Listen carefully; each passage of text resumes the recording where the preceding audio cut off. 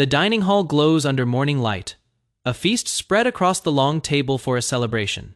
Servants carry dishes in and praise young Master Isaac, who has just earned a recommendation to enter the Royal Academy at only 10 years old. The nanny brings out a tray filled with his favorite foods, calling it a joyous day worth celebrating. Isaac, 10 years old, thanks her with a warm smile, sitting proudly at the head of the table in his fine suit. A servant named Hans steps forward with a wrapped gift, insisting Isaac accept it despite his protest that it isn't necessary.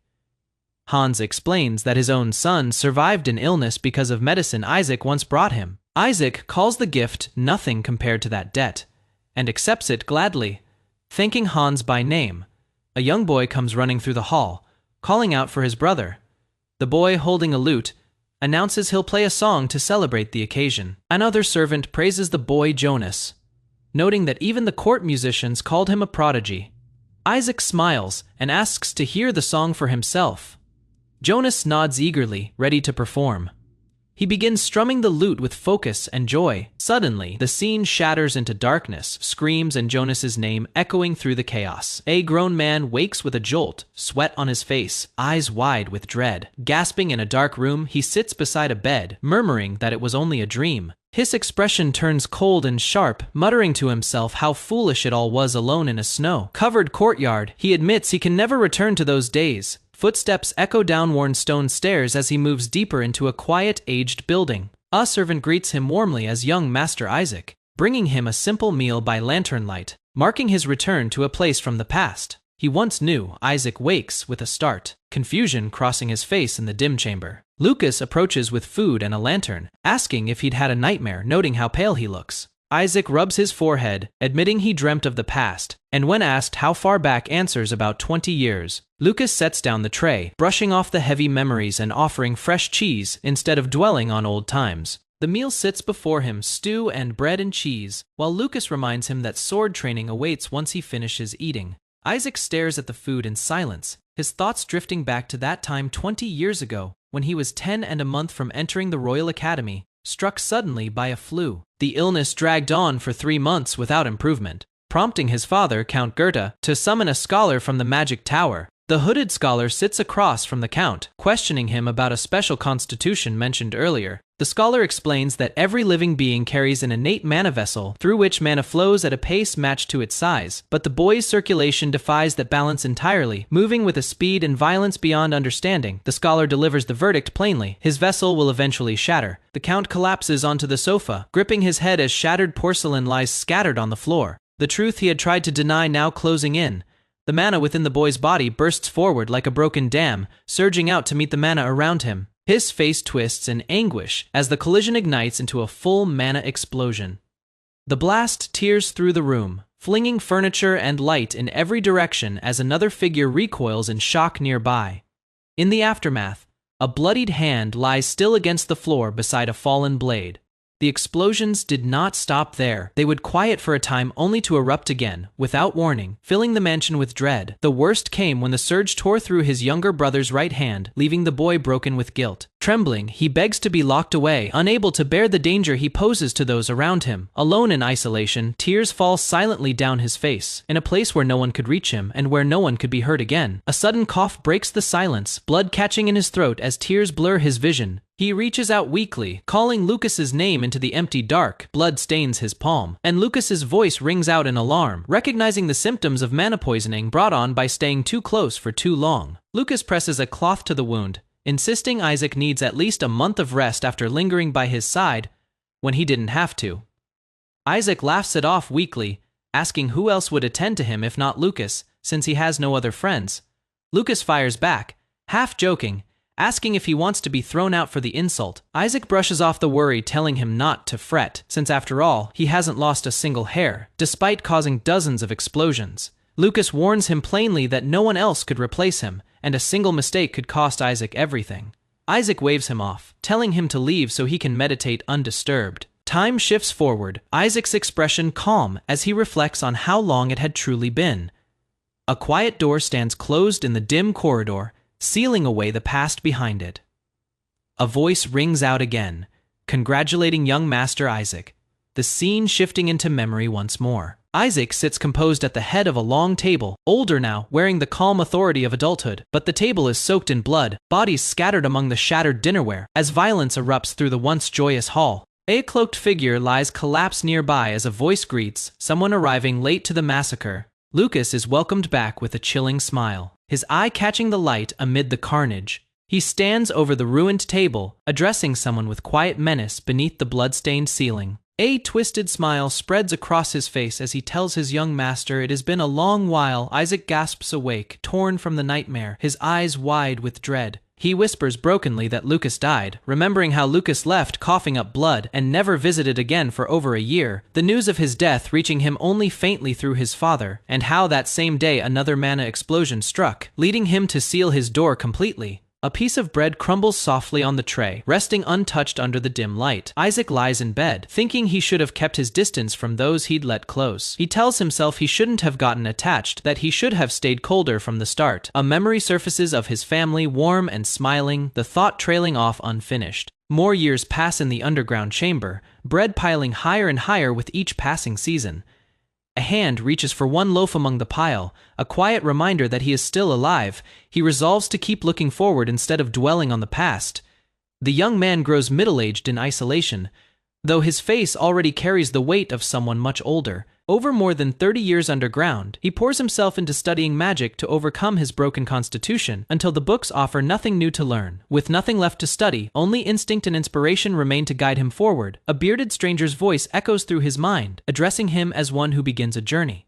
The voice calls him profoundly lonely, asking if he can stand alone before infinity in a world where only mana and he exist, urging him to awaken to himself.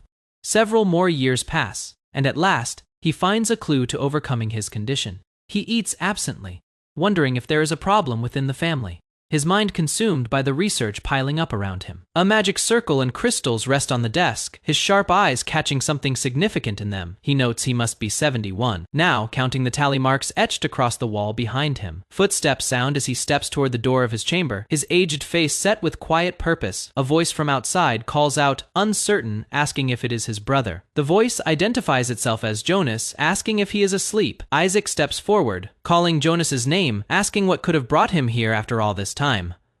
A silhouette lingers by the door, the room quiet and dark around him. Startled, Isaac asks if he may come in, his weathered face full of hesitation. A hand rises firmly, cutting him off, telling him to speak from where he stands. Instead, Jonas settles down against the door, outside, asking how Isaac has been all this time, only to receive a quiet answer, that it is a long story. Jonas asks if he knows what day it is, revealing it is the anniversary of their father's death. Isaac, stunned, asks how their father passed away. Jonas offers to tell the long story if Isaac is willing to listen. He begins from 30 years ago, starting with the succession war between the first and second princes. His voice fades into illegible murmurs as the memory blurs, Isaac listening intently from behind the door. The illegible words continue, Isaac's expression darkening as the story unfolds further. Isaac sits alone afterward, admitting he lost track of time, telling Jonas he has to admit one thing: he has a real talent for storytelling. Jonas laughs it off, joking that if he'd known, he should have wandered the world and lived as a poet instead. He adds, almost lightly, that it might have been difficult since he can only use one hand now. Isaac, from the shadows, quietly apologizes. Silence follows, hands clenched, before Jonas speaks again, saying, "You know what?" He tells Isaac that their father, their mother, and even he himself had hated him deeply. Brother Jonas's expression tightens further as he adds, "And." The scene shifts to memory, warm and golden, as he admits they missed him a lot. He continues, voice softening, that they truly loved him very much. Coughing weakly, alone in the dark hallway, Jonas says it is a shame that this is the very last time, and that he only wanted to see his brother's face once more. An old wizard sat trembling as memories surfaced. A gate had opened during the war, releasing something no one had prepared for. He recalled monsters from another world, and the radical faction of a new religion that followed, spreading atrocities. A voice called out to him, asking if Jonas was all right, promising him comfort for the rest of his life. His eyes flickered with regret. He whispered that he needed just a little more time, that he should have come sooner. A boot pressed forward across a dark blood-stained floor. The old man staggered through a doorway, collapsing as he reached the light beyond it. A young man lay motionless on the ground, a blade driven into his back, blood pooling beneath him as the old man knelt over him. A voice cut through the silence, acknowledging that he had somehow managed to hold on and speak after all that time. Two figures embraced in the doorway, one urging the other that they couldn't stay there forever, that it was time to go. The old man carried the wounded figure down a long staircase, his footsteps echoing with each heavy step. His face was streaked with tears as he asked why, over and over, unable to accept what had happened. He held the body close, remarking on how light it had become, asking how much starvation it had endured. The two stood before a blinding light spilling through an open doorway at the top of the stairs. The old man's face twisted, caught between a laugh and a sob as he moved forward. A shattered hall stretched before him, ruins and wreckage scattered across broken marble. He carried the body past the corpse of a great beast, its white fur soaked in blood, toward the doors ahead. He reached a hand toward the falling snow, telling Jonas softly that it had begun to snow. He explained that the ground was frozen and he could not bury him yet. They would wait until spring, and he would lay Jonas to rest in the family cemetery. He looked toward a bare winter tree, adding that once that was done, he too would finally rest. Seasons turned. The same tree, once barren, now held a small green sprout and a pale butterfly resting on its branch. The butterfly drifted onto a wooden marker beside two graves. Beneath the sunlight filtering through the trees, the old man stood before a freshly dug grave, his long weight finally over a pale hand, closed around a glowing blue crystal, the light catching against dark fabric as green fields stretched beyond. The old wizard raised his hand, fire gathering and roaring to life at his fingertips. He turned to the crystal, asking if Jonas had seen the flame he had summoned. Flames swelled higher around his palm, as he admitted it had taken this long, but he had finally done it. He explained that after years of research, he had overcome the special constitution that had once held him back, then asked quietly if it was finally all right for him to rest. He knelt over a grave beneath the trees, saying that he too could finally let go. Rain fell around him as he bowed his head to the ground, asking if he might be forgiven, even just a little. He thought back on his failures, wondering if hurrying just a little more, or not surrendering so much time to despair, could have changed everything. The ruined city stretched below him, shattered and silent as the same question echoed through his mind. His body lay still in the grass, sunlight scattering across the ground around him. A gentle voice called out, asking if the young master had suffered a bad dream. He recognized it at once, and thought of Hans, only to remember that Hans had died long ago. Light poured through a window as sharp eyes snapped open, blinking against the brightness. A young man sat upright in bed, breathless, his white hair damp with sweat. Hans turned to him, noting that he was drenched in cold sweat and looked pale. Hans crossed the room, asking if he had slept poorly the night before. The young man studied his own reflection, wondering if this was a dream, or if his life was flashing before his eyes in his final moments. He rushed toward the window, and Hans called out in alarm, addressing him as young master. He pressed against the glass, and a voice from below warned him that it was dangerous, urging young Master Jonas to come down. His eyes were sharp with frustration, as he snapped that he was fine. A boy climbed through the greenery below, laughing and waving a wooden soldier as a woman below called out to him, calling him brother. A voice called out to him from beyond the glass, speaking his name. Below, the young brother celebrated, holding up the wooden soldier, reminding him he had already been told to come down. He pressed his palm against the window, smiling despite the sweat on his brow. He whispered to himself that this was not a dream, facing the light pouring through the window. He confirmed it. He had returned to the past. A voice echoed around him, addressing the one beginning this journey, the one who had lived so profoundly alone, asking if he could stand before infinity in a world where only mana and he existed. It urged him to release his old thoughts, discard the views shaped by his past life, and break free from everything that once bound him. Bathed in blue light, his eyes turned resolute as the voice told him to become his true self. Shattered porcelain lies scattered near a windowsill as maids sweep through a wrecked room, murmuring that the young master's condition has caused another outburst. One admits she lives in constant fear of the next explosion. Two maids trade whispers about how his temper worsens by the day, blaming his illness as they speak. A shadowed figure steps through the tall double doors behind them. Hans, a servant with a bandaged head, overhears the gossip and turns sharply, ready to confront the maids on his master's behalf. Before he can move, a pale hand catches the back of his shirt, holding him in place. It is the young Master Silver, haired and composed, who tells Hans to let it go. The maid's words aren't wrong. Hans, still facing away, tells him to stop visiting altogether, reminding him that standing too close had already gotten him hurt once. A flicker of something dangerous crosses the young master's eyes before Hans drops to his knees, refusing the request outright. Kneeling before him, Hans insists he still cares, adding that this is simply a hard period the young master is passing through. A single tear slips down the young master's face as he murmurs that once it passes, none of this will matter. Hans, smiling faintly through the strain, remarks that this is simply how life goes. A memory intrudes. Bloodstains bloom across a hallway floor, the aftermath of one of the young master's uncontrolled mana explosions. He recalls, hollow-eyed, that everyone who ever cared for him ended up dead because of that same affection, killed by forces he unleashed himself. A childhood flashback surfaces. A boy laughing in a tree, calling out for his brother to play, oblivious to the danger he would one day become. The present day young master wonders what he must do, if this is truly his reality.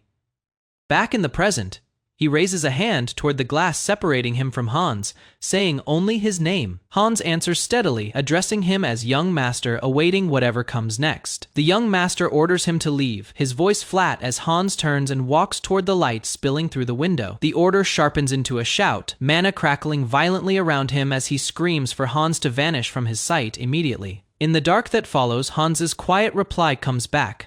Understood alone. The young master trembles, telling himself this is the right choice, that closeness to him only puts people in danger. Walking away, Hans glances back one last time, asking him gently not to carry everything by himself. Standing alone by the tall windows, the young master recalls Hans's parting words, telling himself it is all right to trust someone sometimes. He wonders if he only imagined Hans saying that, questioning whether it was a dream born from wanting to hear it too badly. A surge of light and wind rises around him as his body reacts, mana stirring at the edges of his skin. A tear slips free as pain flashes across his face, and he questions whether any of this is truly real. In a memory of rain-soaked woods, he recalls collapsing to the ground once before, asking himself how he had died in that earlier life. Through a window, he watches a boy climbing a tree while a woman below calls out in worry, a scene from a childhood untouched by tragedy. He reasons that whether this life is dream or reality no longer matters. What matters now is preventing another mana explosion from ever happening again. His thoughts drift to the past, to a man who once suffered the same rare condition, reaching a level of power no ordinary human ever had. That man's name was Zeke von Goethe, a 10th class mage, and his own great-grandfather, whose story survived only in family records passed down through generations. After years buried in study, Zeke discovered a method to control the condition, sketching a pattern meant to hold back its danger. He carved that pattern into a mana stone, creating what would become known as a runestone. The design captured in the crystal was the product of his research, a runestone meant to contain what the body alone could not. Holding the finished stone, the young master reflects on how steady his hands feel now compared to the trembling of old age, admitting quietly that youth suits him. The special constitution's core danger was always the mana explosion, the body itself acting as a vessel meant to contain the endless flow of mana within. But his mana moved too fast, too violently, more than any vessel could reasonably hold. A normal person would die the instant that vessel shattered under the pressure. Yet, strangely, his own vessel always mended itself afterward, restoring as though the damage had never occurred.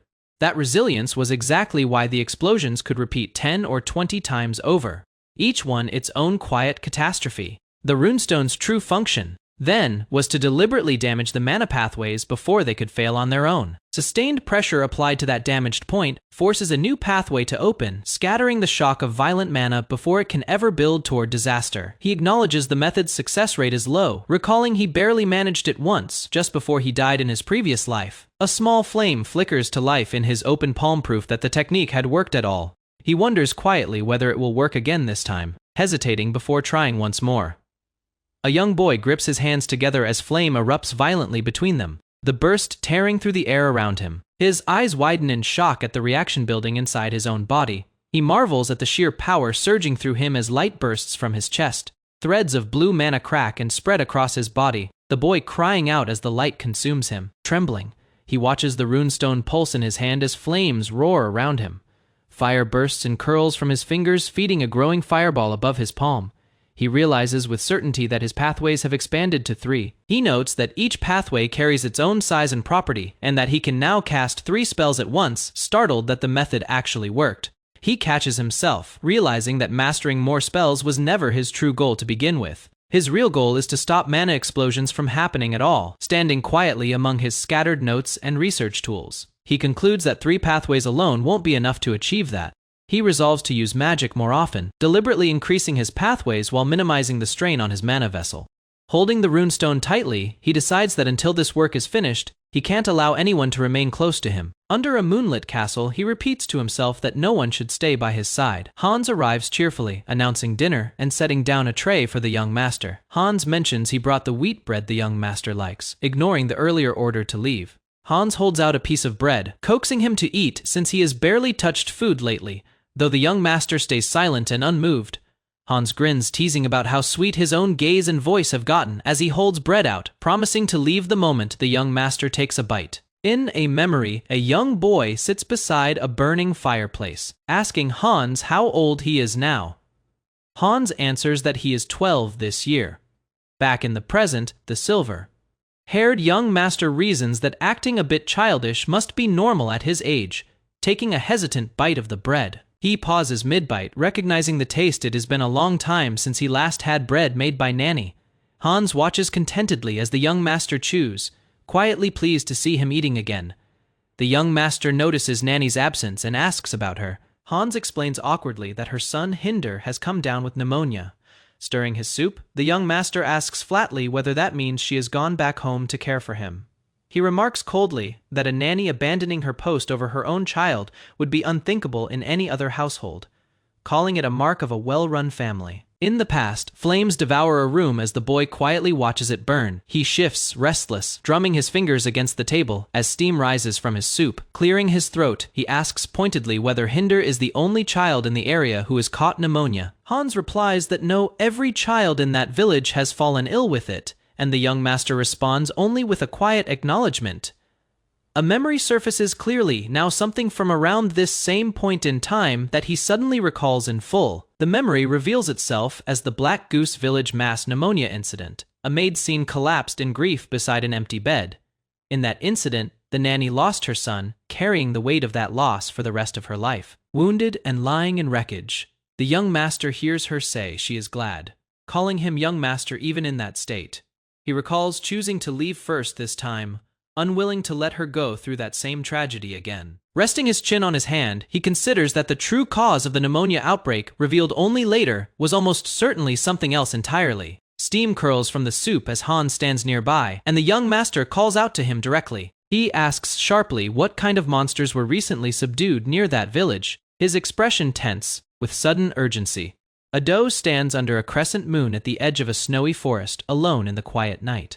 Without warning, the deer's calm shatters as a burst of fire erupts around it, its eyes going wide with alarm. A massive fireball tears through the trees, forcing the deer to bolt with a young man now clinging to its back. The man drops down near a burning patch of brush, catching his breath and admitting out loud that he mistook the deer for a wolf. Following a worn trail marker deeper into the woods, he arrives at a signpost reading Black Goose Village. Later, indoors at a manor, he recalls a report brought to him about a monster hunted near that same village. The man who brought the news admits he never saw the creature himself, but mentions that agents from the Magic Tower once came looking to purchase it as research material. Outside near a loaded cart, he remembers catching a brief glimpse of the thing himself, years back. The memory sharpens, a hulking, fanged shape covered in silver fur, built like some monstrous spider. A page from an old bestiary confirms the identification, a winter spider. Back in his room, the young man reads further, noting that winter spiders themselves aren't especially dangerous, but they multiply fast due to their high breeding rate.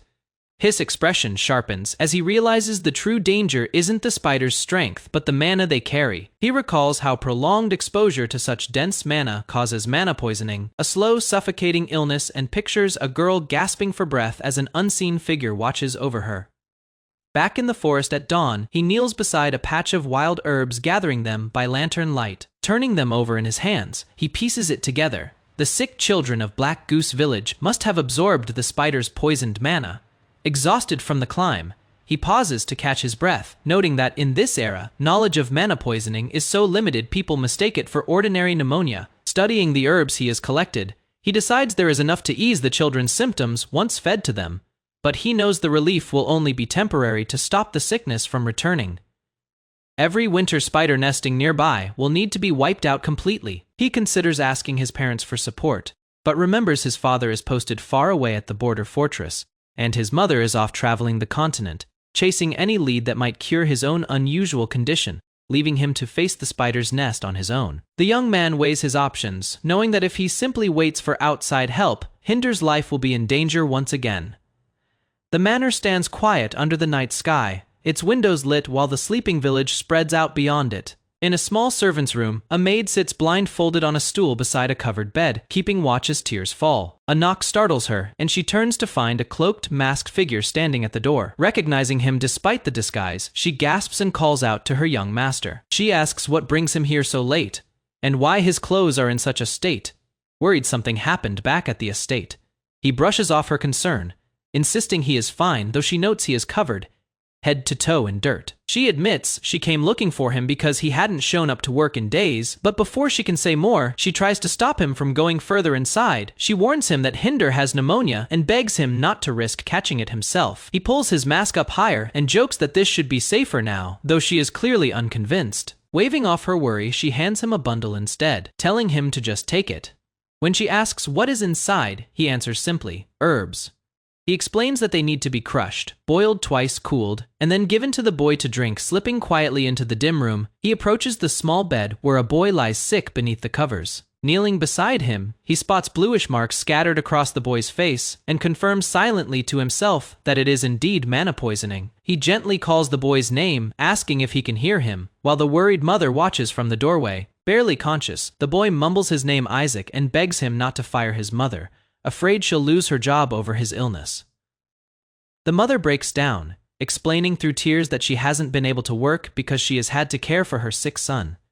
He reassures her firmly that he has no intention of firing her.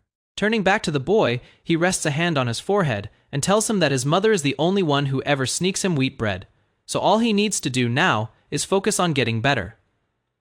Later, under a calm daytime sky, he and a companion arrive at the entrance to an overgrown cave, the abandoned mine he had been searching for all along. At the mouth of a dark cavern, his companion asks if he is certain this is a limestone cave, and he confirms it firmly. The man in brown thanks him and takes a coin from his hand, saying he'll handle things from here. The man warns him to be careful, mentioning that people have gone missing in the area before, and he thanks him for the warning as he holds up his lantern. Walking deeper alone, he reasons that winter spiders favor limestone caves, and since this is the only one nearby, it is almost certainly their nest before stepping inside. A bright glow flares in his palm standing, under the open sky. He tells himself it is time to prepare, sparks of light gathering around his hands. He recalls how, by carving new pathways into his mana circuit, he gained the ability to cast 3 spells at once, giving him output equal to second-class magic. But he reminds himself, there's a limit. Pushing too hard could shatter his mana vessel entirely. Since he has no idea how many spiders wait inside, he decides he can't afford to use magic carelessly. He looks down toward a small cluster of berries growing near his feet, knowing exactly why he needs them. The plant is revealed to be frost belladonna, its dark berries glinting faintly in the dim light. Kneeling to study it against a page from his book, he confirms it matches the description, normally diluted into a paralytic or anesthetic but lethal poison to winter spiders. Specifically, plucking a sprig from the plant, he remarks on the irony that the spiders share their habitat with the one thing that can kill them. Under a bright, clear sky, he lets out a tired breath, the gathered berries safely tucked into his bag. Only then does he notice the rash spreading across his fingers, muttering that he really should have brought gloves. With a pouch of runestones tied at his waist, he decides that is enough preparation and it is time to move. He steps toward the cave entrance, the light from within casting long shadows over the vines and rock. Descending carefully along the jagged ledge, he tells himself that dying somewhere like this would be a truly meaningless death. Deeper in, he spots something below and wonders how he is supposed to climb down to reach it. Looking over the edge, he finds an old rope and plank bridge stretched across the gap, worn but still gripping the rope tight. He lowers himself down before climbing further into the depths, using a wooden ladder toward the glowing light below. His foot lands on solid ground, and he doubles over at the bottom, catching his breath after the long descent. Straightening up, he scans the wide chamber ahead and murmurs that it looks like he has found the right place. Piles of bones lie scattered across the cavern floor, all of them drained completely of fluid. Sifting through the remains, he notices one bone stands apart from the rest, a human collarbone. His expression tightens. As he wonders whether these remains belong to the missing people the hunter mentioned earlier, movement flickers at the edge of his vision, and he snaps his head up, startled. Skittering shapes rush toward him from the shadows, closing in fast. He steadies himself, sweat on his brow, as flame gathers and crackles to life in his open palm. Rising to his feet amid the bones, fire blazes around him as he readies his spell. One of the creatures lunges forward, launching a fireball of its own straight at him. He notes that these things fear fire, so his flames should hold them back for a while, sending a burning wave sweeping through the cavern to force them into retreat. Catching his breath, he reminds himself he needs to prepare properly before the spiders regroup and swarm him all at once. Reaching into his bag, he pulls out the container holding the frost belladonna berries he gathered earlier. Kneeling on the cavern floor, he sets the plant beside him and readies himself for what comes next. He tosses the berries directly into the flames, and the plant ignites in a burst of fire. A pale green smoke rises from the burning berries, drifting outward and curling toward the shapes, lurking in the dark. Two winter spiders twitch and convulse as the poisoned smoke reaches them, their red eyes flickering weakly as he steadies himself and declares quietly that the hunt begins now. In a vast study lined with towering bookshelves, a pale-haired young man sits alone at a grand desk beneath tall windows, surrounded by stacks of documents, quietly working through the morning light. A furious voice cuts through the room, demanding to know how the territory's affairs have been allowed to fall into such ruin. The young lord's hand pauses over his letter, pen still pressed to the page. Outside, a group gathers on the estate grounds. One man presses close to the window, pointing accusingly toward the manor, while another warns him to mind his tone, reminding him he stands before someone of high authority. The angry man shouts back, refusing to back down, declaring he has every right to question the ruler of this land, especially over his failure to protect the people under his care. The young lord watches from behind the glass, expression unreadable, as the man outside demands answers for why an entire settlement, Black Goose Village, was left to fend for itself and abandoned. He turns away from the noise, murmuring only that it has grown too loud for his liking, dismissing the commotion outside with quiet irritation. Back at his desk, he considers having the window sealed shut to block out further disturbances, resting against his chair as candlelight flickers over his unfinished letter. Reconsidering, he wonders instead whether he should simply relocate his work to the basement below, away from prying eyes and shouting voices. He reasons that the basement's silence and isolation would let him focus without interruption, particularly on the private research into his own unusual constitution. Flipping through an old tome covered in strange script, he plans to line the basement walls with dimetridium, a mineral known for resisting magic, to guard against any accidental mana explosions during his experiments. Turning toward someone off panel, he asks for an opinion on his plan, addressing his attendant Hans directly, a faint, knowing smile on his face. The scene shifts to the same room from behind, the young lord seated at his desk, calling out Hans's name into the quiet chamber as light falls across the polished floor. His expression turns distant, eyes narrowing in thought as he stares off to the side, the weight of memory settling behind his calm features. In a close, shadowed frame, he murmurs Hans's name again under his breath, the sound trailing into something quieter, almost like recognition returning to him slowly. Time seems to fold as he continues writing, the study around him rendered in cooler, more muted tones, pen scratching steadily across paper. His focus deepens, jaw set, eyes fixed downward, the same repetitive motion of ink meeting parchment continuing without pause. The writing accelerates, panel after panel blurring together, his gaze finally lifting, one eye catching the light, sharp and searching. Pulled back further, the desk and its stacks of books appear small and distant, the lone figure still bent over his work in the emptiness of the room. Deep underground, faint magical mist curls through a cavern lit by scattered embers, where a hooded figure kneels beside a small fire, a shovel and worn pack resting nearby. Wrapped in a scarf against the cold, the same figure looks up, weary eyes narrowing, silently questioning why these old, faded memories keep resurfacing now. Deep in a frozen cavern, the winter spiders begin twitching and stumbling, their movements growing sluggish. He notes with satisfaction that the frost belladonna he prepared is finally taking effect on them. He explains to himself that feeding the poison directly to the spiders was never an option. Burning the herb instead lets its smoke spread through the cave, slowly paralyzing the creatures until they suffocate. Aware that the toxic smoke would affect him just as easily, he had wrapped a wet handkerchief around his face beforehand, using it as a basic filter against the fumes. He channels the mana inside his body to purify the tainted air around himself, a faint blue glow spreading across his coat as he works through the toxic haze. While maintaining the purification, he forms a fireball, compresses it tightly, and activates phase shift to stay alert and ready for whatever the weakened spiders might attempt. 3 techniques run in parallel: purification magic clearing his air, fire magic building destructive force, and phase shift layered over it all to keep him a step ahead of danger. He reveals that he can now cast 3 spells at once through separate mana circuits, a method he calls a multi-circuit. It buys him the time he needs while the poisoned spiders grow weaker.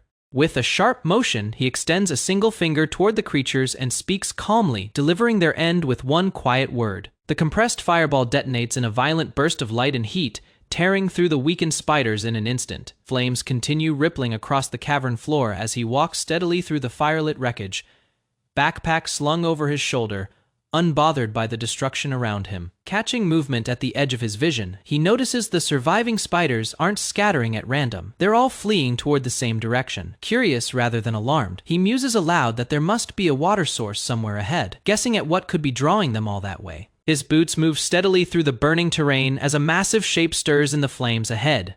Something far larger waiting within the fire. He notes it is convenient that the spiders burn easily, though he worries that the growing smoke might soon suffocate him as well. Adding dryly that the heat isn't helping either. Determined not to let the fight drag on, he tells himself he needs to end this quickly. His coat rustling as sparks drift around him.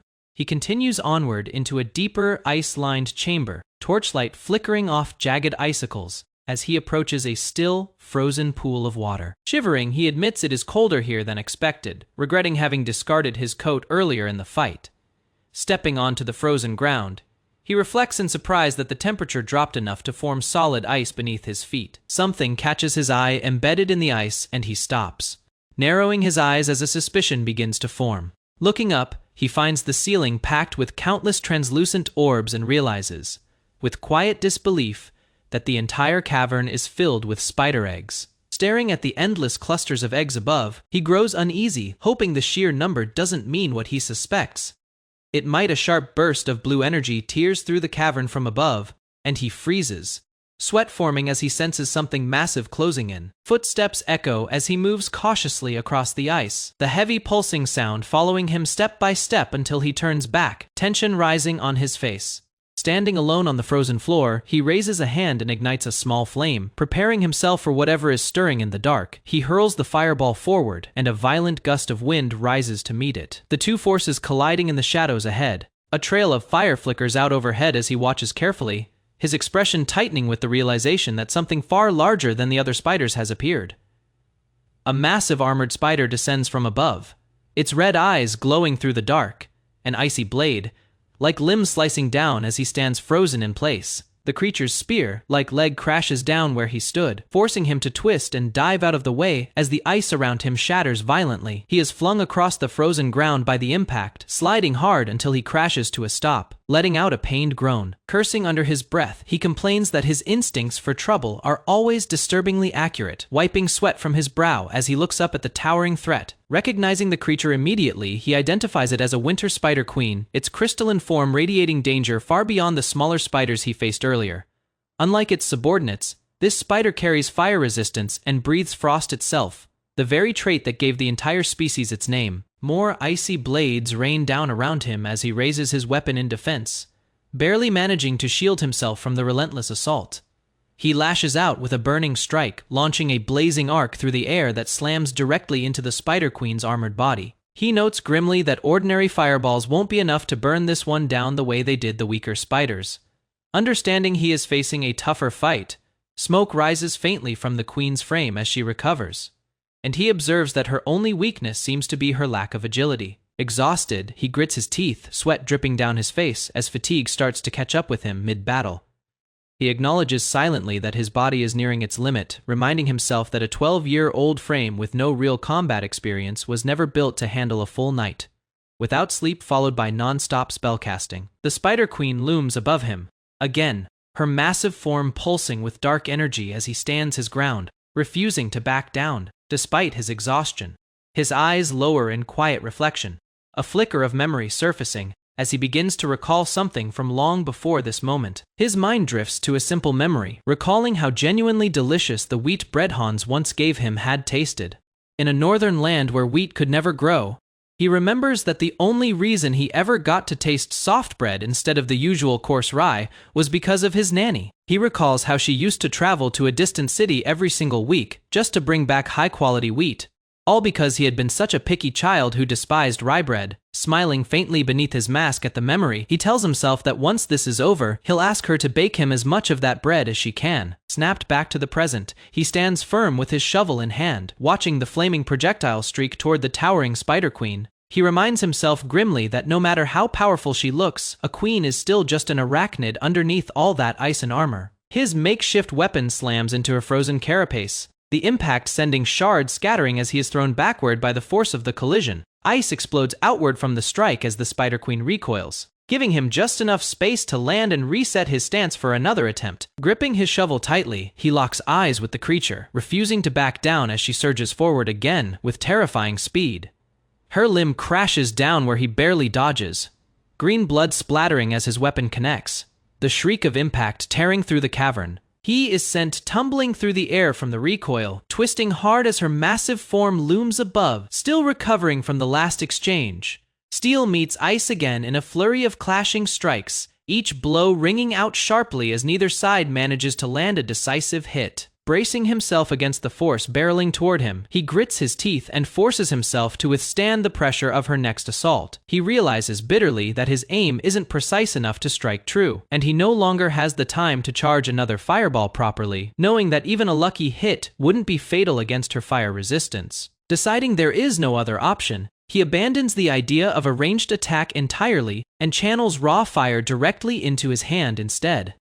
Unlike his earlier spells, this flame feels different, and he focuses fully on generating and compressing it into something far more concentrated. Pushing the compression further, the fire condenses into a blinding, unstable orb crackling with barely contained energy. With a furious shout demanding she finally fall, he drives the attack forward, the explosive burst slamming directly into the Spider Queen's body. Struck at last by the true force of the blow, her massive form shudders violently under the impact.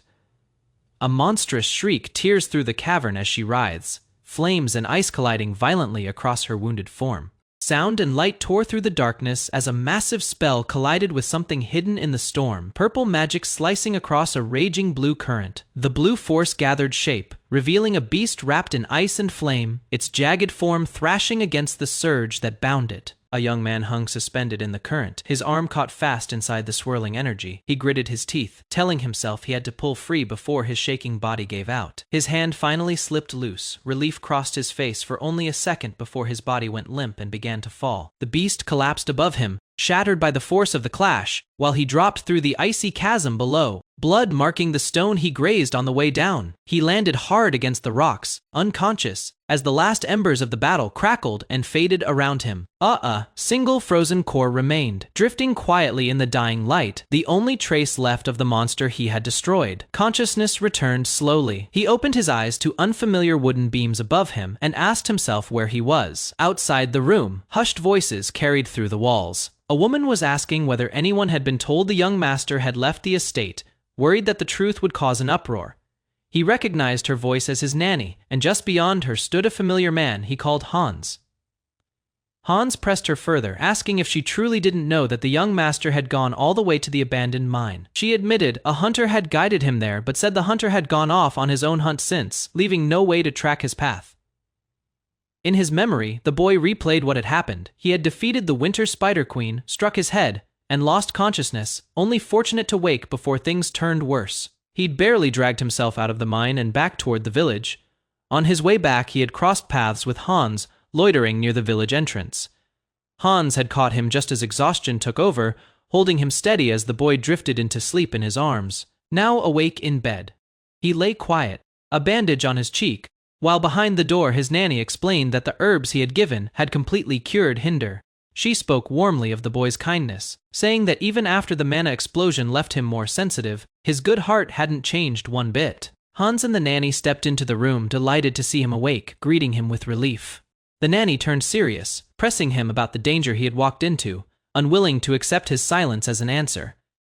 He deflected, claiming he had merely slipped while gathering herbs nearby, reasoning silently that no one would believe a 12-year Old had actually killed a monster. Setting the subject aside, he asked instead about Hinder's condition, and his nanny answered with a tired smile that the herbs had helped him recover well, along with the other children in the village. Relief settled over him at the news. He decided it was safer to keep the mana poisoning buried as well. Just another secret to carry alone. If word ever reached the higher-ups, scholars would come poking around, and the frozen corpses of the winter spiders scattered through the abandoned mine would only invite trouble. Two men wandering the tunnels with lanterns stumbled onto the wreckage, stunned that every spider had already been slain by someone unknown. His nanny pressed again, asking how he had known which herbs to use, since even the doctor sent by the master hadn't known. He brushed it off simply, saying he'd read about them in a book somewhere. Wanting to end the conversation, he told Hans it was time to go. Hans hesitated, pointing out that snow was already falling outside. He reminded Hans plainly that if anyone learned he'd left the estate, it wouldn't go well for either of them. His nanny returned with a basket of tomatoes, insisting he take some along before he left. She explained the villagers wanted him to have them, as thanks for everything he'd done. He held one of the tomatoes in silence for a moment, then told his nanny to take another week off from her duties. She asked if that would really be alright, worried the head butler wouldn't simply let it slide. He shot back, asking who had given her permission to rest in the first place, teasing her lightly, holding up a tomato instead. He told her to turn them into jam. She blinked in surprise, repeating the word jam while he chewed on one and explained he wanted it paired with wheat bread on the day he returned to work. She studied him fondly, clearly touched by the thought behind his request. He smiled and offered another idea, suggesting apple pie instead. She agreed easily, saying it sounded good, as snow drifted quietly over the small house behind them. Time shifted forward, sunlight now pouring over a grand estate as a distant figure ran across its courtyard grounds. He pushed himself harder, breath ragged, sprinting through the gardens as a full week passed since that night in the mine. He kept running, chest heaving, explaining that during this stretch of time, his mana vessel itself had changed. His 3 mana circuits had grown by 1, bringing the total to 4. The vessel had stabilized further, letting him cast up to 4 spells at once. And he suspected that fighting the winter spiders and pushing his limits that day had been what triggered the growth. He reasoned that daily running had likely played its part too, driving himself forward with steady effort. Using magic demanded comprehension, calculation, and instinct all at once, a burden that drained the mind the way physical strain drained the body. When the body broke down, the mind followed close behind, since mental strength itself depended on physical stamina. He realized the true reason he'd hit his limit so fast back in the abandoned mine was simple. This body was young and had never been trained. A memory surfaced from his past life of Lucas sparring with him using wooden swords, building his endurance session after session. Lucas had grinned, satisfied with the training, while his own younger self focused on fastening his collar afterward. A voice called out to him, addressing him as young master, pulling him back into the present. 2 men approached the estate grounds, one carrying a case, announcing that his regular checkup had arrived. He recognized them at once as head butler Schiller and the physician accompanying him. The doctor greeted him warmly, asking how he'd been feeling that day. The narration explained this was the personal doctor assigned by his father, said to be the finest physician in the neighboring territory, though even he couldn't fully grasp the boy's unusual constitution. The doctor examined him at the garden fountain, remarking that nothing serious stood out this time. He added that the boy actually looked healthier than he ever had before.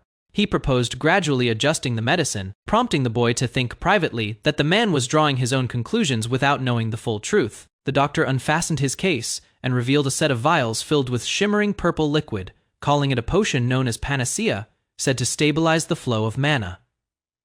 The boy studied the vial in his hand, thinking to himself that his father really had spared no expense in securing the good stuff. Panacea meant cure, all in the common tongue, prized by some as a stimulant and used by soldiers to enhance their performance. Its supposed effect of stabilizing mana had actually stemmed from a mistranslation, an error that crept in centuries ago while ancient texts were being interpreted. In truth, the potion stimulated the flow of mana rather than calmed it, meaning for someone like him whose mana already ran wild, it acted as pure poison. He decided that under his current circumstances, it could still serve as a useful catalyst, one that might help push his mana circuits further if handled carefully. The doctor took his leave, telling Schiller he'd return the following month. As the doctor's footsteps faded across the courtyard, Schiller lingered behind, studying the boy with a measuring look before asking if he had something on his mind, noting how unusually calm he seemed today. Schiller questioned why he wasn't reacting the way he usually did, since normally he threw fits over being seen by others. He reminded Schiller dryly that every doctor in the direct territory had already refused to serve as his personal physician because of those very fits, then asked flatly if he was supposed to throw one now. Schiller's expression shifted as he brought up something else entirely, mentioning that he'd heard about the pneumonia cure in Black Goose Village. Caught off guard, he asked how Schiller could possibly have known about that. Schiller replied simply that he'd learned of it through Hans, standing beside him near the fountain. He muttered under his breath that Schiller must have interrogated Hans directly, while the old butler warned that if the fact ever became public, the advisory committee wouldn't stay silent about it. He decided to let the matter go this time, accepting the warning without argument. Schiller added firmly that he expected restraint from him going forward. He reflected quietly on how he'd never been able to get close to Schiller, not even after all this time. Schiller was known throughout the household as an unbending, distant figure, a cold old man who never let anyone close yet if he truly couldn't hold back his abilities. Schiller offered him an alternative to consider. Schiller extended the suitcase toward him, asking only that he discuss things with him first, before acting alone. He recalled something Jonas had told him just before he died, a memory that surfaced unbidden. Schiller had served the Goethe family faithfully since the time of the previous patriarch, remaining loyal until the household itself finally collapsed and losing his life in the end. He smiled to himself, understanding that beneath the coldness, Schiller secretly cared a great deal and thanked him for it aloud. Schiller then changed the subject, noting that he'd been running every day recently, and asked if there was a particular reason behind it. He explained that throughout history, every mage who reached the 5th class or higher had trained their body as well, reasoning that a vessel channeling mana needed a suitable level of fitness to match. Schiller's eyes narrowed thoughtfully at the explanation. Word had already spread that the eldest young master had cured the children of Black Goose Village of their pneumonia, and the verification process confirming it was now complete recorded late into the night by candlelight. Given the nature of his constitution, Schiller noted that using magic might prove difficult for the young master going forward, and considered that a path as a scholar or alchemist could suit him better, instead believing this would ease some of his father's worries. A knock came at the door, and he called out simply for whoever it was to come in. Rosa pushed the door open at night, calling out to the man inside. The head butler looked up, recognizing her at once, tired of her constant visits. Rosa clasped her hands nervously, apologizing for the intrusion, but unable to hold back her worry. She told him maids kept vanishing without returning. He replied he knew nothing of Clara, but Annette was diligent and hadn't missed a day in 3 years. Rosa wasn't convinced, murmuring to herself that something wasn't right. Alone in the dark, she pressed forward, certain something terrible had happened to her friend. A servant murmured to himself, questioning what felt so off about the recent disappearances. Sitting among the crates, Rosa and another maid discussed how 3 maids had vanished within 2 months. Bill, sweeping nearby, shrugged and said Goethe wasn't exactly a place worth staying. He pointed out the harsh northern weather and the constant threat of bandits and monsters. Rosa snapped, accusing him of planning to run away too. Bill raised his hands, claiming he was just making an observation. Rosa argued that Annette wasn't someone who would vanish without a word, since she worked hard to pay for her father's medicine. Bill scoffed, suggesting Annette might have simply grown tired of caring for her sick father. He added that she could have run off with a man she'd fallen for. Rosa turned on him sharply, warning him to watch his mouth. Bill raised his hands again, insisting he was only joking and had his own theory. The other maid muttered that she wasn't interested, but he pressed them to listen anyway. Leaning in with a grin, Bill hinted at what he really believed was behind it all. He suggested dark magic might be responsible for the missing maids. Rosa repeated the words back, uneasy. Looking toward the towering estate, she admitted it made sense, since the family living there were mages after all. The head butler stood beside the sick bed, telling the sleeping master that, if he ruled the house, wouldn't he use every kind of magic to save his son? Rosa staggered back, horrified, asking if Bill meant the missing girls had been sacrificed while still alive. Bill smiled coldly, warning that spreading rumors like that had consequences, adding that he might just be right.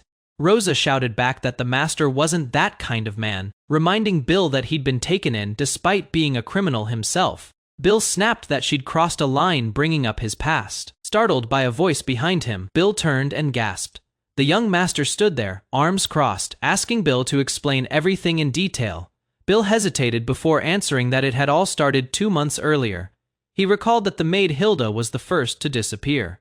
Weeks later, Clara went missing as well, and most recently, Annette never returned from Mass that weekend. In the study, the master's father asked if he had any idea why this kept happening. He muttered in disbelief at the boy's sharp glare, unsettled by how intense it was for someone so young. He told his son he could speak honestly and promised there would be no punishment for it. The boy stayed silent, then asked if his father thought he was somehow responsible. Bill grinned nervously, suggesting the answer was obvious. The young master pressed further, telling him to think about Hans, who served him closest yet always turned up bruised or hurt. Bill fumbled through an explanation, saying that if anyone was fated to die badly, it was probably Hans. Realizing what he just admitted, he panicked over having said too much. The young master called his name flatly, sensing there was more to the story. Bill broke down, begging to be spared. He cried that he hadn't married yet, hadn't had children, and that the priest always said life was a gift from God. The master's father reached out, asking simply if he didn't want to die. The young master leaned forward, telling Bill to work for him instead of being punished. Bill's face went pale, sweat breaking out as he realized what that offer really meant. Alone in his room, he called out the names Rosa and Annette, summoning a flame that curled to life before him. The fire twisted into a burning vision of the maid, her face locked in fear and defiance as the flames roared around her. A hand shot up sharply. He confirmed those had indeed been their names, watching the blue flame flicker before him. He remembered that after Hans and his old nanny had died, everything changed. They had been the only two maids who ever volunteered to serve him, standing loyally by his side. Shattered glass and spilled potion lay scattered across the floor, blood seeping into the fabric beside the broken shards. He ordered both maids out of the room, wanting to be left alone, but one of them hesitated, worried about his injured hand. He snapped again, demanding to know if she hadn't heard him the first time. She flinched, biting back her words. He shouted that the potions were useless anyway, and told her never to bring them again. She pleaded with him not to lose hope, insisting things would surely get better. He repeated the word back bitterly, as if hope meant nothing anymore. He asked if she truly understood what it felt like to kill someone she cared about with her own hands. His fist trembled, stained and shaking, as he demanded to know if she had any idea what that was like. The maid beside her murmured his title softly, and she replied that she understood. She admitted that she too had caused a friend's death, by her own hands. He turned to her sharply, repeating the word friend in disbelief. She spoke Annette's name quietly, drifting back to a memory from long ago. She confessed that if she had only looked back at Clara once, if she had reached out her hand, she might have been able to save her. The maid told the young master she understood his situation was unique, but reminded him anyone could end up doing things they never intended. He stared ahead quietly, wondering if at least once in their life, everyone faced the same weight. Looking at his bloodied hand, he admitted that back then, Annette's own pessimism had strangely comforted him. He thought to himself that he should have asked her more about it while he still had the chance. A knock echoed through the room. Bill announced himself at the door. The young master asked if he had found out where the maids went. Bill confirmed he had, and it hadn't even taken long. Bill explained he had asked around among beggars near the roads, and their descriptions all matched. The young master pressed him for the answer. Bill revealed it was slave traders who lured people with promises of a prosperous life in the South before selling them off.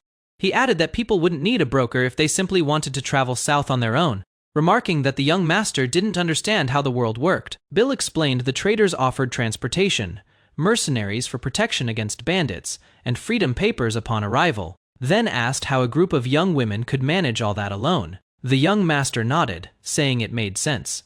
Bill smirked to himself, thinking the boy was still just a clueless kid who knew nothing of the real world. Something clicked in his mind, and he wondered aloud if this could be it. He admitted it had cost him a bit of money to get the beggars talking. He confessed he'd spent all the travel funds given to him, all 20 silver coins. The young master remarked that was enough for half a year's wages. Bill laughed nervously, claiming everyone had been especially cautious.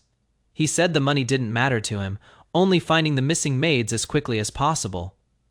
Bill's face lit up, thrilled at his generosity. He then asked if there was anything else he could do. The young master said there was. He offered to compensate him well for one more task, asking if Bill was willing to try. Bill agreed eagerly, thrilled at the thought of having landed himself an easy target. He gloated to himself, certain that a smooth tongue could take a man far, imagining the boy as nothing more than a golden goose ready to be plucked, ignoring the risk ticking beneath the surface. He offered to lead the young master straight to the broker himself, insisting there was no big money without a little risk. He laughed loudly, declaring that life rewarded those willing to gamble. Sometime later, Bill stood stripped down behind bars, letting out a hollow laugh. Surrounded by an old skull and shadows, he screamed in disbelief, demanding to know how things had ended up this way. Gripping the bars in shock, he asked himself why he was locked in a place like this. Outside the cell, the young master stood calmly, holding a glowing blue crystal in his hand. A woman leans her cheek against her hand, murmuring under her breath that something feels strange, her expression uneasy as she sits alone with her thoughts.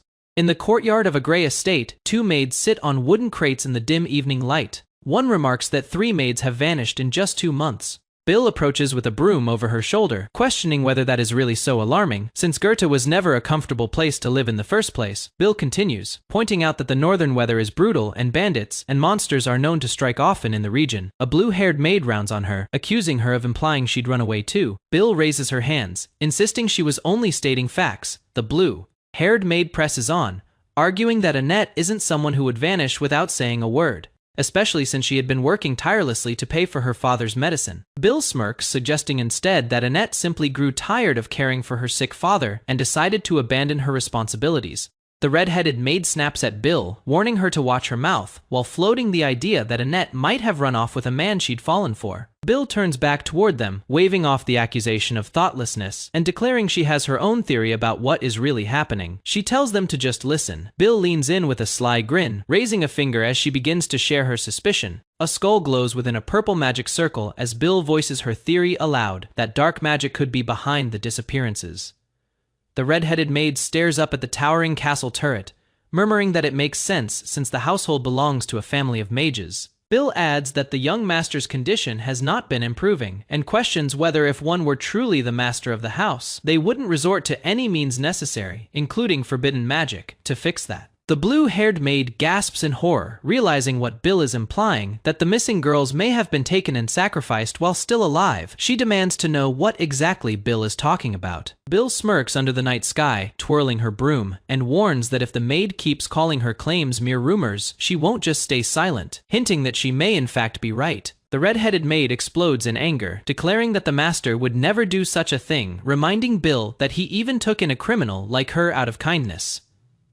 The group turns away from Bill, one maid accusing her of crossing a line, after everything she has said, walking off in clear frustration. Elsewhere, a man reacts sharply upon hearing the story secondhand, visibly shaken by what the rumor implies.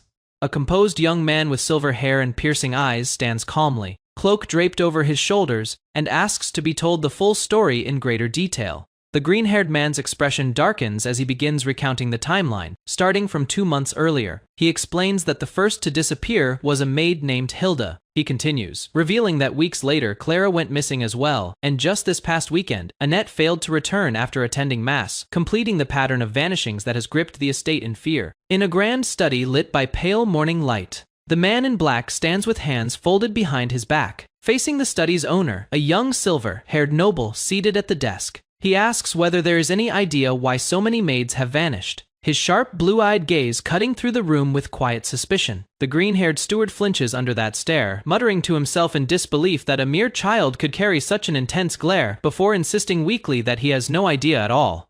The young lord leans back in his chair and tells him he can speak freely, promising there will be no punishment for honesty. The steward, caught off guard, asks if he is serious, and receives a calm confirmation that he is. An uneasy silence stretches between them as the steward hesitates, sweat forming on his brow. Finally, the boy asks directly whether he suspected the disappearances were his doing, causing the man to stiffen and let out an awkward cough. Forcing a grin, the steward brushes it off, insisting that it should be obvious what is really going on, laughing nervously to mask his nerves. The young lord's expression darkens as he tells the steward to think about Hans, a servant who has always served closest to him yet is constantly bruised and injured. The steward stammers, saying he can't say for certain, but if anyone were fated not to die peacefully, it would probably be Hans.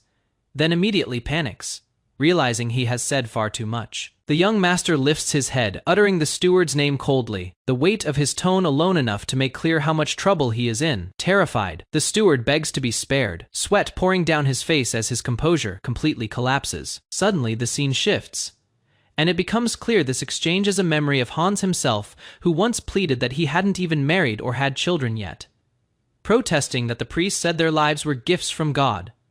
The young master extends a hand toward him and asks plainly whether he doesn't want to die. Still within the memory, the boy offers a way out, telling Hans to work for him instead of facing death. The same offer repeats as the frightened steward from the present looks on, sweat dripping down his face, clearly recalling the same fate that once bound Hans to his young master's service. Back in the present, seated within a room glowing with blue magical light, the young lord murmurs the names Rosa and Annette softly, flames of magic curling and swirling faintly around him. Blue fire spreads violently as the maid Rosa cries out in anger and fear, her form illuminated by the surging magical blaze threatening to consume the room. A hand strikes forward through the air as the boy confirms calmly that those were indeed their names, summoning a small flickering blue flame that hovers above his fingertip. His eyes glisten with restrained emotion as he reveals that after Hans and his nanny had died, everything changed for him. He recalls that Rosa and Annette were the only maids who ever volunteered to serve him, standing together solemnly in memory, bound by loyalty despite the danger surrounding his household. A shattered vial lies broken across the carpet, its purple contents spilled and mixing with a growing pool of blood, hinting that violence has already unfolded nearby. In the dim chamber, the young master orders both maids to leave and let him be alone, but one of them hesitates, pointing out with concern that his hand is injured. Rosa freezes and stiffens as he snaps at her again, demanding to know if she didn't hear him tell them to leave. Her expression tight with worry she dares not voice aloud. A hand gripped a golden fork tightly, the knuckles tense under the sleeve of a dark coat. A voice pressed a promise made earlier, reminding its owner that he swore he would do whatever it took. A young man sat bare, chested against a stone wall, sweat on his brow, unnerved by the door creaking open in front of him. He was told plainly that before anything else could happen, there was a task he had to complete first. 3 men trudged down a torch-lit dungeon corridor, escorted deeper into the underground chamber. A hooded figure walked ahead of them, leading the group toward whatever waited beyond the arch. A rough, scarred man sat at a table in the dim cell, cutting into a plate of meat with visible irritation. One of the men behind him pointed out that he still hadn't eaten anything again that day. The scarred man forced a piece of meat into his mouth, chewing without appetite. The 3 men watching him swallowed nervously, one covering his face, while another begged him to eat something, worried about how thin he had become. His expression darkened as he gripped the fork like a weapon, demanding to know if someone was hiding inside the meat itself, staring straight ahead as if expecting an answer from the food.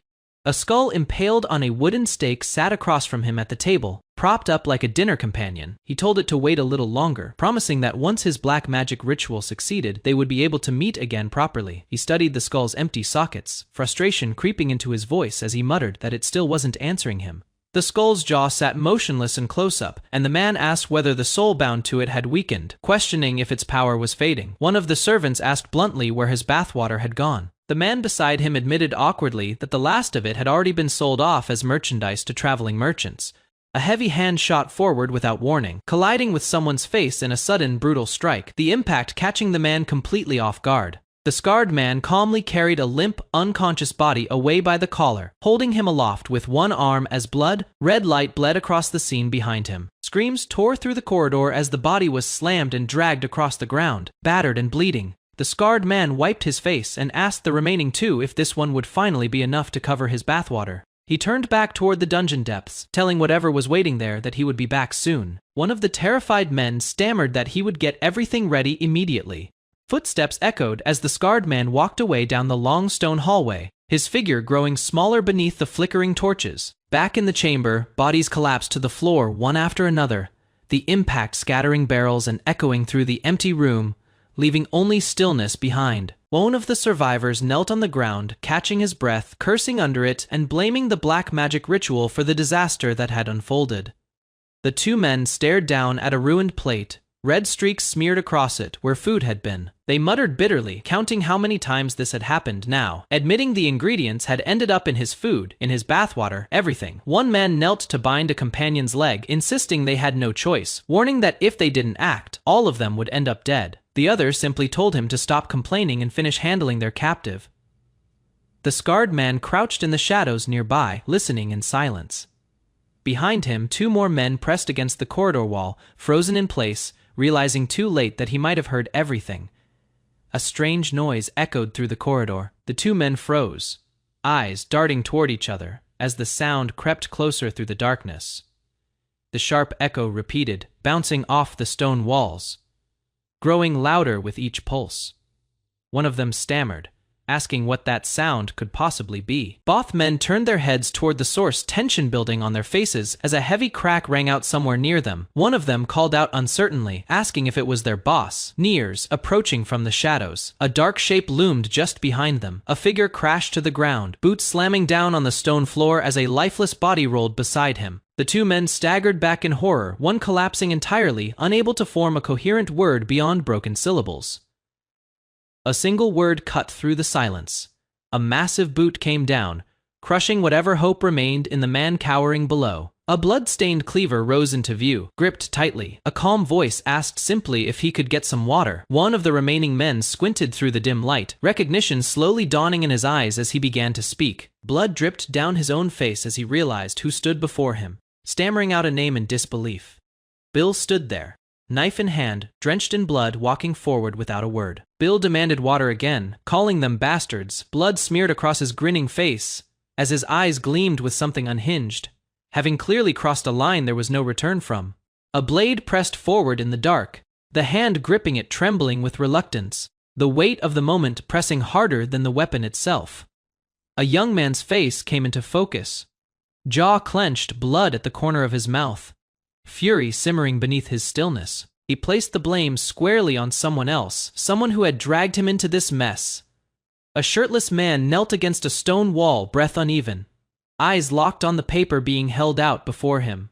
He asked what it was, though the dread in his voice suggested he already feared the answer. Isaac turned his head slightly, the faint light catching his pale hair and calm expression. He answered plainly, calling it nothing more than a contract, as if the word alone should settle the matter.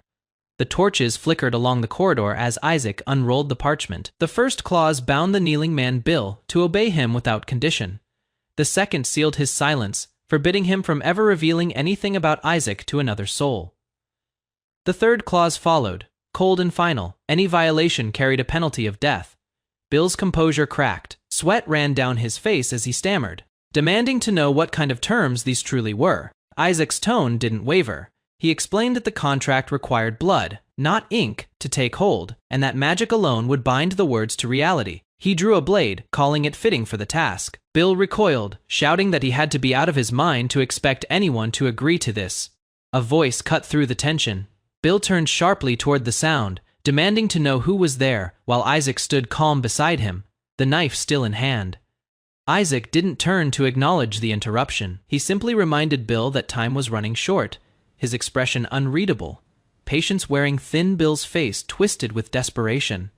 He asked, almost pleading, whether Isaac didn't want to live a warning aimed at pushing him toward compliance, or perhaps toward danger neither of them could yet see. Footsteps echoed through the corridor, quick and deliberate, closing in from somewhere unseen. The contract lay exposed beneath a hand reaching down toward it, the ink catching the last light before the coming disturbance. The footsteps grew louder, echoing off stone, closing the distance. Bill's face tightened with alarm, the sound of approach impossible to ignore any longer. Isaac reacted first, curses spilling from him as he moved with sudden urgency, gripping the contract in one hand and the blade in the other, prepared to act before whoever was coming could interfere. Bill's expression hardened into resolve. Without hesitation, he pressed his own finger against the blade, drawing blood himself, choosing to act before the choice could be taken from him. Blood dripped from his fingertip onto the parchment, staining the ink below. The contract had been signed, sealed not by ceremony, but by pain and urgency. A surge of blue light erupted around them, spiraling upward as the magic took hold. Isaac watched with quiet satisfaction while the binding force swirled violently, and moments later, a new face emerged from within the light, marked by the aftermath of the ritual. Voices shouted through the corridor as three men burst forward, confused and furious, demanding to know who these strangers were and how they had escaped their confinement. Isaac moved instantly, unleashing a burst of magic toward the charging men as Bill flinched beside him, caught off guard by the sudden clash unfolding in front of him. The magic struck true, sending the attackers reeling as sound cracked through the corridor.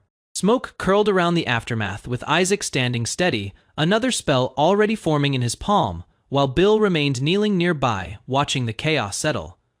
Bill stared at the fallen men, unsettled, asking quietly if they were dead. Isaac answered without concern, stating simply that they had only fainted, the tension finally beginning to ease.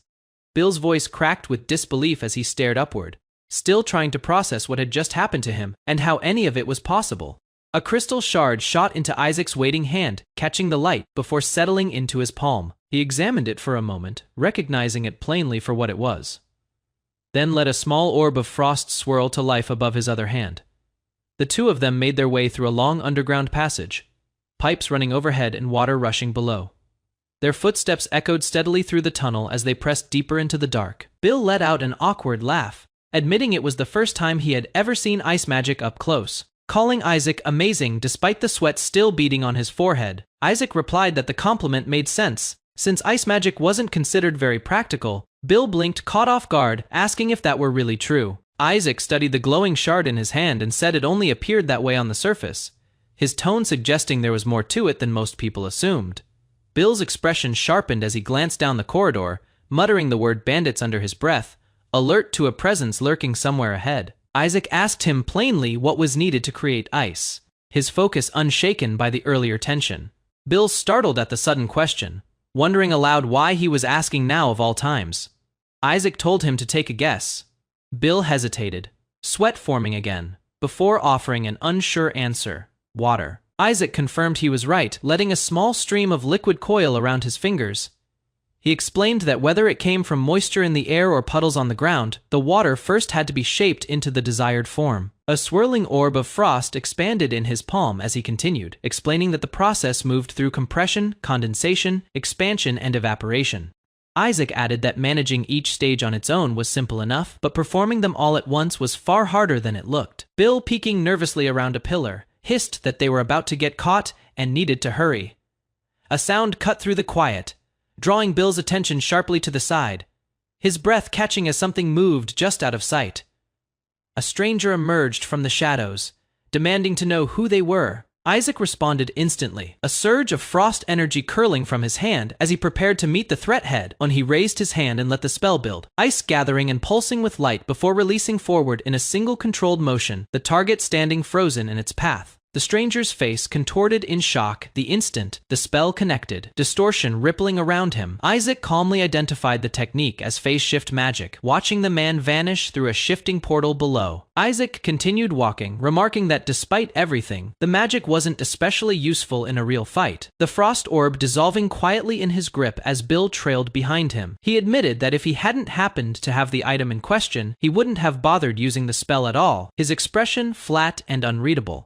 He lifted the crystal into view, its edges sharp and gleaming, and named it a Frost Mana Stone, explaining that he had recovered it from the corpse of the Winter Spider Queen. He noted that Frost Mana Stones held real academic value and sold for a considerable price. Despite ice magic's poor reputation, a faint satisfied smile crossed his face as he admitted he had gotten his hands on something unexpectedly good. Bill questioned why anyone would bother with ice magic if it was so inconvenient in the first place. Watching two men crumple unconscious at Isaac's feet, Isaac replied that its very unpopularity was the reason, since almost no one understood how it worked. He explained that the injuries it caused were nearly impossible to distinguish from ordinary blunt trauma, and once the ice melted back into water, it left nothing behind as evidence. Isaac's expression settled into something colder and more composed as he pointed out that this made the magic ideal for staying hidden. Bill asked why he wasn't finishing the men off while they lay defenseless. Down the corridor, two more men appeared, confused about how the captive had escaped. Isaac answered that killing men like these solved nothing, since scum like them were simply replaced by more of the same. Bill pressed further, asking if they wouldn't just repeat their crimes given the chance. Isaac, already surging forward with another burst of frost, answered that this was exactly why he intended to keep them alive. The blow landed hard, sending the two newcomers crashing against the stone walls. Bill could only stare, speechless at what he had just witnessed. A single tear of ice slid down Isaac's cheek as his gaze hardened, and he murmured that his intentions went further than simply subduing them. A shape fell from above, and a new figure descended into the corridor. One of the earlier bandits shouted out in alarm at the intrusion, catching sight of it descending toward them. Bill's voice dropped as he recognized the newcomer, muttering that only one person remained standing before them. The man straightened, dark-haired and rugged, his sharp eyes narrowing on the pair as he addressed them directly, sizing up exactly who he was dealing with. Bill flinched, stammering out a name in shock, recognizing the man as one of the Nears. clearly someone whose reputation preceded him. He explained hurriedly to Isaac that this man led the bandit group, a violent figure known for tearing people apart with nothing but his bare hands. Isaac merely tilted his head, unimpressed, and asked if that were really so. Far from concerned, Isaac's expression shifted into something closer to satisfaction, remarking that this development spared him the trouble of tracking the man down himself. He raised a finger, forming a jagged spear of ice above his head, calm and deliberate as the weapon took shape. The spear tore through the air with tremendous force, streaking toward the bandit leader as the corridor lit up with frost and light. The leader's eyes widened as the projectile closed in, and at the last instant, he moved to intercept it directly with his bare hands, the impact exploding in a burst of light and shattered ice. Bill gasped, stunned that the man had actually deflected the attack barehanded. The leader grinned impressed despite himself, and asked whether Isaac hailed from one of the northern tribes to have that kind of strength. Bill snapped in disbelief, asking if this was really the moment to be admiring the enemy, panicking that they were about to be torn apart. The leader, still nursing the ache in his hand, ignored the outburst entirely. Isaac addressed the men calmly, greeting them as though there were nothing threatening about the situation at all. One of the bandits could only respond with a startled, confused sound. The leader's smile widened into something predatory as he sized Bill up, remarking that he was relieved to see the merchandise had returned, since he'd been worried he wouldn't have enough bathwater to spare, and now conveniently that problem had solved itself. Isaac's cold gaze settled on the bandit leader as he added that being a mage made the man especially useful, calling him fine material for the black magic he intended to practice. A heavy blow crashed down as the two remaining bandits screamed in terror, begging desperately to be spared, one crying out that he wasn't the one to blame. The leader's eyes burned with fury beneath the shadow of his own raised hand, blood spattering the walls as violence took hold of the corridor. He gritted his teeth against the pain, shouting that he was nothing more than an ordinary human, his composure cracking under the brutal exchange. Petals and fragments scattered through the air as the fight intensified, his face twisting with strain the closer the danger came to striking. True, a jagged spike of ice tore forward and buried itself into the leader's chest, the impact staggering him as Bill flinched at the sight from below. One of the surviving bandits stammered in disbelief, recalling that this same ice had deflected an attack only moments earlier, stunned by what he was witnessing. Isaac's expression remained fixed and severe, his hand outstretched as another surge of magic gathered at his fingertips, ready to finish what he'd started. Blood sprayed from the leader's mouth as the finishing blow connected, and Isaac spoke Bill's name quietly amid the wreckage of the fight. Turning to the man beside him, Isaac told him plainly that from this moment on, he would be the one in charge of this place. He asked, with quiet intensity, whether the man understood exactly what needed to be done now that the position had fallen to him. The man startled, sweat forming on his brow, uncertain and unsettled by the sudden shift in his circumstances. He turned and fled without hesitation, sprinting through the corridor and leaving the fallen behind him as he vanished from sight. Streaks of red bled across the scene as Isaac stood in the aftermath, a memory surfacing behind his eyes, one that reminded him how anyone could end up doing things they never wanted to do. The memory shifted to a quiet room, where a young maid once told him gently that everyone experiences a moment like this at least once in their life. She looked at the blood staining his hand and warned him softly that it likely could never be undone, that it would leave a mark on him for the rest of his days. She continued, telling him that from that point forward he would be left with only two choices to carry that burden. Either he would let the guilt of it crush him entirely, consuming him from within, or he would choose to keep living, carrying the weight forward for the sake of those he had lost as well. Isaac's thoughts drifted back to that moment, reflecting that Annette, who had once carried her own guilt over losing her friend Clara, must have been the one who gave him that advice.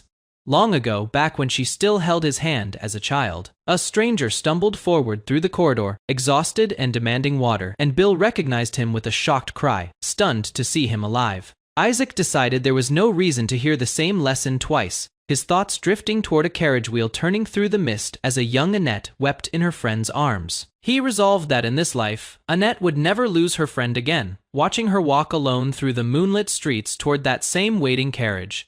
In the servants' quarters, a maid with warm brown hair leaned forward, eyes bright with gossip. She had a rumor to share, one that had spread quickly through the kitchens. Nobles from the south, she said, were searching for women from outside their region. Two other maids sat across the table, intrigued.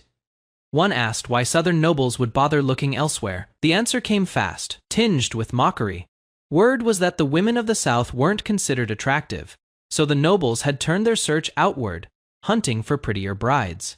Another young maid, dark-haired and quieter, leaned in with a teasing grin. She wondered aloud whether she should try her luck heading south herself. Then, almost carelessly, she admitted she'd already done some digging into the matter. Her expression shifted, sly and knowing. She revealed what she'd learned, that someone existed who could arrange transport south, and all it required was a bit of money slipped into the right hands. Later, in a dim room lit only by a window, that same offer was extended directly. 2 names were called, Hilda and Annette, asked plainly if they wanted to join whoever was heading south. One of them, sharp-eyed and steady, sat there with fabric in her hands, listening. She refused. Sweat beaded at her temple as she gave her reason. She had a father to look after, and going south simply wasn't an option for her. Years passed, and that refusal became the last memory anyone had of 2 girls, Hilda and Clara, who chose differently. They vanished. No word ever came back from them. Now, standing before a nobleman at his desk, the maid recounted this history as part of a much larger story. The nobleman, silver-haired and sharp-featured, connected the pieces aloud. It matched exactly what someone named Bill had already suspected. He asked her directly whether she'd been kidnapped while searching for the 2 missing girls. She confirmed it, her voice flat with old pain. She had found Hilda and Clara again, but not in any world she recognized. She found them in the sewers below. By then both girls had lost their minds entirely. The nobleman absorbed this, his gaze distant. He admitted that if he'd stayed down there even a few more days himself, he might have broken the same way. The truth of that place was laid bare. The sewer was somewhere people were sold, or worse, consumed. Even a man who had lived 70 years admitted the sight had shaken him to his core. He couldn't fathom what it must have done to girls so young. Back in the present, he considered something quietly, the fact that she could have run at any point during her captivity. Escape had been possible. Her memory carried her back to that moment, standing before the iron gate. It had been broken, its lock no longer holding her in place. Freedom sat right in front of her, but before she could act, a horrible sound reached her, a broken laugh. Yoo-hoo, hic. Drifting through the dark golden eyes flicked toward the noise, sharp with dread. There, past the bars, sat someone she recognized. Hair tangled, posture broken, hands trembling in her lap. It was Clara, reduced to something barely holding together, rocking quietly in the ruins of what they'd endured. She hesitated at the gate, sweat cold against her skin. A thought crossed her mind, unbidden and painful, that maybe if she had just stayed a few more days herself, things might have gone differently. Her hand rested against the cold iron bars, gripping tight. The thought of walking away, of leaving Clara there alone in that place, was almost too much to bear. But in the end, she chose to leave, understanding a hard truth as she did. If she'd stayed any longer, she might have ended up killing her own friend with her own hands. The nobleman, listening to all this, finally understood, so that was what had truly happened down there. He acknowledged how hard it must have been to relive those memories, and thanked her for trusting him with the story. She brushed it off awkwardly, unsure how to respond to his gratitude. Still, something nagged at her, a detail she couldn't shake. She admitted there was one more thing bothering her. He looked up, curious, and asked what it was. Her memory drifted back further to the night the bandits finally released them, sending them back toward the mansion. She and Clara had sat together in that moment, hands clasped, quietly happy to be going home. But Hilda had reacted differently. Her fingers trembled against her own mouth, teeth pressed into her knuckle. Panic flickered behind her eyes as she muttered that returning to the mansion wasn't something she could do, that going back would mean something terrible. The nobleman repeated the claim carefully, questioning whether returning truly meant death for the girl. The maid confirmed it, her voice certain Hilda's fear hadn't looked like the fear of punishment. It had looked like something far deeper. He sat with that thought, chin resting on his hand, murmuring that he understood enough for now and would look further into it himself. Later in the study, she brought up another detail. A fellow maid named Rosa had voiced her own theory that the reason the bandits had suddenly released them all might have had something to do with him, the young master himself. He scoffed at the idea, arms folding across his chest, sweat breaking slightly at his temple. Nonsense, he said under his breath, though he silently noted how sharp Rosa's instincts were. The maid continued, a faint blush touching her cheeks as she admitted the theory wasn't entirely unreasonable. After all, she said, the only person who had ever paid attention to maids like them was him. He held his composure, arms crossed, expression unreadable despite the praise directed his way. He addressed her directly by name, Annette, and offered his gratitude plainly, telling her he appreciated everything she'd shared. She began to bring up one more point, hesitated, then decided against it, saying they could continue the conversation another time. With a polite nod, She excused herself from the room alone now. He rose and shut the door behind her. Then he pulled a hidden blade from his desk, drawing it out with quiet purpose. A satisfied smile crossed his face as he considered what he'd learned. He'd found unexpected talent in her. A spark worth cultivating, perhaps, he thought. It was worth teaching her magic properly. The story shifted to a grand fortress standing beneath open skies, its towers catching the light. Elsewhere, servants gossiped in hushed tones about maids who had recently returned to the estate. The story continued. The two girls had originally been marked for dismissal, but young Master Isaac had personally intervened and taken them back in, a decision that reportedly sparked a fierce argument with the head butler. One maid, smirking to herself, wondered aloud why he'd go through such trouble for a pair of ordinary young maids. She speculated that maybe something more was going on, that he was simply at the age where boys start noticing girls. Meanwhile, Isaac moved through a quiet passage, slipping through a side door with quiet urgency, his hand brushing along a rope in the shadows. Following it deeper, he found a man stacking crates in a dim chamber. The man straightened, addressing him with rough familiarity, asking if he was there. "Boss." Isaac snapped back sharply, cursing and reminding the man not to call him that. The man behind him carried papers marking him clearly: Bill Neers, the new leader of the criminal group operating below the city. Standing in the tunnels with a hooded companion, Bill remarked that the sewers were always crawling with drifters and criminals. He added grimly that wiping out one gang here changed nothing. Another would always rise to take its place. Isaac stood before Bill, hand outstretched, offering a proposal instead of open conflict. Rather than fighting each other, he suggested, "Wouldn't it be smarter to let him take control and manage the gang directly?"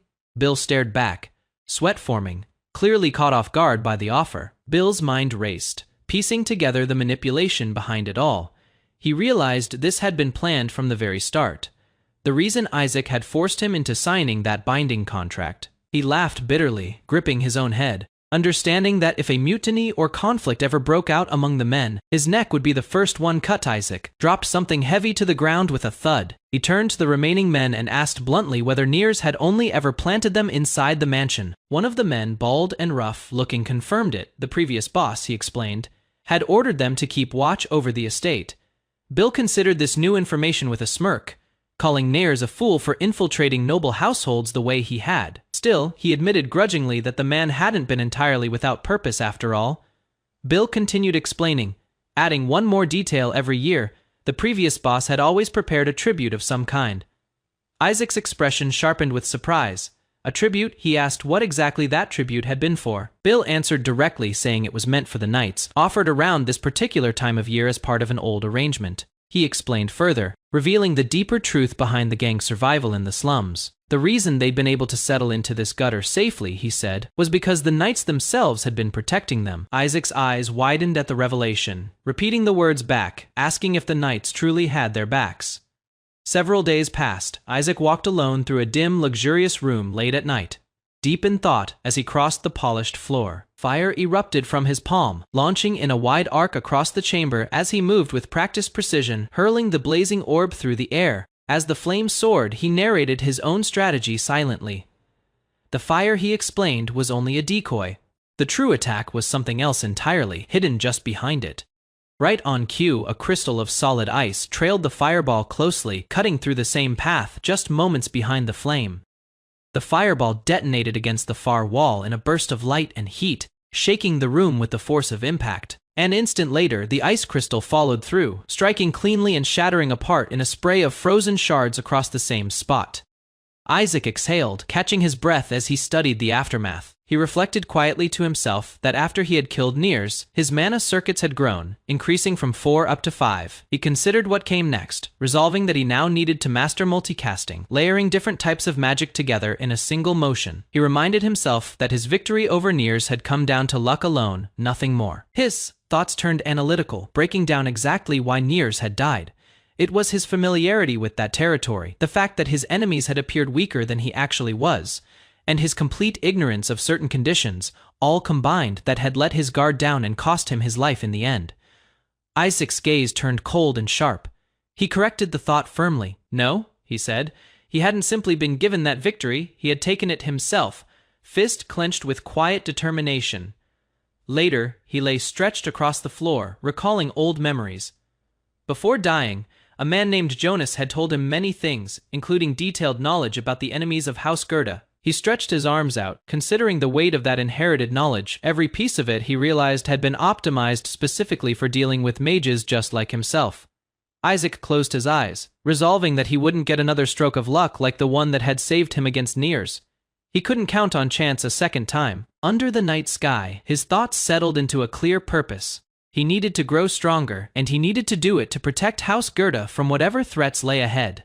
A sharp voice startled him from his thoughts. Someone called out to him urgently, addressing him as young master, and his eyes snapped open in surprise. A maid and a servant approached with a tray, informing him that morning had already come and urging him to get up quickly. Another servant relayed instructions, calling for Hans to bring the young master's clothes. A woman nearby confirmed the request immediately. Confused, Isaac asked what was happening and why they were suddenly rushing him this way. The maid kneeling by a wash basin answered plainly, questioning why he even needed to ask. She lifted a cloth toward him and delivered the real reason behind the urgency. The master, she said, had returned home. Isaac froze as she wiped his face, the news catching him completely off guard. His expression shifted from confusion to quiet shock as the weight of the announcement sank in. The scene shifted to a rider approaching a grand fortress beneath a swirling wind. Touched sky, a sword strapped firmly across his back as he crossed the bridge toward the gates. Isaac stared upward, repeating the news to himself in disbelief, asking whether his father was truly here. Tally marks covered the walls, counting days that stretched into years. An old man sat alone at a worn desk candlelight, flickering beside stacks of books, his back bent under the weight of decades spent waiting. A pen scratched across old parchment, footsteps echoed through the doorway. The old man lifted his head and whispered a single word. "Father?" A younger man stood in the doorway, a bag and sword in hand. The old man studied his face, disbelief settling in, and spoke a name he hadn't said in a long time. Isaac. Isaac stepped closer and knelt behind the old man's chair. Dust and torn paper scattered across the floor, remnants of a room lived in for far too long. Isaac lifted a pair of scissors to the old man's hair. He asked quietly if this was what he wanted, and the old man agreed without hesitation. A sword rested against the light streaming through the window. Isaac's voice was steady as he promised the old man his end would come without suffering. Isaac's eyes were calm, his hands steady as he continued cutting the old man's hair, preparing him for whatever came next. Books and a candle sat on the desk. A voice asked if this truly was his desire. The answer came simply, yes. Isaac accepted the answer and pulled the old man close, forehead against forehead. He told him this would be the last time their paths would cross. Isaac turned to leave, promising he would go ahead and wait, so that when the old man came to him again, things would be different. The old man stood alone in his room, the tally marks behind him, and heard the final words meant to release him. Leave all your regrets behind. A grand study filled with light replaced the dim room. A young man with silver hair and blue eyes sat inside, remarking that this was the first time he had seen someone since that day. Across from him, a composed man in formal attire read a letter, addressing him only as father. The father lowered the letter, informing the young man that he had heard about him treating sick children in Black Goose Village. The father asked if it was true and questioned whether Schiller had told him. The young man confirmed it, admitting he'd doubted his own ears at first. The young man brushed it off, insisting it was nothing more than luck. The father explained further, saying he'd simply come across a book describing a rare form of pneumonia that matched the symptoms the village children showed. He fell silent afterward, studying his son. The father asked how his body was feeling. Onlookers noted quietly that he was letting the matter slide, choosing not to push further. A doctor brought in from Othon offered medicine, praised for his skill. The young man accepted it outwardly, though inwardly he doubted the doctor had done anything useful at all. Sunlight poured through the study window as father and son sat across from each other, the room quiet, the distance between them still lingering, despite everything shared. The father asked calmly how things were going, his gaze steady from behind his desk. The young man went still for a moment before answering with a question of his own. At the border fortress Winterband, the father asked why he wanted to know, curious if he was interested in such matters. The young man explained that as a Gerda, he would have to go to Winterband himself one day. Beyond the windows, memories surfaced of monsters and knights clashing in the snow.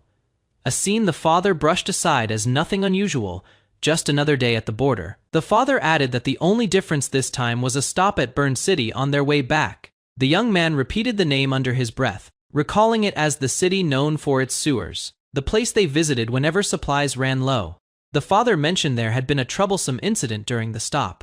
The young man asked what had happened. The father explained that an infantryman had attacked a company commander. The young man assumed the soldier would have been executed for it. The father corrected him. The commander, the victim himself, had requested a military tribunal instead.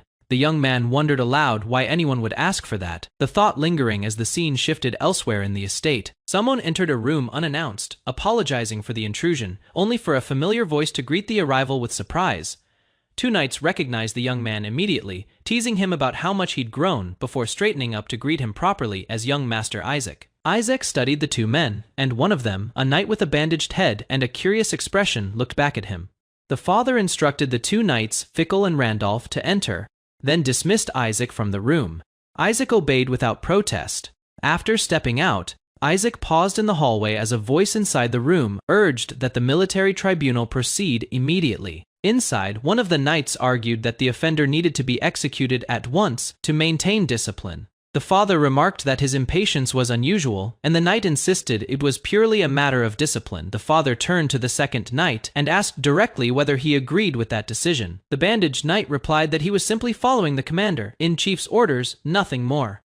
Summoning sighed, questioning how he could defend such an order after having his own ear cut off. Footsteps carried someone away from the room in frustration. Outside, someone else moved briskly down the hall, and Isaac's expression remained fixed, his mind clearly caught on everything he had just overheard. The Gerda crest marked their surcoats, a symbol known across the kingdom as the shield that protected it. Those two men were knights of the border fortress Winterband.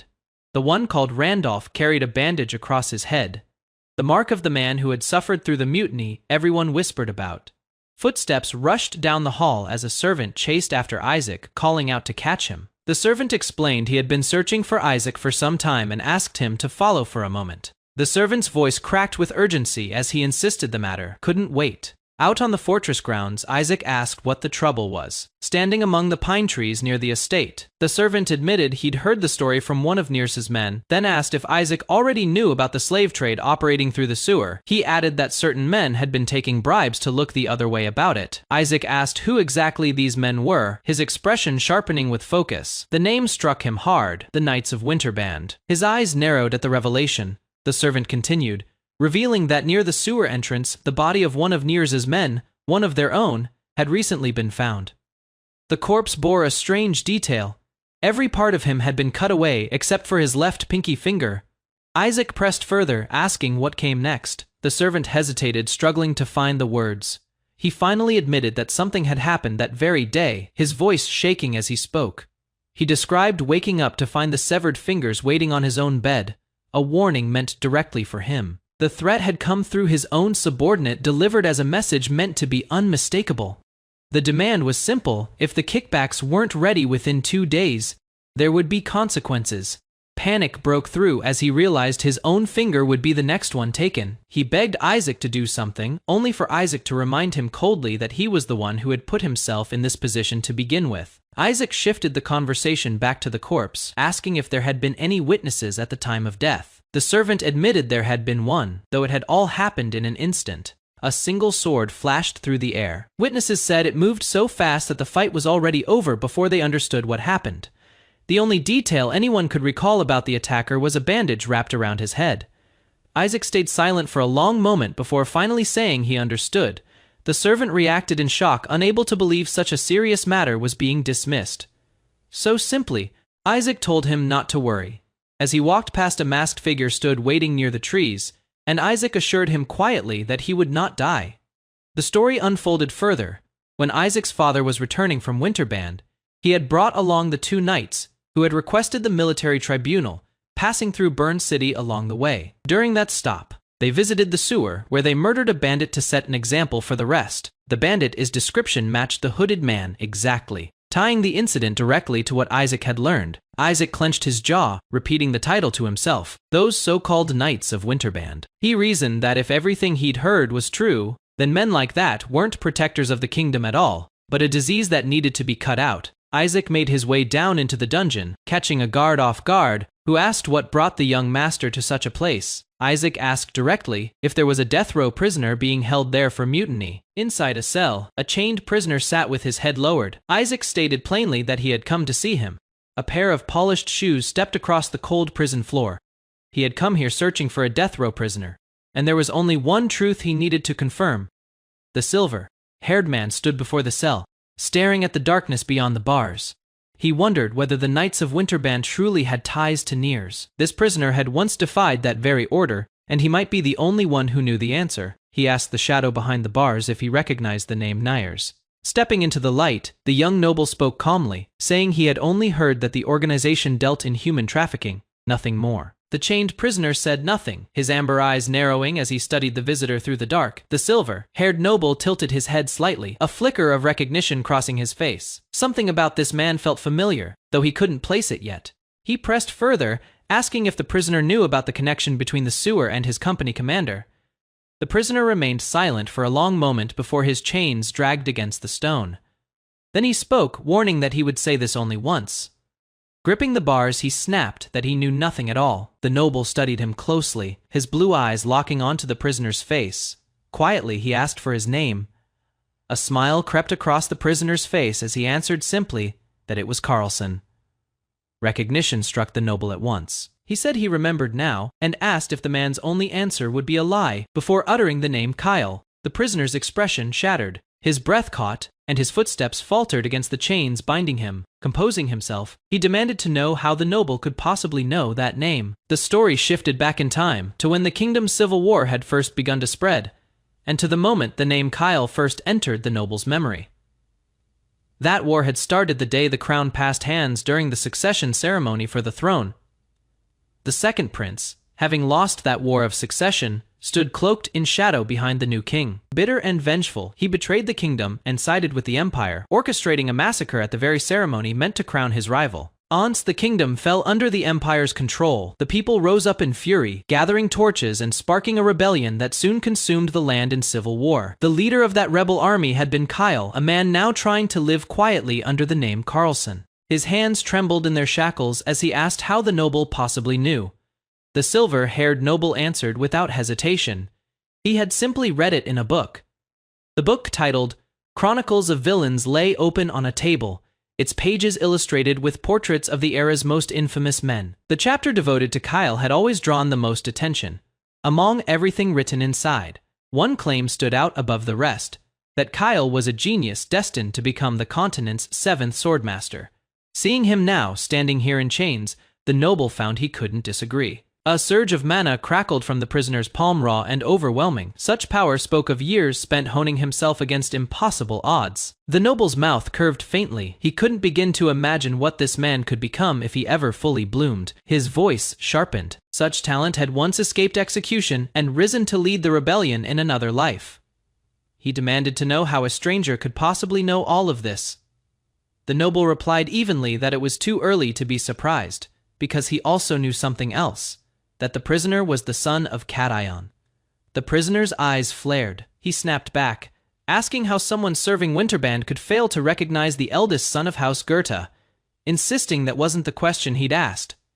Standing his ground, he demanded again to know who this stranger really was. He pressed further, wanting to know how the noble had learned these secrets, and asked outright if he'd come here to kill him. Unshaken, the noble replied that he was far too self-conscious, questioning why he would ever bother with the son of a mercenary from the neighboring republic. He added coldly that it mattered even less for a bastard who had vanished over a decade ago. The prisoner's expression twisted with disbelief as he asked if the man truly was young. Master Isaac the noble answered plainly that he didn't care whether the prisoner believed him or not, because there was only one thing he actually wanted to know. He asked why the company commanders of Winterband were tied to the slave trade. A single candle flickered beside the rusted chains as the noble spoke again, saying that if the prisoner truly was the young master he claimed to be, then answering should come easily. He took a slow step closer, insisting that fact made it even more reason to answer. Arms crossed, the noble continued, wondering aloud whether the commanders might try to pin all of Niers's crimes onto the prisoner instead. The prisoner sank down, kneeling against the cold stone, weighed down by the truth of what that would mean, becoming a wanted criminal across the entire kingdom. His eyes glistened as the noble added quietly that he wouldn't even get the chance to begin his revenge. The prisoner's hands trembled against his restraints, silence settling over him as the noble watched, remarking to himself that this one wasn't someone he could bend the way he once bent Bill. Then, without another word, he turned and began to walk away. Left with no other option, the noble decided he would have to lure Near's men out himself. Water dripped steadily through a hidden passage as two hooded figures moved quietly down the stone corridor. One of them muttered that something felt off. There was no sign of Near's men anywhere. The other pointed ahead, telling his companion to look. Before them stood the cages, meant to hold the trafficked merchandise, completely empty. Confused murmurs passed between them, wondering if the new head of Near's was planning to shut the whole operation down. A hand reached for the lock on a heavy door, working it open despite the tension in the air. The younger of the two hoodlums flinched sharply, and the older one gripped his weapon tighter as tension spiked, unaware of who waited beyond. Trembling and sweating, a man in a butler's tuxedo stammered out an invitation, urging them to please come inside. Sweat ran down his face as he ushered them forward with shaking hands, forcing a nervous smile. The two hooded men exchanged a wary glance, one wondering aloud if this was truly one of Near's subordinates, puzzled by the servant's uniform. The butler patted down his own coat, showing them plainly that he carried no weapon at all. Cautious but curious, the two men stepped further into the dim hallway, swords still drawn at their sides. Inside, a lone figure sat waiting at a wooden table, arms crossed, a single candle burning between them. One of the hooded men smirked and asked if this was the new boss of Near's, remarking that anyone brave enough to summon them without so much as a greeting must have 9 lives to spare. The seated man said nothing at first, his eyes hidden beneath his dark hair as silence stretched across the table. Then he broke it, asking quietly if he could ask them one thing. A child's voice cut through the dark room as he asked why they had done it. Sweat beaded on the hooded man's brow as unease crept into the room, the mood shifting from mockery to something colder. Startled and confused, the second hooded man barked at his partner, demanding to know why he was suddenly kneeling, and shouted at him to kneel as well.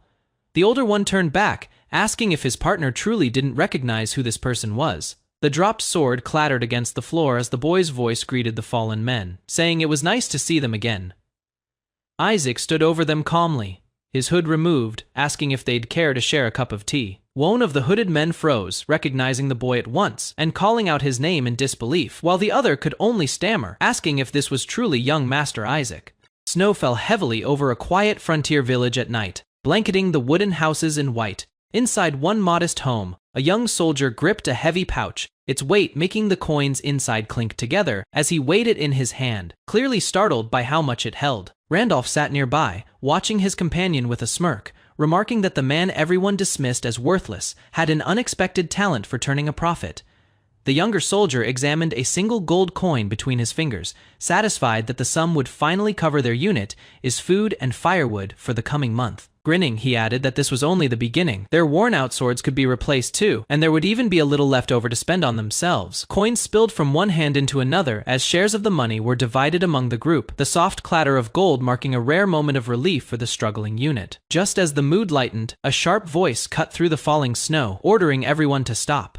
The two soldiers froze, tension immediately replacing their earlier ease.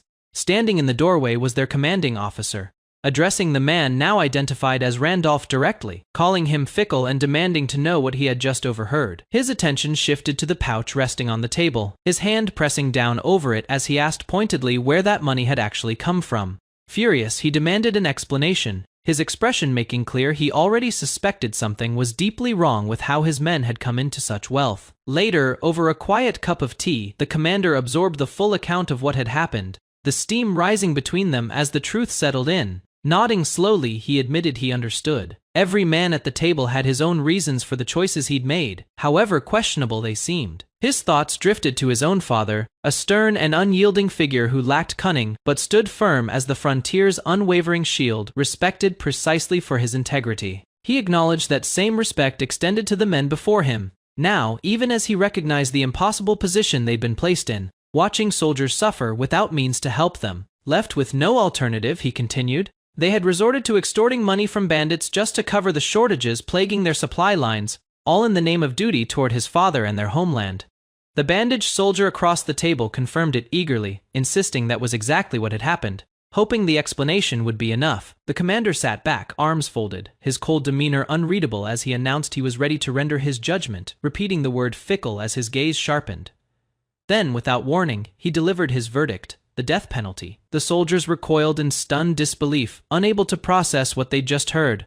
Randolph stammered out the words in shock, questioning whether such a harsh sentence was truly what awaited them, while the commander stood firm, stating his father's judgment would be no different and that they would be handed over to a military tribunal. One of the soldiers slammed his hands on the table in desperation, shouting at the young master, demanding to know how he could still refuse to understand after hearing their entire story. The commander's expression darkened as he replied quietly that no, they truly wouldn't understand, his tone suggesting there was far more beneath the surface of his decision than either soldier realized.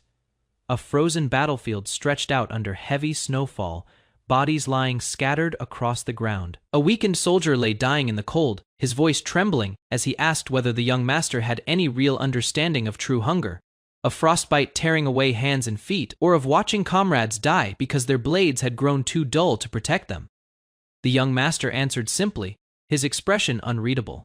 No, he admitted. He had never known that kind of suffering. Randolph lowered his head, accepting the harsh judgment being passed on him, acknowledging that he'd never run short of excuses to justify what he'd done. Sweat ran down his face as he pushed back, demanding to know why no one questioned the kidnapping of civilians instead, insisting that had been Nears' doing alone and that he'd acted without anyone else's involvement. The young master's eyes narrowed sharply as he asked whether Randolph was truly claiming he hadn't crossed the same line. Nears had, refusing to let the deflection stand unchallenged. Randolph flinched at the accusation, then rose to his feet in fury, gripping his sword and spitting out that he never expected a spoiled brat to understand anything about what they'd endured from the very beginning. Nearby, another soldier pressed him further, asking how long he intended to keep sitting there, urging him to stand and remember they were supposed to be the swords of Goethe. Randolph tightened his grip on the blade, declaring that if it meant protecting Goethe, he was ready to do whatever it took. He rose fully, sword drawn, his voice steady as he vowed he was prepared to cut down anything standing in his way. His fellow soldier shouted in disbelief, calling out to him in shock, urging him to think carefully before doing something he couldn't take back. Randolph's expression hardened further as he reasoned aloud that His Excellency still had his other son, young Master Jonas, and that it was better to eliminate a ticking bomb like the one standing before them now. The young master responded by drawing his own blade, aura crackling to life around the steel as he leapt forward, ready to meet the threat head. And Randolph's eyes widened at the display, immediately recognizing that his opponent intended to unleash his aura in the coming clash. As the swords met, the young master's mind raced backward, questioning silently how things had ever spiraled to this point between them. He recalled a memory from before, a lighter moment where Randolph had proudly presented him with a pouch of coin, insisting at the time that everything they'd done had genuinely been for Goethe's sake. But the young master's thoughts turned grim as he considered what they were doing now, gripping his sword tighter with quiet unease. He questioned once more, almost pleadingly, whether any of it could still be called an act done for Goethe.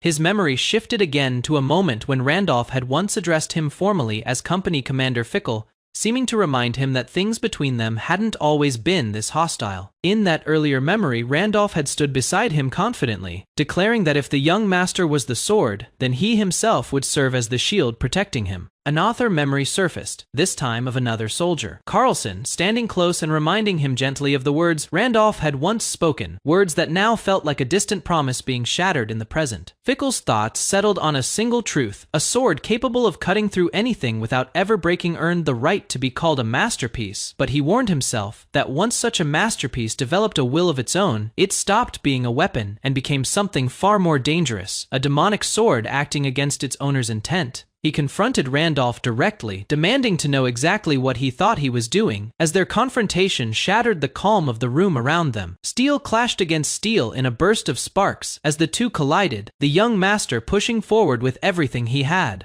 Randolph admitted through gritted teeth that he only understood the truth of the situation after his own ear had already been sliced. Clean off, shaken and bleeding, he cried out that Carlson had been right about Fickle all along, the realization crashing over him too late to change anything. A voice cut in, accusing Randolph of losing his mind entirely, warning him that continuing this fight would cost him his head as their blades locked again in a shower of sparks. Randolph pressed forward anyway, muttering that even this violent confrontation must simply be another part of the karma they'd all earned for themselves. As their swords scraped past one another, he added bitterly that they should all just be honest with themselves about what this had really become. The fight paused as the true subject surfaced, the money. It had never been a simple matter, and neither of them could avoid addressing it any longer. Randolph, breathing hard, asked pointedly whether that money had truly gone toward the territory alone, or whether it had served some other purpose entirely. Blood scattered across the ground in the aftermath of a sudden strike, the violence giving way to scattered memories and fragments of a story still unfolding. The scene shifted to a memory, Fickle recalling that this was the exact reason Carlson had drawn his sword in the first place. Randolph explained that when Carlson first discovered the truth, their first instinct had been to silence him, intending only to injure him enough to keep him quiet. Fickle's expression remained still as he pointed out plainly that despite their intentions, Randolph and the others had lost that confrontation to Carlson. Randolph's gaze darkened as he admitted that Carlson could have killed them all right then and there, sparing no one. Instead, kneeling and holding his head in visible anguish, Randolph revealed that Carlson had only told him to open his ears to the truth, then cut off his own ear and submitted to arrest without any resistance at all. Fickle studied him carefully, asking whether it was guilt that had driven Randolph to stop Carlson's summary execution afterward. Randolph offered no answer, only a heavy silence as his footsteps echoed uncertainly across the stone floor, a quiet sound escaping him. Standing with his hands bound behind his back, Randolph's mind turned to his family, dreading what would happen to them if the truth of everything he'd done ever came to light. Fickle sat with his arms crossed, his cold expression unreadable, as he told Randolph that of all people, he would know the truth of the situation better than anyone else present. Randolph's mind spiraled into panic as he clutched the bag in his hands, wondering if something new was about to go wrong and quietly considering whether he should simply make a run for it. Fickle's calm gaze shifted, a faint smirk crossing his face as he watched Randolph's nervous reaction with quiet amusement. Randolph froze in place, addressed directly as Sir Randolph, his body tensing at the sound of his own name. Fickle rose to his feet, standing over him and asking directly whether he intended to atone for his sins through some alternative means, leaving the question hanging heavy in the dim torch-lit room. In a dim stone chamber, a white-haired young man sat bound to a chair. Before him stood Randolph, sword sheathed at his hip, waiting for an answer. He asked the prisoner, Sir Randolph himself, whether he intended to atone for his crimes through any means other than death. The scene shifted to reveal how it began. Randolph and a man named Fickle, tasked with restocking supplies for their company, started dealing with a group known as the Nears, exchanging goods under the cover of night. What started as simple trade turned corrupt. Driven by greed, Fickle took charge of a slave trade operation, using the company's connections to profit from human lives, and eventually forced himself on the maids serving the estate. When his schemes at home ran dry, Fickle turned to Isaac, a young ward of the household, and attempted to sell him off to a foreign buyer, holding him down by force as the boy struggled against a blade pressed near his throat. Before the sale could be completed, a blur of motion cut through the air, a blade flashing in to intervene at the last possible second. The one who struck the killing blow was Randolph, the knight who had sworn loyalty to the household. He stood over Fickle's fallen body, sword still raised, having ended the betrayal with his own hand rather than let Isaac be taken. In the aftermath, all blame was placed on Fickle. His silhouette hung from the gallows, the full weight of the crime settling on a dead man's name, while the truth of who else was involved went unspoken. Later, a hooded figure walked alone through the quiet streets at night, passing others without a word. Under the shadow of his hood, his sharp eyes remained fixed ahead, unreadable, betraying nothing about what he had done or what he intended to do next. Elsewhere, a woman walked briskly past a lit townhouse, glancing over her shoulder as the same hooded figure moved quickly through the street behind her, closing the distance under the glow of the windows above. In a grand study lit by a fireplace, two men sat across from each other in quiet conversation. Even though both company commanders had been swayed by greed, the reason behind their desperation remained real and undeniable. That reason lay plainly on the ground, a torn sack and a few scattered rations. It represented the harsh truth that House Goethe had been forced to confront for some time, a shortage that would not go away on its own. House Goethe held the duty of guarding the kingdom's northern border on behalf of the royal family. In exchange, they received a yearly shield tax, the income meant to sustain the house and its people, but that income had a flaw. Standing before a man seated behind a heavy desk, a young attendant reported that the shield tax had been steadily shrinking year after year, leaving the house with less to work with each season. The man could not complain about this decline, nor could he take any action to build wealth of his own outside of what the crown allowed. House Goethe was bound by restrictions it could not challenge. The reason behind those restrictions went back generations, sparked by a single flame that had once devoured everything in its path. Long ago, a mage-driven mad had, for reasons since forgotten, burned the royal capital to the ground. That mage was Zeke von Goethe, and the shame of his actions had followed the family name ever since. With no one strong enough in the kingdom to stop him, the king had been forced to kneel before the empire for aid. In the end, Zeke von Goethe was captured and executed by the imperial knights. Following that disaster, the kingdom lost its independence and became a vassal state under the empire's rule, a consequence the current generation still lived with. Because of the king's limited mercy, House Goethe had been spared execution. Instead, their ducal title was stripped away, reduced to a mere county, and the family was exiled to this cold, barren territory in the north. That history left the family trapped. If they ever tried to rebuild their wealth, the royal family would immediately suspect House Goethe of plotting treason, and the cup in his hand offered no comfort against a legacy he never chose. In the frozen north, bodies lay scattered across the snow, soldiers cut down mid-retreat, a sword abandoned in the drifts beside them. Keeping the current system in place, even while starved of proper funding, had always been treated as the safest path forward. A young man with dark hair turned his face toward the light, saying nothing at first before quietly admitting that perhaps there was more to consider. In the estate's parlor, he sat across from two older men and voiced a thought that had been building in him, that everything they believed about their situation might just be their own hasty assumption. One of the older men turned sharply, asking if the boy meant that the royal family would simply leave House Goethe in peace, should they start building wealth on their own. The young man pressed on, laying out the truth plainly. The royal family's finances worsened with each passing year, and the shield tax that sustained House Goethe would only keep shrinking alongside it. He continued, reasoning aloud that if House Goethe became self-sufficient and refused the shield tax altogether, the royal family's reaction would reveal everything: suspicion or quiet relief at one less burden to carry. The blonde man, older and more composed, added that the real issue had never been permission. It wasn't that House Goethe was forbidden from building wealth, it was that no one had ever worked out how. Isaac, standing near the window, remarked bitterly that they were boxed in on barren land, hostile powers pressing in from every direction, with no room left to maneuver. The older man rested his chin against folded hands, considering the weight of what had been said, before admitting that the boy's point held up. He went further, saying that even if they found a way to grow their wealth, it would mean nothing without something else behind it.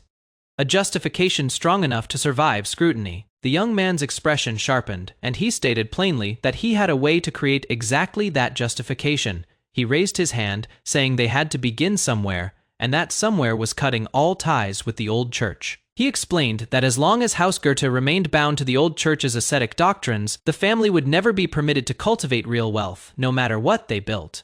The blonde man repeated the idea aloud, uneasy, warning that severing ties with the old church would not go unanswered. The Vatican would not simply stand by and let it happen. The young man agreed that it was true, and added that this was exactly why they needed a justification strong enough to hold against that response. His fist tightened at his side as he declared that he already had a way to create that justification, startling the men around him. An older steward standing near the window turned to another man seated nearby and asked what he made of the plan, addressing him as Schiller. Schiller lowered his teacup, studying the moment, and asked aloud whether such a plan could possibly have come from Isaac's own mind. The steward admitted it was nothing short of astonishing, especially given that the boy had never received proper tutoring, his lessons cut short again and again by uncontrolled bursts of mana. Later, through a tall window, the steward watched two figures cross the courtyard below.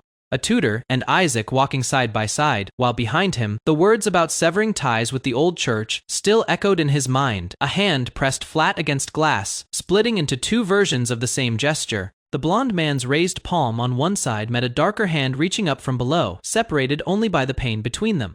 The older man stood near the window, hands behind his back, waiting. Time passed in silence until he let out a quiet laugh to himself, something in his thoughts finally settling. He turned toward the tall window, arms lifted as he stretched out the tension in his shoulders, while another man stood a few steps behind him near a small table, watching without a word. Days later, south of Burned City, a carriage rolled through the dark countryside. Its wheels turned steadily along a dirt road as it approached a lone stone church standing beneath the night sky. The carriage came to a stop near the church grounds, its driver seated up front in a wide-brimmed hat, while someone else stood off to the side in the darkness, watching it arrive. A hooded figure emerged from the church doorway carrying a lit lantern. He spoke words meant as ritual, invoking a black calf's entrails as part of some private ceremony being carried out in the night. The man in the wide-brimmed hat stood facing him without a word at first, then answered with a phrase that finished the ritual exchange, saying that joy would toy with him. The hooded man told him to bring forth the gift meant for the person waiting.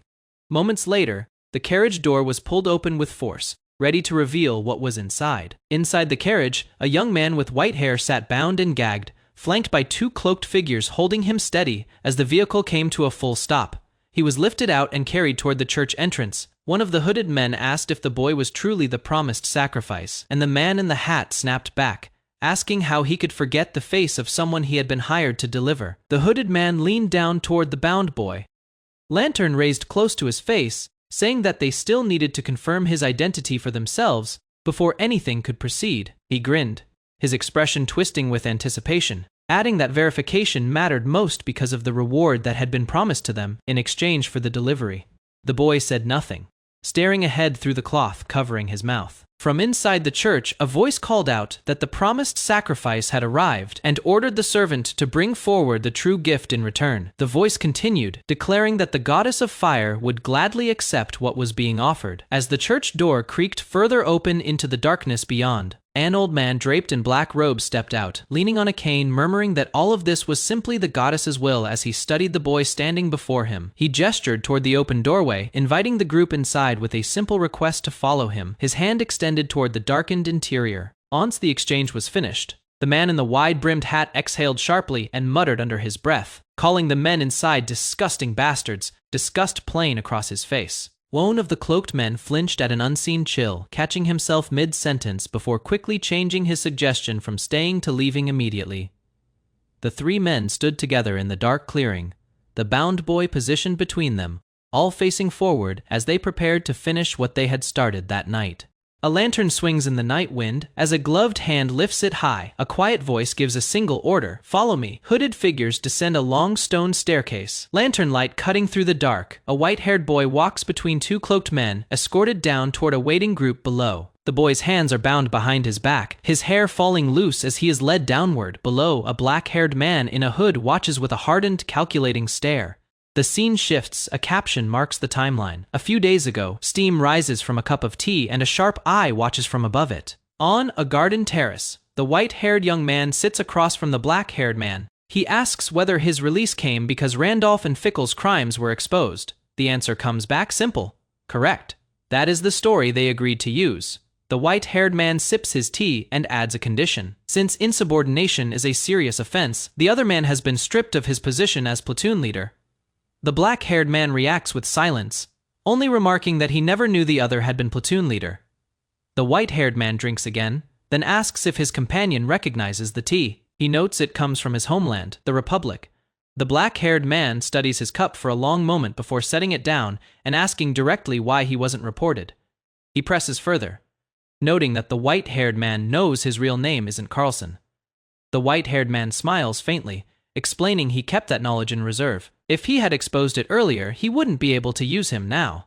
The black-haired man's expression tightens with unease. He wonders privately what this kid is really after, admitting he can't read his intentions at all. The white-haired man tells him not to bother guessing his thoughts, and instead to stay focused on his own objective. The black-haired man stiffens, asking how he could possibly know what that objective is. The white-haired man lays it out plainly. He accuses him of planning to kill the greedy old man who slaughtered the family he had worked so hard to build, Viscount Klaus von Bottmer. The black-haired man's eyes flash with shock and fury at hearing the name spoken aloud. He demands to know how the white-haired man could possibly know that, then immediately shifts the question if he knows. Why isn't he trying to stop him? The white-haired man only lifts his cup again and asks why he would. The black-haired man lays out the imbalance between them. The Viscount is a noble of the kingdom. He himself is nothing more than a foreigner with no standing to challenge one. The white-haired man cuts through the tension with a request of his own. He needs a masterpiece sword, one with a will of its own. The black-haired man's gaze sharpens with sudden understanding. He begins to speak, testing the offer if he helps him. The white-haired man finishes the thought for him, calm and certain. He will help him too.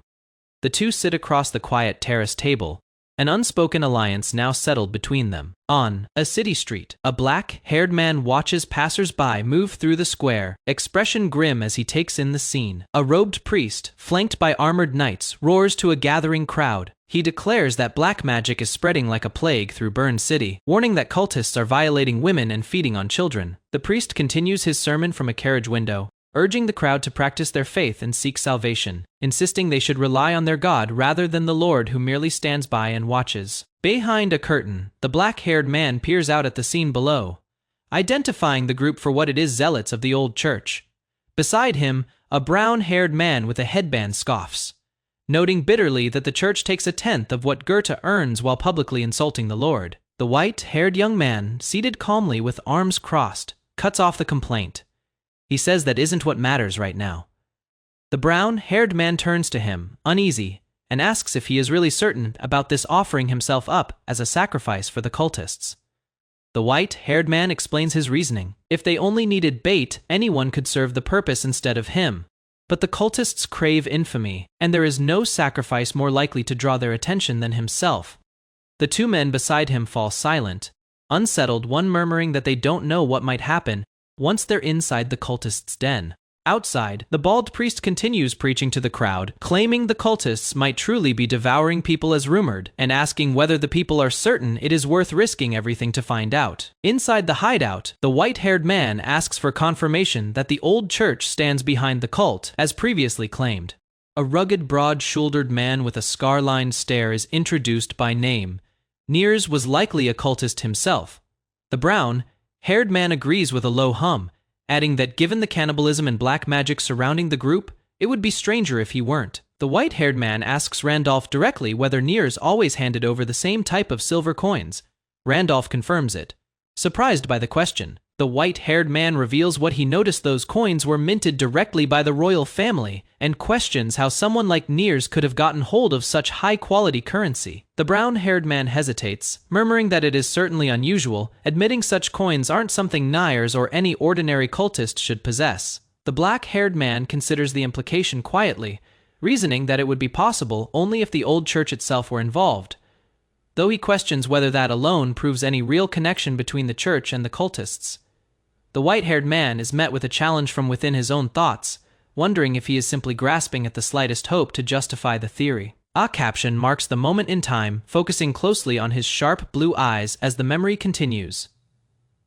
The narrative shifts into grim exposition. The cultist group known as the Dark Sect began to eat away at Goethe from within, spreading bizarre murders and mysterious rituals through blood-soaked ritual sites, leaving the citizens of Burn City gripped by terror. A radiant flashback shows the bald priest reaching out to a crowd of grasping hands, bathed in golden light, of everyone who profited from the chaos. The old church benefited the most. The old church hunted down the fanatics of the Dark Sect and held public burnings at the stake in the square, silhouettes writhing in flame before the gathered crowd. Witnesses look on at the burning site, believing they've seen divine mercy unfold before their eyes. The spectacle elevated the old church's reputation across the city. A hand slams down on a table.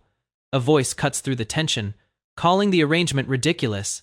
This is what Goethe had become since then. A black-haired man stands before a council, arguing that doubling the tithes wasn't enough.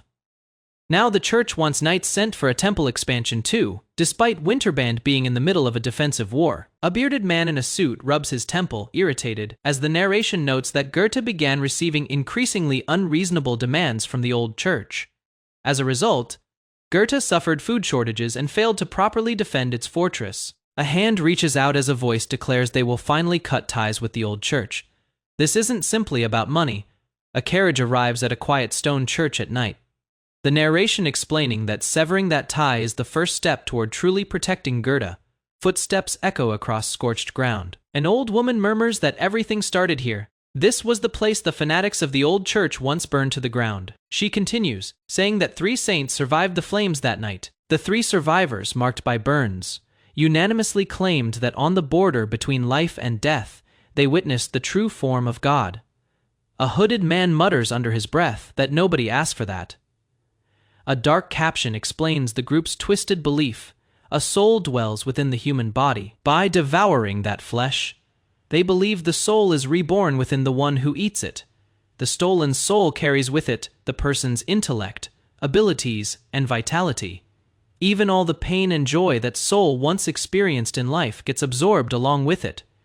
This, they claim, is how humans reach eternity. Hooded cultists surround a struggling group, robes rustling as violence stirs beneath layered chanting. One of the men startles, cursing under his breath as danger closes in around them. A ritual reaches its climax. A voice cries out that the prophesied sacrifice has arrived, urging the others to consume the noble soul, the wise soul, and the pure soul to gain those very traits. An old cultist grins with manic joy, declaring they've brought a soul that possesses all three qualities at once and calls for the feast to begin. As the word feast echoes, a hooded figure grimaces at the declaration, refusing to stomach what he is hearing. Moments later, one of the men stumbles into the chamber, groaning in pain as the bound white-haired man sits nearby, and a voice sighs in quiet relief, murmuring that he finally managed to pull it off. Weapons drawn in the dim chamber, one hooded man gives a sharp order to the other, only fight the ones who attack first. A cultist chokes and convulses, collapsing as blood spreads across the stone floor, his hand going still against the broken ground.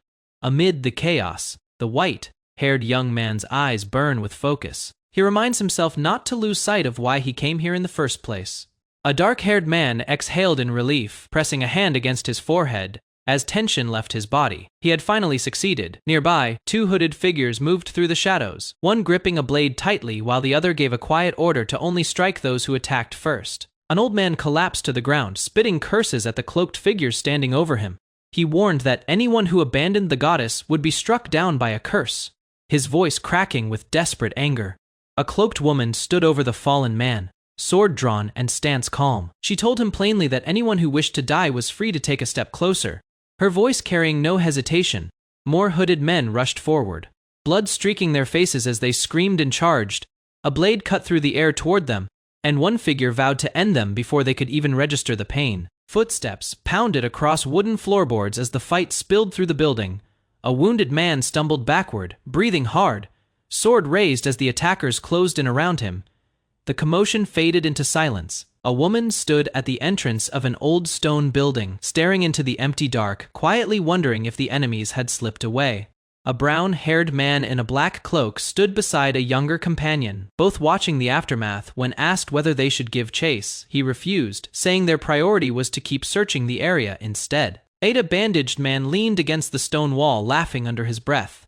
He mocked the idea that someone named Niers had truly been devoted to their religion, calling the believers nothing more than rabble. Kneeling beside a collapsed old woman, a young swordsman asked gently if she was able to stand, his sword resting against the ground beside him. The elderly woman stirred, trembling and disoriented, murmuring softly for someone she called honey, lost somewhere between memory and the present moment. Startled awake, she looked around frantically and begged not to be struck, asking where she was as the young man beside her looked on, confused by her sudden panic. A tall man in a wide-brimmed hat sneered, asking if the old woman had lost her senses. The silver-haired young man beside him said nothing, only watching in silence. Trembling, the old woman begged for mercy, addressing her captor as subdeacon, before quickly correcting herself and calling him ma'am instead. A dark-haired man knelt close to someone lying before him, his expression calm as he asked where their home was located. The scene shifted to a quiet, run-down district on the edge of the city where a modest house stood beneath a darkening sky, the slums south of burned city. Inside, a group of hooded men stared in stunned silence at something glowing before them, one muttering that what they were witnessing had to be some kind of madness. A massive pile of silver coins gleamed inside a hidden chest, prompting disbelief over how an elderly woman could have possibly amassed such wealth. The underground hideout, it turned out, had been littered with bodies, yet somehow, the old woman had kept a fortune in silver coins hidden away in her attic the entire time. Crouched around the open chest, the group debated whether the coins truly belonged to the royal family, someone urging caution before they claimed the treasure as their own. The silver-haired young man studied a single coin closely, turning it between his fingers. There was no mistaking it. The crowned lion engraved on its surface bore the unmistakable seal of the royal mint. The silver-haired young man knocked lightly, listening for a moment before pressing forward. The evidence in his hands connected the group directly to the old church, and he called out to check on his companion, wondering if she was still nearby. He pushed open a door and stepped toward a narrow staircase leading down into a dim room, announcing that he was coming inside. Descending the stairs, another young man peered down from above, calling out to ask if his companion below was feeling well. Startled, the silver-haired man reacted with sudden alarm as a bald priest of the old church stood revealed before him, his robes marking him clearly as a man of faith. The priest's expression twisted into a knowing smile as he asked, almost mockingly, whether the ritual had gone as planned. An old woman sat stiffly on the edge of a bed, murmuring an uncertain response, while the priest standing over her forced a strained, unsettling laugh. Memory returned to him in flashes, eyes wide with recognition. He recalled demons trampling the altar and slaughtering the faithful who had gathered there. Summonon had once begged the apostle for another miracle. The priest, confused, asked what demons they meant, and demanded a full explanation. The old woman gasped for breath, addressing him as subdeacon through her tears, sobbing that her husband was beating her and pleading desperately to be saved. The priest's face darkened with irritation as he muttered under his breath that she was doing it again, clearly no stranger to her outbursts. His eyes narrowed sharply with sudden suspicion as he turned toward the stairs leading up to the attic above. Climbing up, he remarked coldly that there was simply a rat hiding in the attic, power gathering ominously in his open palm.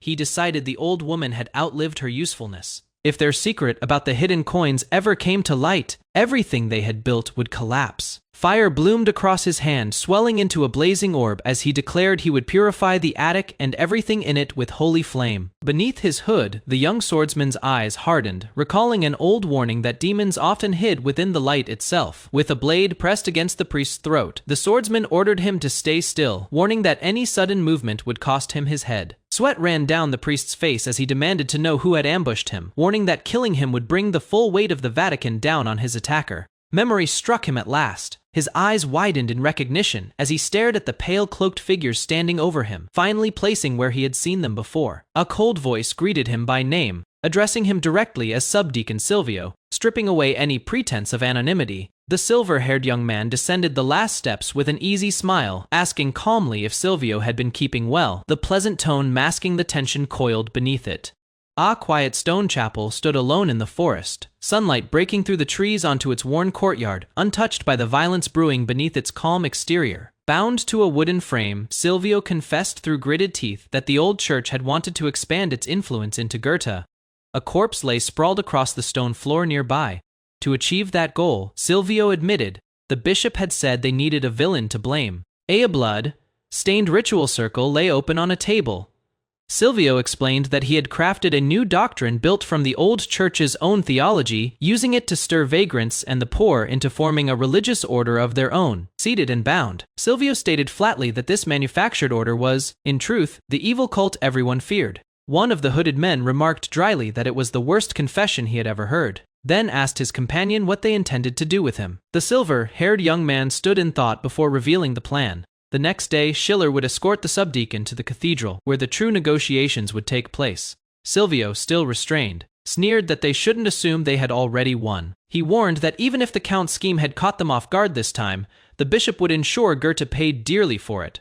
Struggling against his bonds, Silvio shouted that he alone had been the one who planned the entire operation from the start. The silver-haired man's eyes turned cold and sharp as he replied that if the church wished to negotiate a price, they would have to come to him directly. Night settled over the chapel grounds, a single candle burning steadily on an old altar as footsteps echoed closer through the dark. Silvio groaned in pain, still tied to the chair, as the pressure of his situation pressed down on him, both physically and mentally. Sneering through his exhaustion, Silvio spat that his captors were nothing more than the spawn of savages, laughing bitterly at his own defiance. A cold voice above him promised that divine judgment awaited him for the sins he had committed. Silvio doubled down, insisting that the bishop would show no mercy, vowing that Goethe and every pagan tied to it would be punished without exception. Blood streaked across his face as the beating continued, his expression twisting between defiance and disbelief at the punishment being dealt to him. Gasping and growling under each blow, Silvio's body slumped further, his resistance finally beginning to break down completely. A boot pressed down as his attacker stood over him silently, the hooded figure showing no reaction to Silvio's suffering. Someone stepped away from the scene, lantern in hand, only to be stopped by a voice asking if he intended to leave so soon. Turning back with a faint smile, the silver-haired young man remarked that it was a shame considering how long it had been since they'd last seen one another, his expression carrying quiet menace beneath the warmth. Cloaked in shadow, Bishop Livonius turned sharply, his hooded face darkening with cold fury as he learned his carefully laid scheme against Goethe had failed completely. Night falls over the estate grounds as footsteps move quickly across the stone path, the sound echoing through the darkness. A group of armored knights escorts a cloaked figure toward an old chapel hidden among the trees, torchlight flickering at the entrance. Two hooded men watch from a tree branch above, one noting that if the young master's suspicions are correct, this group must belong to the old church, sent to silence anyone who knows too much. Inside, a hooded figure walks the stone corridor, admitting quietly that the young master's claims turned out to be true after all. Perched in the tree, the younger of the two watchers repeats the words to himself, unsettled by the mention of the old church. His face tightens as he recalls how the church drained money from Niers, insisting neither he nor his companion Fickle ever knew the full truth of where it went. The older companion beside him interrupts, admitting it wasn't as if they were completely blind to it. He continues, confessing they knew the money was dirty and simply chose to look away, instead of asking questions. Standing on the branch, he warns the younger man that now that he understands what happened, he shouldn't end up like Fickle did. He adds that the young man still has a family to protect, and that fact alone makes his next move heavier than a mission. The younger man's jaw tightens, his fist clenching hard as he forces out a quiet answer that he does understand. With his mind made up, he tells his partner they should focus only on the job assigned to them, as the pair look down at 13 armed men guarding the chapel below. The two step forward together, drawing their blades, agreeing to eliminate every guard so nothing interferes with what the young master intends to do. Deep underground, a blood-stained grimoire lies open atop a glowing summoning circle, and a voice remarks that it never expected to encounter him in a place like this. The speaker is revealed as Bishop Livonius, smiling as he notes that his opponent doesn't look surprised in the slightest to see him there. The bishop laughs to himself, wondering aloud whether the Margrave's son is simply naturally gifted even at such a young age. Across from him, a young man with pale hair and sharp blue eyes reacts sharply as a burst of magical light erupts violently between them. As the spell settles, the bishop observes calmly that his opponent has cast phase shift on the stake, questioning whether that power comes directly from the formula written in his grimoire. The young man stands his ground near the entrance, admitting he is surprised the bishop chose to appear in person rather than send someone else. Before trailing off mid-sentence, the bishop grins wickedly, asking why the young man looks as thrilled as someone who just found a gold coin, then teasingly wonders if that is really how his own expression appears right now. Livonius mocks a bound man before him, expressing false grief over how easily Subdeacon Silvio fell into evil. Flipping through the grimoire, he remarks that at least Silvio was the kind of man who knew how to repay a favor, hinting at a debt paid through betrayal. He lashes out with a burst of dark energy, sneering that Silvio was the one who brought the seed of evil into this very place. The blast tears through the corridor toward Isaac, who stands his ground as the shockwave rushes past him. A second wave follows, and Isaac's sharp blue eyes narrow as the light gathers around his outstretched fingers. A brilliant flash erupts as he redirects the attack, driving the force back down the hallway toward Livonius. The strike shatters against the stone floor inches from Livonius, who flinches, sweat breaking across his face, as shock replaces his earlier smugness. Frost gathers around Isaac's raised hand, faint sparkles drifting off his fingertips as he questions Livonius's condition under his breath. Livonius stares in disbelief that his opponent is wielding ice magic, and Isaac calmly muses that he supposes he must have sold his soul to a demon to gain it. Gritting his teeth, Livonius grips the grimoire tighter and asks Isaac if he still remembers something from long ago. A memory surfaces of the day of Isaac's birth, the bishop's hand gently holding his tiny fingers as he recalls personally performing the baptism himself. Livonius's expression darkens as he admits that back then, he had already been deeply displeased with Isaac's lineage. In the present, Isaac asks whether the bishop is simply reciting history now, and Livonius replies that he knows it as well as anyone does. Livonius states coldly that Isaac must already be well aware of the problem tied to his own bloodline. He explains that most of the cultists gathered here originate from the borderland tribes, barbaric raiders known for pillaging and endless conflict. And yet, he continues, Isaac's father, Count Goethe, once claimed he would broker peace with those very savages. sealing it by marrying one of them, and fathering Isaac as a result. Livonius calls the marriage an unholy union that defies the will of God, declaring it only natural that a curse would follow from it. He tells Isaac flatly that he should never have been born at all. Isaac responds evenly that such words are unusually cruel, especially coming from a bishop. Livonius merely laughs under his breath, asking Isaac slyly whether he already knew what was coming next, revealing the stake meant for a ritual sacrifice and calling the old custom nothing but barbaric. Livonius declares that today Isaac will die at the hands of the evil cultists, insisting this will finally sever the union between Goethe and the savage woman and purify the land. He hurls the flying stakes forward with brutal force, and Isaac braces himself, gathering ice energy in his palm to meet the assault head-on. Sharp ice shards form and launch from his hand, slicing cleanly through the incoming stakes before they can reach him. Livonius grits his teeth in disbelief, realizing his opponent isn't relying on ice alone but accurately intercepting every stake mid-flight, with precise timing. Confused and staggered, he demands to know how such accuracy is even possible, as another stake shatters against unseen resistance. Isaac steadies himself afterward, catching his breath from the strain of holding off the barrage. A memory surfaces of a younger Isaac sparring in a training yard, telling his instructor Lucas he needs to stop for the day. Unable to continue, Lucas teases him for tiring out so soon, while Isaac, collapsed on the ground, insists it already felt like a full hour had passed. Lucas notes that his swordsmanship has grown considerably, recalling how before this, Isaac could never block a single strike from him. Now, Lucas admits with a grin, Isaac managed to block his sword 5 times in a row, though Isaac credits it entirely to having such a skilled teacher. Lucas jokes back, asking why Isaac hasn't pushed him to become a proper knight, instead of wasting his talent staying by his side, brushing it off as just being decently good with a blade. Isaac's expression turns thoughtful as he reflects that what is truly remarkable isn't the swordsmanship at all. It is the vivid detail of his own imagination, conjured entirely within his mind during the years he spent locked away. Back in the present, ice energy crackles around his fist as he wonders why Lucas's old words are surfacing in his memory now, of all moments. He recalls that his imagination was the price he paid for being shut inside that room, unable to see the outside world, and that isolation sharpened his mental focus. During those long stretches of mental simulation, he sparred against an imagined Lucas countless times, eventually manifesting magic he had never been able to use in reality. Through that same imagined world, he envisioned an impossible future for himself, one built entirely from thought. Isaac concludes that the countless experiences inside that imaginary world are what shaped who he has become today. Snapping back to the fight, he lunges forward with renewed resolve, lantern still in hand as he closes the distance toward Livonius. A fierce burst of light erupts from the clash, Isaac's silhouette pushing through the blast as the confrontation reaches its peak.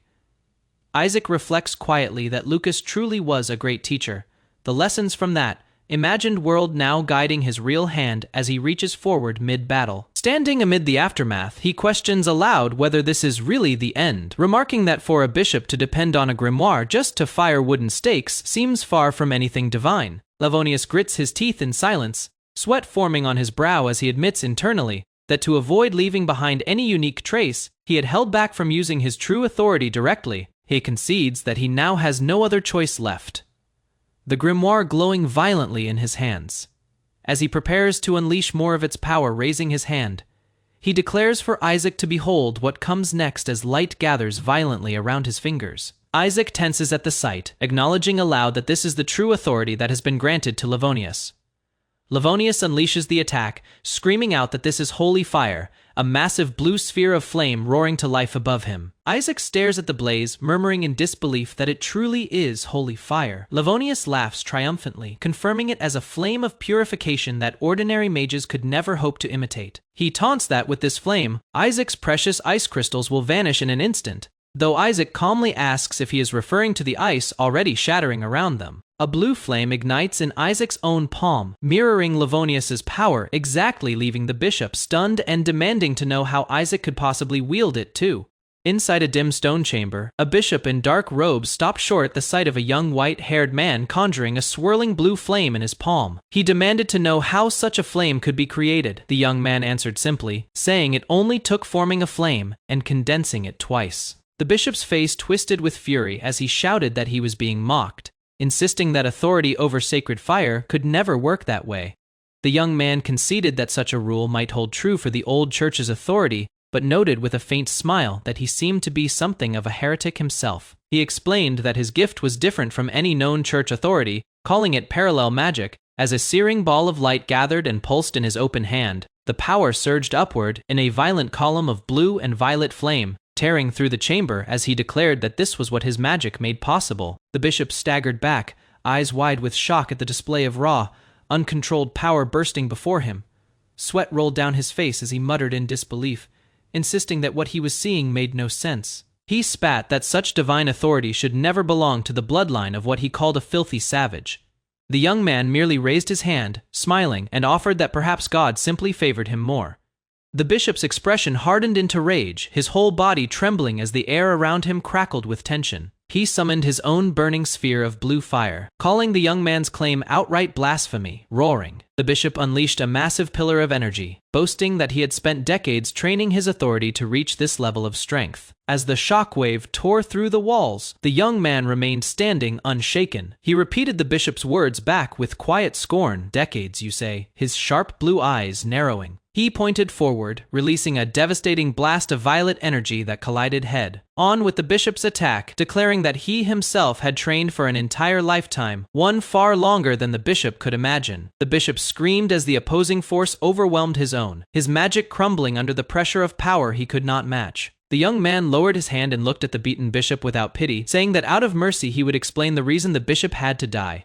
A single wide eye trembled in fear as the bishop waited, sweat dripping down his face for the answer to come. The young man revealed it plainly. It was because it would be troublesome if word ever got out that he was capable of using magic at all. And with that, a final overwhelming explosion of violet energy consumed the bishop entirely. In the aftermath, a lone figure stumbled through the ruined chamber, bracing against the wall and groaning in pain from the battle's toll. The young man pressed a hand to his chest, breathing hard, admitting to himself that sustaining magic of that scale for so long was still more than his body could comfortably endure.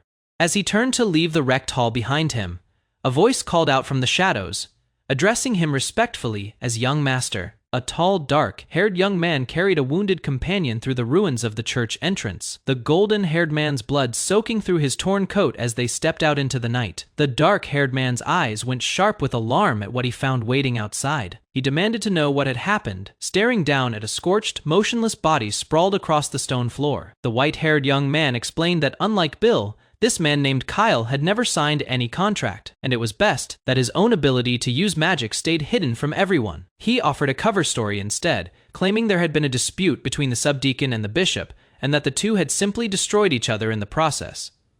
The dark-haired man studied him for a long moment before asking quietly if he wasn't going to press. For more, the white-haired man merely turned his gaze aside, unreadable. He then reported that he had already disposed of all the paladins, and the dark-haired man answered with a simple word of acknowledgement. The white-haired man fell silent for a beat before asking about someone named Randolph. The dark-haired man's grip tightened on the woman he was carrying, his expression darkening. His hand curled into a fist as he admitted that the man had asked him, before the end, to look after his family.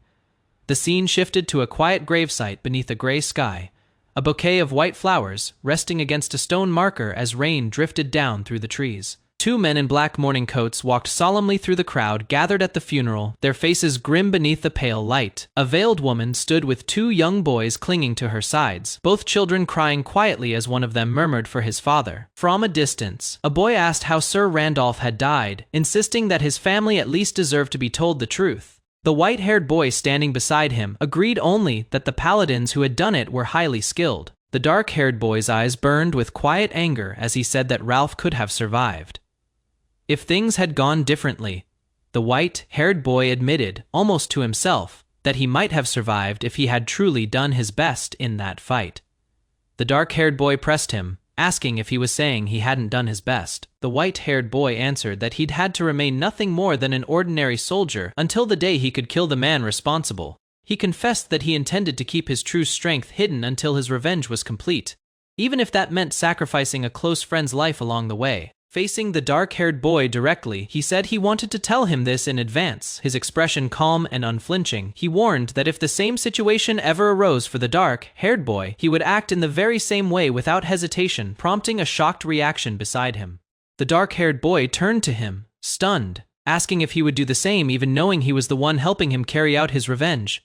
Standing before a flower-laid grave, the white-haired boy vowed silently that the day would come when he enacted his revenge as Kyle, not as Carlson, and answered with a simple word of understanding. The dark-haired young man looked down at him with a faint smile, saying quietly that the same applied to both of them. Turning away from the church grounds, he added that they were people who had no right to watch a funeral all the way to its end. Later, in a sunlit carriage, an older gray-haired man reported that discussions with the Vatican had concluded, and in exchange for the church overlooking the bishop's crimes, the family had secured concessions. He explained that tithes would no longer be collected and no new bishop would be sent, though he admitted he had no way of knowing how long the Vatican would honor that promise, at least for now, leaving their territory free of the old church's influence. The white-haired young man noted that everything had gone just as planned, and the older man agreed that with the obstacle removed, it was time to move on to the next stage. He added that proper praise would come later, once Carlson himself was present, and suggested they speak of other matters for the time being, leaving the young man visibly puzzled. The older man's expression darkened as he clenched his hands together, insisting bitterly that he had known nothing of what had truly happened. He described the horror he claimed to have only just learned of, that the evil cult's rituals were vicious, that 13 paladins had been brought along, and that the bishop himself had founded the cult and carried out such atrocities without his knowledge. The young man studied him in silence, admitting there was so much he had remained unaware of, despite believing he understood everything. The scene shifted to a memory, the older man gripping the boy's face in alarm, and asking what on earth had happened to him, recalling how before he left for Winterband, the boy had merely been a child suffering from a rare condition. But now, he said, he found himself unable to read what the boy was thinking at all, the two studying each other across the space between them. Inside a swaying carriage on a forest road, he admitted quietly that he was simply acting for the good of their house. The two men sat facing each other in the carriage, their expressions unreadable in the fading light. The older man spoke a single name, Isaac, addressing his companion directly.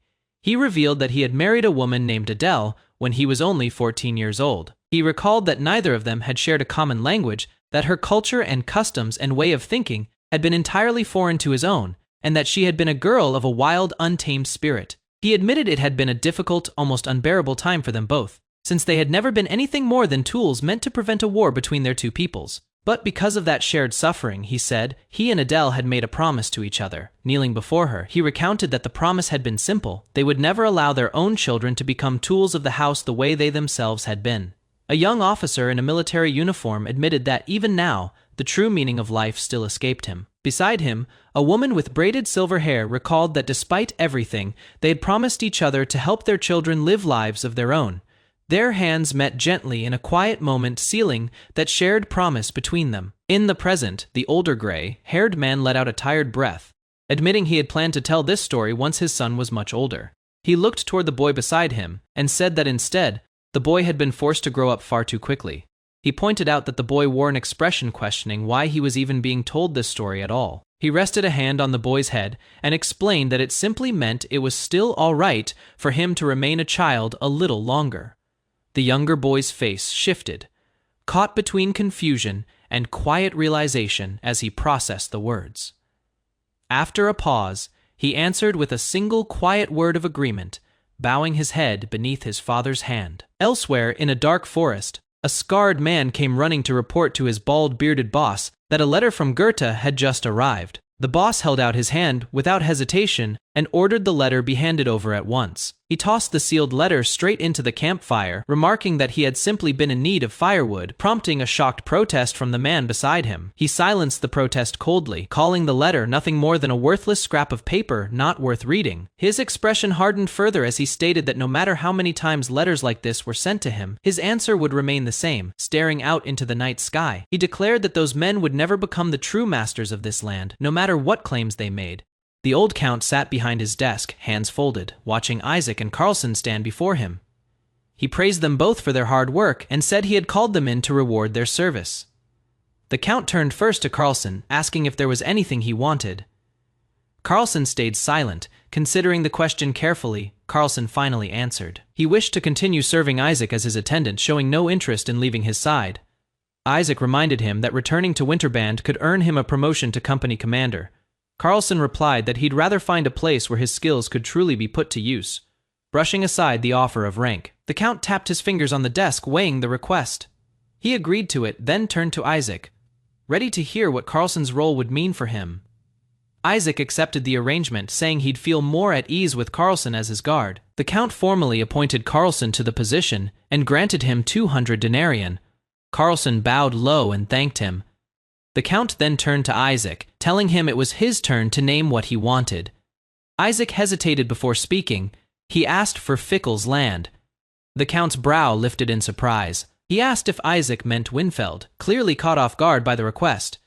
The scene shifted to a training hall bathed in morning light, where a younger Isaac stood across from Winfeld, wooden swords in hand, preparing to spar. The swords clashed hard, wood cracking against wood as the two exchanged a fierce opening strike, the force of it staggering both fighters back. Winfeld ended up on the ground, having blocked the blow but lacking the strength to hold his stance. Isaac stood over him, telling him plainly that his defense was solid, but his footing still wasn't enough. Winfeld wiped sweat from his face, breathing hard from the exchange. Isaac watched him with a calm, appraising look, unshaken by the effort it had taken. Catching his breath, Winfeld asked why Isaac had suddenly requested this spar in the first place, suspicious of his motives. Isaac's wooden sword struck down onto the ground, his answer coming plain and direct. He intended to take hold of Winfeld himself. Winfeld asked what Isaac planned to do once he had control over him. Isaac refused to explain fully, only saying it would serve his revenge, and that Winfeld didn't need to know more than that. The two squared off again in the training hall, swords raised, tension building as they circled each other under the pale light. A fist drove forward, and the wooden blade shattered against the ground in an explosion of splinters and dust, the force behind the clash undeniable. Their swords locked mid-strike, sparks of impact flashing between them. As neither one gave ground, the fight reaching another peak. Isaac steadied his stance, sword raised, and spoke calmly through the storm of dust settling around him. Then let's begin again. Winfeld swung with force, thoughts racing that he'd been told Isaac never learned the sword, yet the clash rang out with brutal impact. Watching him move, Winfeld noted the strangeness of it. Isaac's technique wasn't sharp or fast by any measure. Nothing about it looked impressive on the surface. And yet every attack and every defense landed with perfect precision, as if he'd calculated each motion before it happened. Winfeld reasoned that this kind of skill should only be possible for someone who'd held a sword since the age of 5 or 6. But Isaac's stamina was far too weak to match that history. Something didn't add up. Winfeld stumbled back from another exchange, breath ragged, the question burning in his mind: how in the world was any of this possible? Isaac's eyes narrowed as he stayed silent, gripping his wooden sword and pushing forward again, closing the distance without hesitation. Winfeld's eyes widened in alarm, sensing the attack coming and bracing himself against it. The blades collided again with a violent crack, both fighters driven back by the force of the exchange. Their swords locked, trembling under the pressure. Winfeld grunted through clenched teeth, refusing to yield ground even as his arms shook, caught off guard by Isaac's follow. Through, Winfeld staggered backward, disbelief flashing across his face at the shift in momentum. Isaac drove forward with a fierce strike, and the two collided again, wooden blades crashing together in a blur of motion. Winfeld cried out as the impact landed, pain twisting across his face as he was thrown off balance. Isaac stood over him afterward, calm and unshaken, and told him plainly that this level of skill wouldn't even be enough to get by in Winfeld. Struggling to sit upright, Winfeld admitted the reason behind it all. He was asking Isaac to teach him. Isaac's gaze sharpened as he studied him for a moment, then asked if Winfeld could use magic.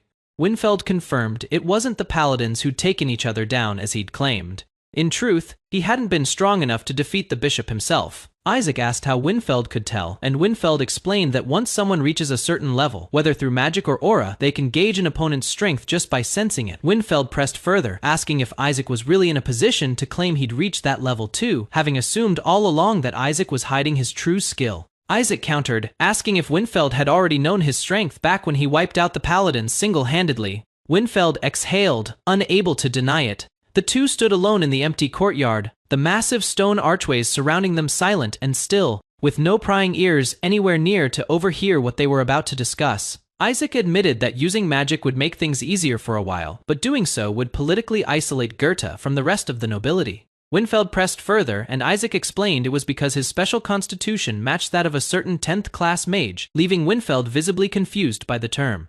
Winfeld asked if he meant Zeke von Goethe, and Isaac confirmed it, noting that Zeke was the only 10th class mage in recorded history. Isaac continued, explaining that according to the records, Zeke had also suffered from mana explosions, but overcame it by collecting artifacts from across the continent and wearing them on his body, finding his own way past the Constitution's limits.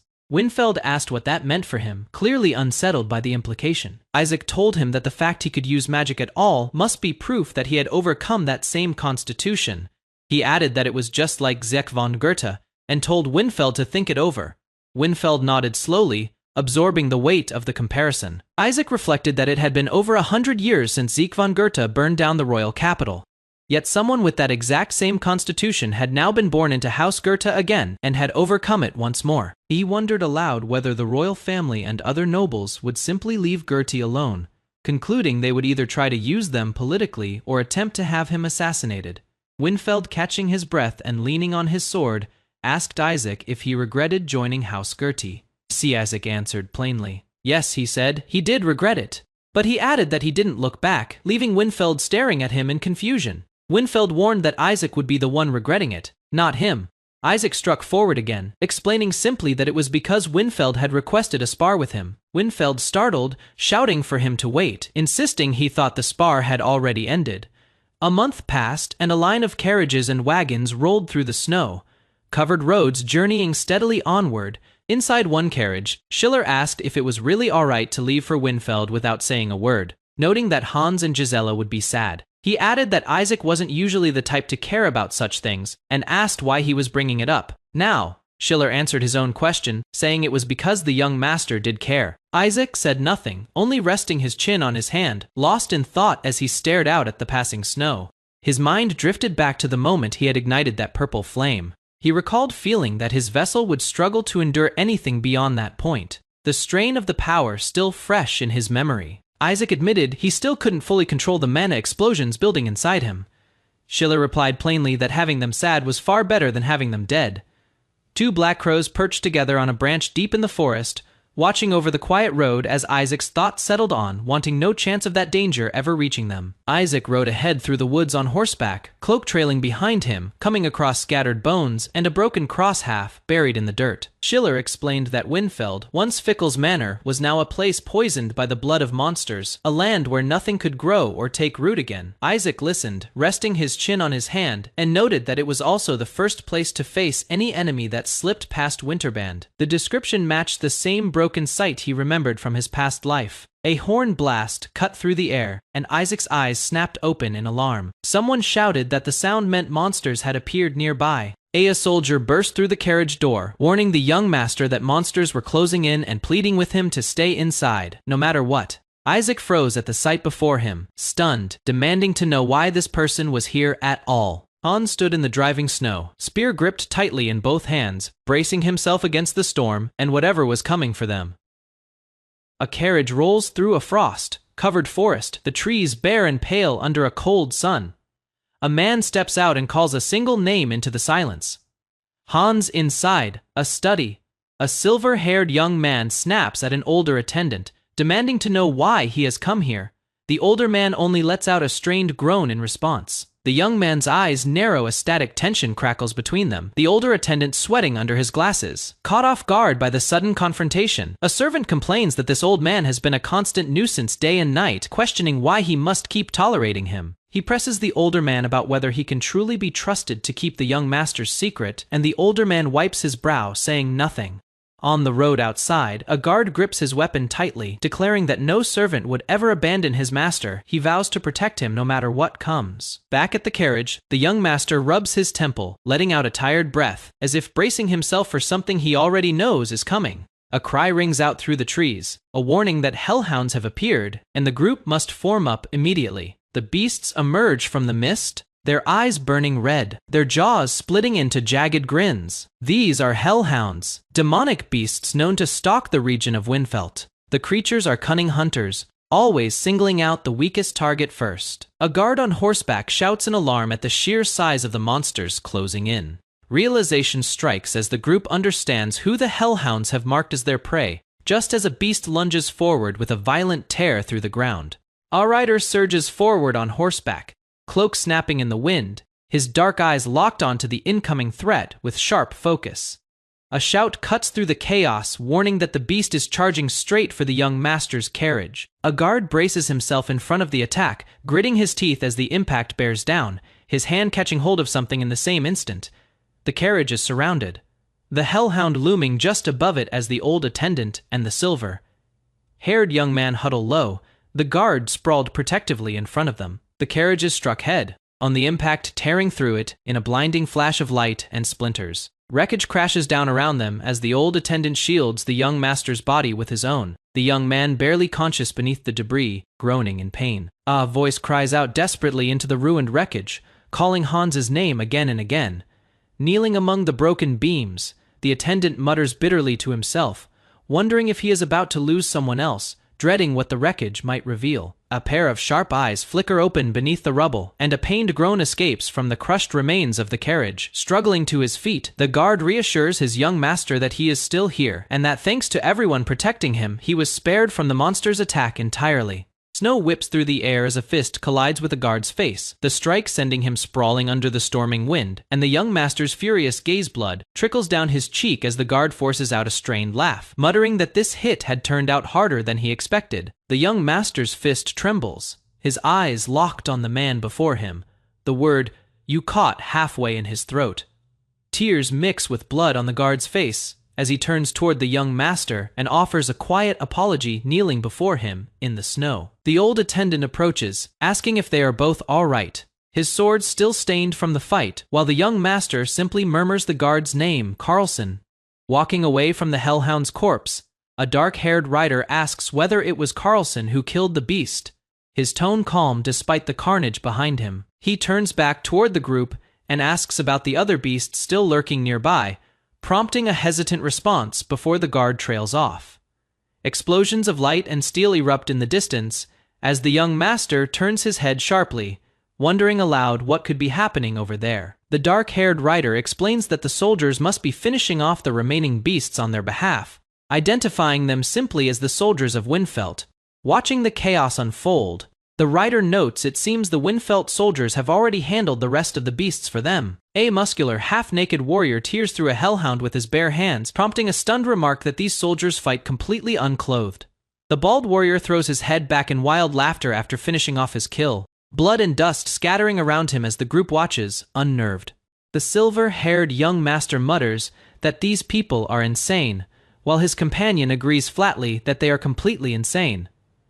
The old attendant explains that the laughing man serves as commander of the Winfelt camp, prompting a puzzled question about his rank. He adds that most of the soldiers stationed here, including their commander, come from the fighter tribe, a detail that draws a curious echo from the young master.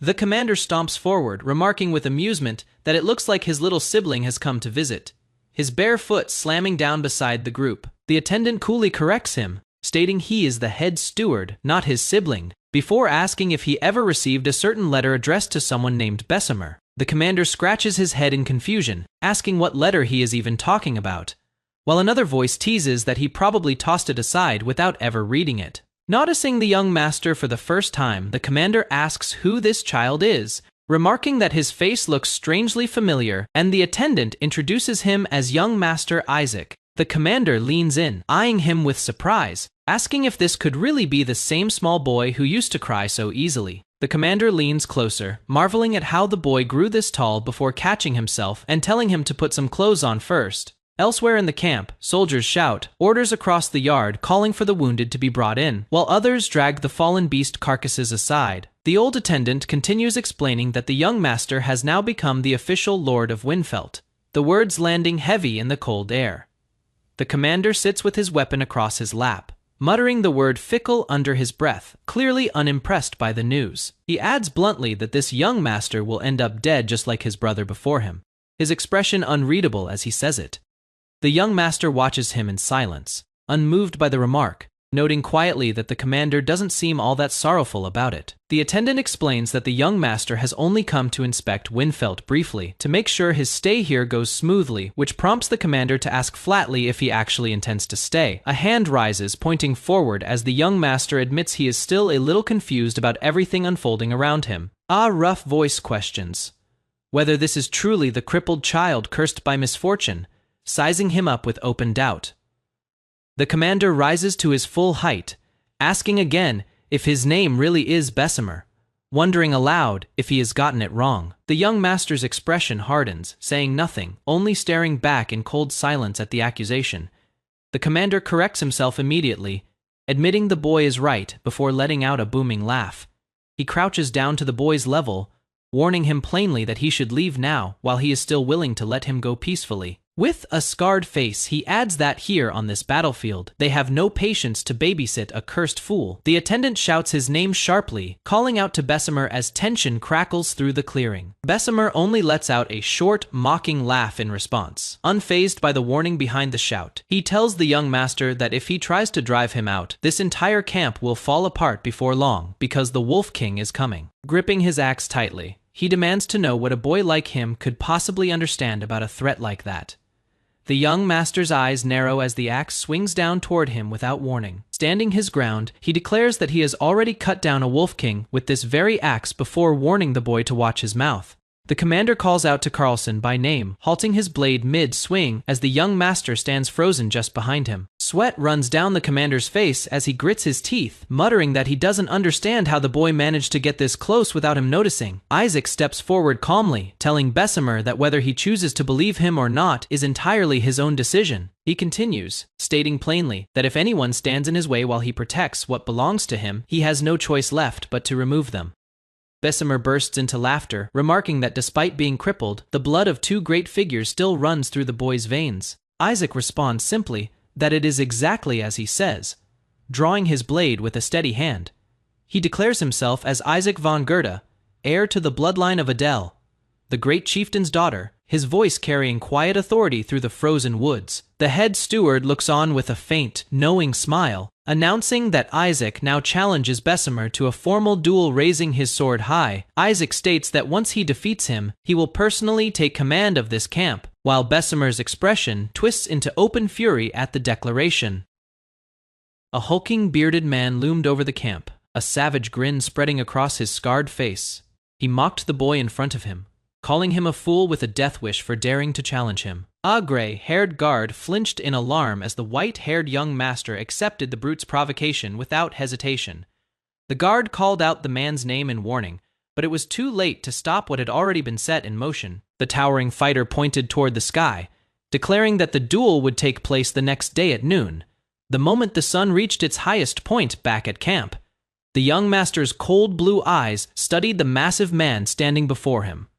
Despite the danger, he offered him lodging in a tent for the night, treating the confrontation as nothing more than routine business. The two stood face to face beneath the bare winter trees. The brute told him plainly that if he wished to flee, now was his chance. But the boy's expression didn't waver later that night. The older guard confronted the young master inside his tent, demanding to know what had possessed him to provoke such a dangerous man in the first place. A refined, sharp-eyed official spoke up, revealing a crucial detail. The man called Bessemer was no ordinary soldier. He was a berserker. The official continued, explaining that berserkers were known for their uncontrollable aggression, a trait that usually cut their lives short. Yet somehow, Bessemer had defied that fate and survived far longer than most of his kind. The young master, calmly sharpening his blade, was asked if he understood the weight of that fact. He replied that surviving as a berserker meant Bessemer possessed not just raw strength, but also the discipline to temper it with patience and judgment. The older guard's face tightened with unease. He admitted that the young master clearly understood the danger, and yet asked why he still chose to walk straight into it. Outside the tent, two other soldiers, Hans and Carlson, stood uneasily nearby. A voice called out to them, urging them to speak up and add their own objections to the young master's reckless decision. Hans hesitated, staying silent as another man ruffled his hair dismissively. The young master, unmoved, dismissed them for the night, stating he needed to rest before the coming duel and telling Hans to return with Schiller the next day. Hans looked visibly shaken, stammering out a request for pardon, clearly wanting to protest further, but unsure how to say it. The young master cut him off flatly, telling him he was in the way. Hans froze, caught off guard by the blunt dismissal. The two soldiers stepped back through the tent flap, disappearing into the night outside, leaving the young master alone with his thoughts. Just outside, one of the dark-cloaked men murmured quietly to himself, vowing that if the young master were ever truly put in danger, he would not simply stand by and watch. Lying down for the night, the young master added a final warning of his own. Once that moment came, nothing anyone said would be able to stop him from acting. In response, the older guard simply told him to suit himself, and the two settled into their separate beds, the tension between them still unresolved. Later, another dark-cloaked figure asked Carlson if they were moving out already. Carlson confirmed it with a single word. Carlson reported strange activity stirring among the soldiers in camp. The young master, unconcerned, told him to leave it alone and focus only on the task he'd been given. Under the night sky, a dark-haired man gave a quiet nod, accepting the order handed down to him without question. Morning broke violently. The young master woke with a start. Blood streaked across his forehead and cheek, his expression frozen in shock. He sat up in bed, disoriented and bloodied, staring ahead in stunned silence as his sheets lay soaked around him. Above his bed hung the corpse of a hellwolf, tied to the tent's ceiling beam, dripping blood steadily onto him as he realized it had been placed there, deliberately, dismissed by those responsible as nothing more than a prank. Outside, a soldier tore open the tent flap and shouted in alarm, calling out for the young master as daylight spilled into the wrecked interior. A group of soldiers stood nearby laughing, mocking him openly and asking if he'd feasted on wolf meat the night before. Furious, Hans stepped forward and demanded how men who called themselves soldiers of Goethe could commit such an act, only to be cut off by another voice, ordering him to stop. Ignoring the tension around him, the young master rose and said the real priority now was simply washing the blood from his skin. Hans turned toward him, calling out his title, his face tight with worry. At the wash bin, the young master poured bucket after bucket of cold water over his head, rinsing the blood away in silence, his composure unshaken despite everything that had just happened to him. Schiller stood outside the tent, demanding how men who claimed to be soldiers of Goethe could stoop to something so vile. Another figure told him to save his breath, since confronting the culprits directly would only earn him denials. The older commander stormed onto the scene, furious, demanding to know where Carlson had gone and questioning what he'd been doing while this humiliating prank was carried out. The young master, now calm and composed at the washbin, spoke up in Carlson's defense, explaining that he had simply been away completing a task given to him personally. Toweling off his damp hair, he remained unnervingly steady, prompting the voice beside him to admit disbelief at how unshaken he seemed by the entire ordeal. A memory surfaced instead, one from long before, drawing back to another investigation that had followed the aftermath of an evil cult's rituals. A place once searched for the full truth behind that earlier incident. What they had found there was described simply as nothing short of hell, a scene soaked in blood and dark ritual markings that no one could forget. It was noted that an ordinary child faced with something so horrifying could easily have been shaken into madness. And yet, the young master had walked through it all without breaking later. The older commander approached again, finally locating him and calling out his name as he crossed the muddy campground. The commander remarked that the tent had been quite a sight, yet seemed relieved there had been no serious harm done. The young master coldly repeated the words back, pointing out that he had been left covered in blood and filth. The commander pressed further, asking if it wasn't fortunate that was all that happened. The young master's only response was a flat question, asking him to repeat what he'd just said. The head butler questioned aloud whether Winfeld truly belonged to Goethe, since the land had only ever been claimed by force. His face carried unease as he considered the weight of that question. A group of warriors stood beneath the night sky, one of them reminding the head butler that the men still bowed their heads, only because His Excellency remained alive and in good health. The butler's silence answered for him. The white-haired young master sat by a bathhouse, dismissing the matter, and turning to Carlson, asking what had come of the order he had given. Carlson confirmed that everything had unfolded exactly as the young master predicted. The butler pressed further, revealing that the hellwolves had struck the camp, and not merely out of hunger for food. He questioned whether the young master had deliberately entrusted Carlson with investigating the wolves, sensing there was more behind the decision, standing alone near the camp's wooden walls. The young master wondered quietly what reason could lie behind it all, his expression unreadable as snow drifted around him. A massive blow cut through the air as a giant axe swung down, the impact echoing through the camp. The young master and his men watched grimly as the confrontation began to unfold before them. The young master's sharp blue eyes narrowed as the noon drum sounded across the fortified camp. Before him stood a towering warrior gripping a battle axe, the two facing each other in the open yard. The bald-bearded giant mocked the young master for stepping forward, instead of fleeing, taunting that it still wasn't too late to turn back and run. Unshaken, the young master lifted his sword, declaring that before anything else, they needed to settle exactly how the duel would be carried out. He proposed that the method used by the Waiter tribe to select its chief should decide the outcome, cutting his own palm as a gesture of the tradition's seriousness. The giant's eyes tightened at the sight, acknowledging that the young master had clearly studied the tribe's customs and come fully prepared for the challenge ahead.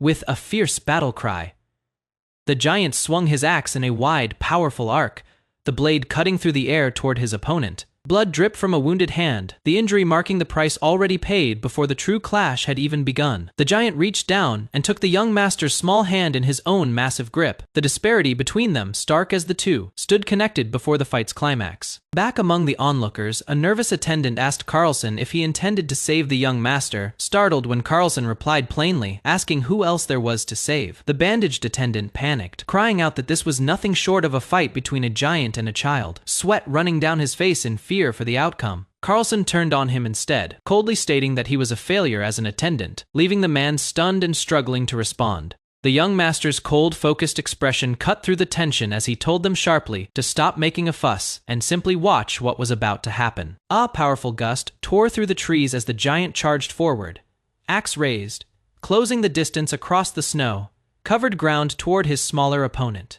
With a single decisive strike, the giant's massive frame was sent flying backward through the air, crashing down in a burst of light as the young master stood firm. Having ended the duel in one blow, the giant swung his massive fist and axe together in a brutal downward strike, roaring as he threw all his strength into the blow meant to end the fight. Carlson turned to the sweating attendant beside him and told him to look closely, both watching intently as the clash unfolded before them. Carlson thought about what kind of man his master truly was, recalling his sharp resolve before an image surfaced of the young master's face streaked with tears. A massive explosion of dust and force ripped through the ground, sending shockwaves outward as the surrounding warriors flinched and shielded themselves from the blast. The attendant stammered in disbelief as he realized what had happened. The young master had blocked the giant's axe head on, standing firm against the crushing weight of the strike, leaving everyone stunned at the sight.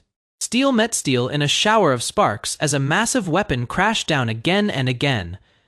A young man in a dark coat took the brunt of the impact, thrown backward across the frozen ground, his sword barely holding against the force bearing down on him. Two soldiers stood frozen at the edge of the clearing, watching the scene unfold. One turned to the other in disbelief, unable to process what he had just witnessed. The young master had stopped Bessemer's attack cold, and it made no sense. House Goethe was known for producing mages, not swordsmen. The bald, bearded warrior lowered his massive axe onto his shoulder, sizing up the boy who had just blocked his blow. He dismissed it without much thought, muttering that it must have been luck, nothing more. The young man, silver-haired and breathing hard, knelt on the ground with his sword still gripped tightly in hand. He turned the words over in his mind, unwilling to accept them so easily. Luck alone couldn't explain what had just happened, and he knew it. Back among the soldiers, tension spread fast. One of them called out to his companion, demanding answers about what they had just seen the young master do. The words came out in a rush, the shock still written plainly across his face. Elsewhere, a dark-haired man watched from a distance, a faint smile tugging at the corner of his mouth. He turned the mystery over in his head, wondering just how the boy had managed to use magic without anyone catching him casting it. The story rewound to a month earlier. In a quiet training ground, the silver-haired young master stood before an older swordsman, his expression set and serious. He asked directly what it would take to defeat him in swordsmanship. Within the span of a single month, the two faced each other, wooden practice swords in hand, inside what looked like an old chapel hall. The instructor answered without hesitation that it was impossible, that the young master didn't stand even the slightest chance.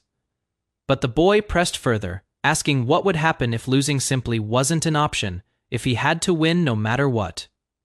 The instructor raised 3 fingers, laying out his terms plainly. There were 3 conditions that would need to be met for such a victory to happen at all, and he asked the young master to listen closely. The bearded axe wielder, established now as the very man who would later attack him, spoke through memory. The first condition was clear. The enemy needed to be looking down on his opponent, distracted, careless in his confidence. The same giant of a man knelt slightly, taking the boy's hand as if sealing an agreement. The second condition followed close behind. The fight needed a specific defined victory condition. something concrete to aim for rather than a vague notion of winning. Back on the castle grounds, the dark-haired instructor pointed a finger straight at the young master, driving his final point home. The last condition, he said, was the most important. The boy needed one sure move, something absolute, that could guarantee victory the moment the opportunity presented itself. The instructor added a catch. Meeting all three conditions would mean dedicating every waking hour of the month to nothing else.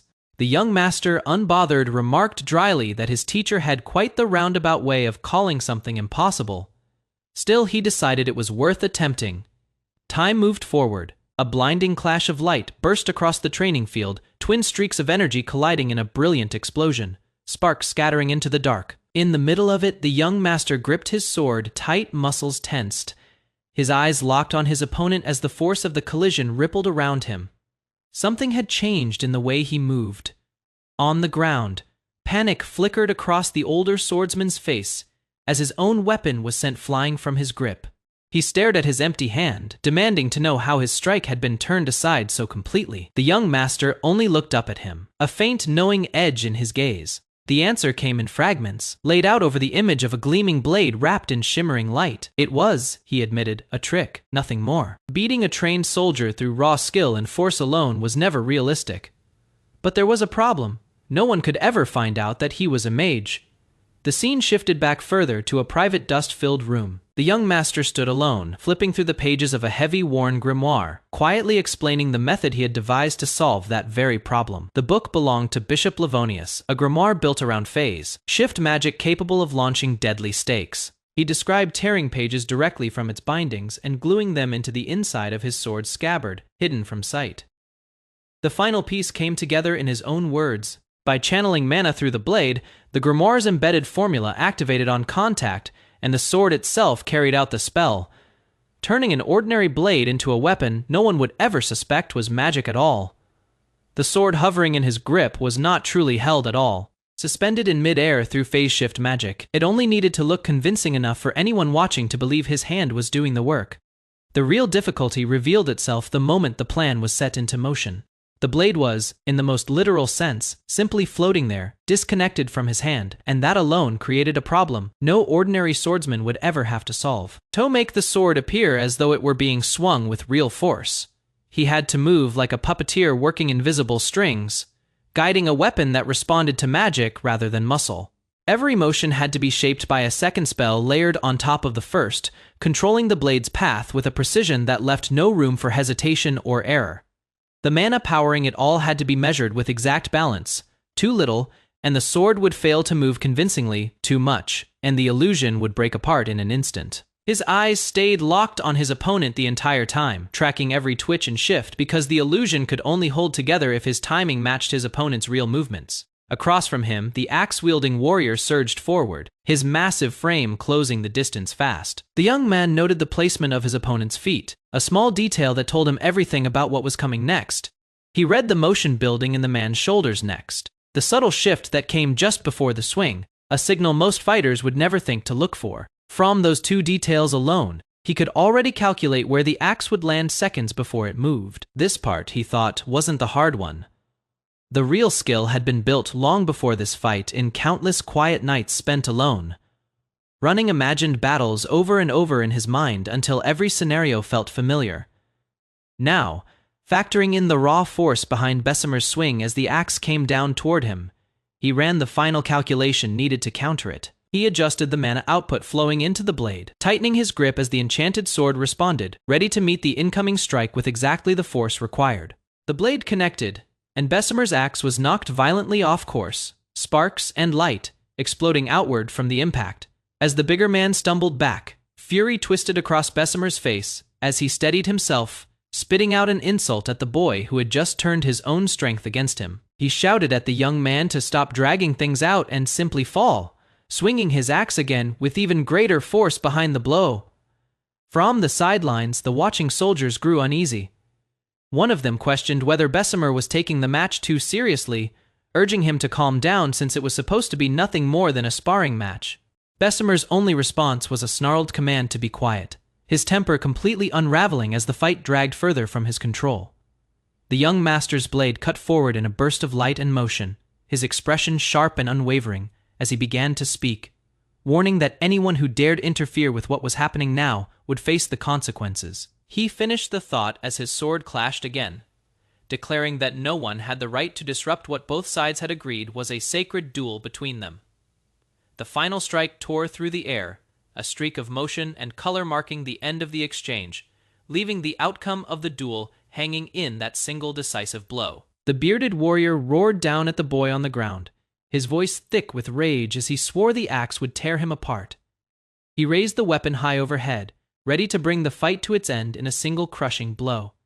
In that instant, a thought cut through the young master's mind. Crossing weapons with Bessemer had taught him something important about the man standing in front of him. He recalled Carlson's blade from an earlier encounter, remembering how much heavier and more refined that weapon had felt compared to what he now faced. A surge of certainty rose in him. He realized, with sudden clarity, that this fight could actually be won. The axe came down in a wide, brutal arc, closing the gap between them. As the young master braced himself, sword raised to meet it, Bessemer's eyes went wide. The moment the blades connected, disbelief flashing across his face as he watched his own axe begin to slip from his grip. The weapon spun away and struck the ground, embedding itself in the dirt, useless now, out of his hands entirely. Both groups of soldiers watched from a distance, tension rippling through their ranks as they registered what had just happened between the two combatants.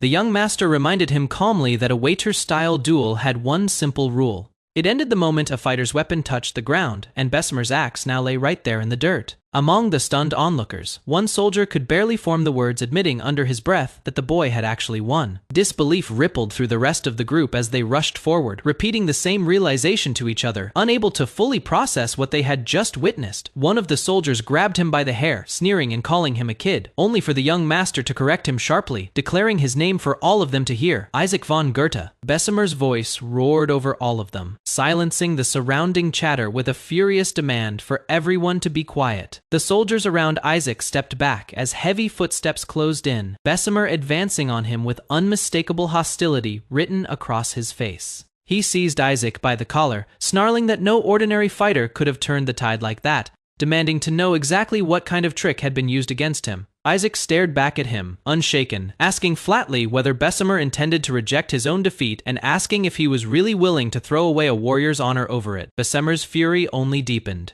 He spat back that it was Isaac who had defiled the sanctity of their duel and vowed that the insult would be washed away with his blood. From further down the path, more figures approached fast. One of them shouted furiously at the soldiers standing by, demanding to know why none of them had stepped in to stop what was happening. An older man among them, sharp-eyed behind his glasses, warned darkly that if Bessemer so much as laid a finger on the young master, there would be consequences. Anger flashed across the soldiers' faces as the threat landed, and the warning came down hard. Anyone standing there would be executed for treason if harm came to Isaac.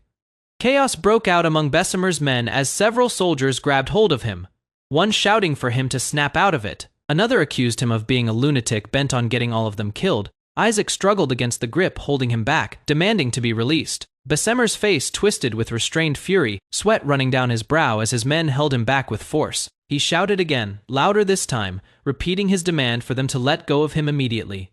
Later that night, under a sky scattered with stars, a voice broke the silence, asking why he hadn't been told about the plan beforehand. Isaac sat on his bed, sword across his lap, explaining calmly that he needed both his companion and Hans to react convincingly so Bessemer would take the bait and underestimate him. Schiller's response came flat and disbelieving. Schiller pressed a hand to his forehead, visibly overwhelmed, asking since when Isaac had been capable of something like this. He looked at Isaac directly, connecting the pieces, pointing to the strange magic he had witnessed ever since the mana explosion some time before. Schiller asked directly why Isaac hadn't told them the truth from the start.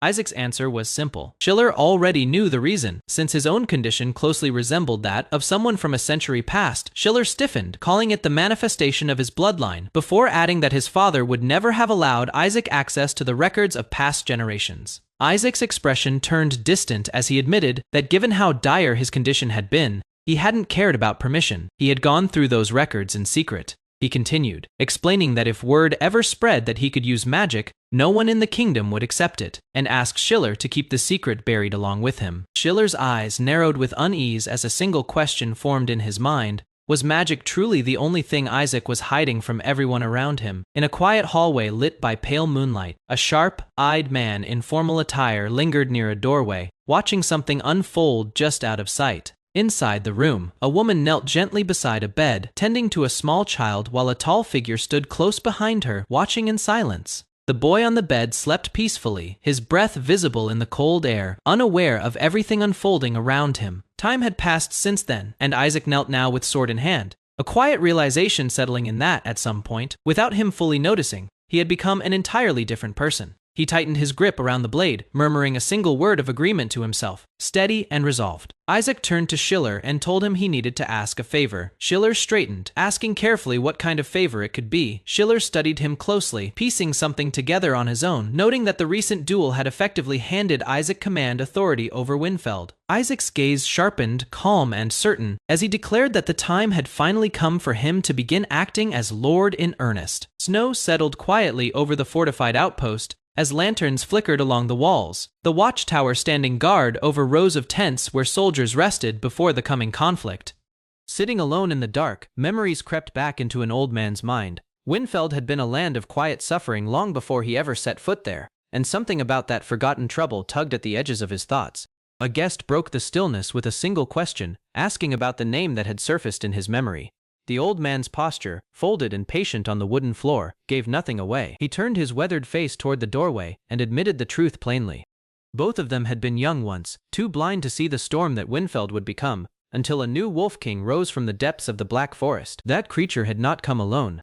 Claws tore through the dark, and an army of hellwolves swept behind it, reducing Winfeld's garrison and its villages to ash and ruin within days.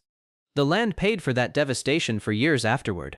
Crops refused to grow, tattered banners hung limp over broken camps, and the region slowly emptied until no one remained willing to call it home. A younger figure stood before tall windows, back turned, watching the pale light fracture across the glass. His father, he said flatly, had chosen to abandon Winfeld rather than fight for it. The old man lowered his gaze and accepted the decision without bitterness. Goethe, he explained, possessed neither the bloodline nor the treasury required to reclaim land so thoroughly ruined. A dry, humorless chuckle escaped him as he considered what followed. Compared to the chaos that later swallowed the entire country, losing one wasteland barely registered as a wound. Betrayal came from within the palace itself. The second prince, defeated in the war for succession, sold his own homeland to the empire, and soon after, the old church turned its blades on the innocent, hunting so-called witches under the empire's banner. Goethe, spared the worst of that purge, became a refuge for the persecuted instead. Surprise flickered across the younger man's face as the pieces connected. He repeated the name back, almost disbelieving that a place once written off could rise into something worth mentioning. The old man's smile sharpened with quiet pride. Goethe, he confirmed, eventually declared itself a city-state, carving out independence from the ashes of everything that had collapsed around it. So much, he murmured, had happened out there while the rest of the world looked away. Light bloomed across the panel as a private thought surfaced, sudden and unguarded.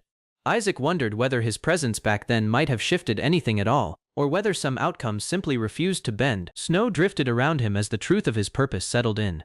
Saving his family still mattered more than anything else, and Winfeld, ruined and ownerless, was exactly the land he needed. He had little standing within his own household, a sickly, overlooked child whose fragile body could give out without warning. Servants wept and fussed nearby, mistaking his calm confession for delirium. Isaac understood their reaction, claiming to have glimpsed the future would only convince them the frail young master had finally lost his mind, so he kept the deeper truth to himself. Two men spoke over him in a study lined with tall windows, one dismissive, one rigid with quiet judgment. Even if catastrophe struck the family, they agreed, authority would never be handed to a child. Whatever he had accomplished with the old church, they insisted, had been nothing more than luck, and luck rarely repeated itself. Isaac needed distance from watchful eyes, somewhere unclaimed and unsupervised where results could be built quickly and quietly. A modest camp took shape under canvas tents, where servants moved between water basins, unaware of the ambition forming around them. Standing amid the wind-swept ruins, Isaac let a hand rest against his own forehead, half amused by his own resolve.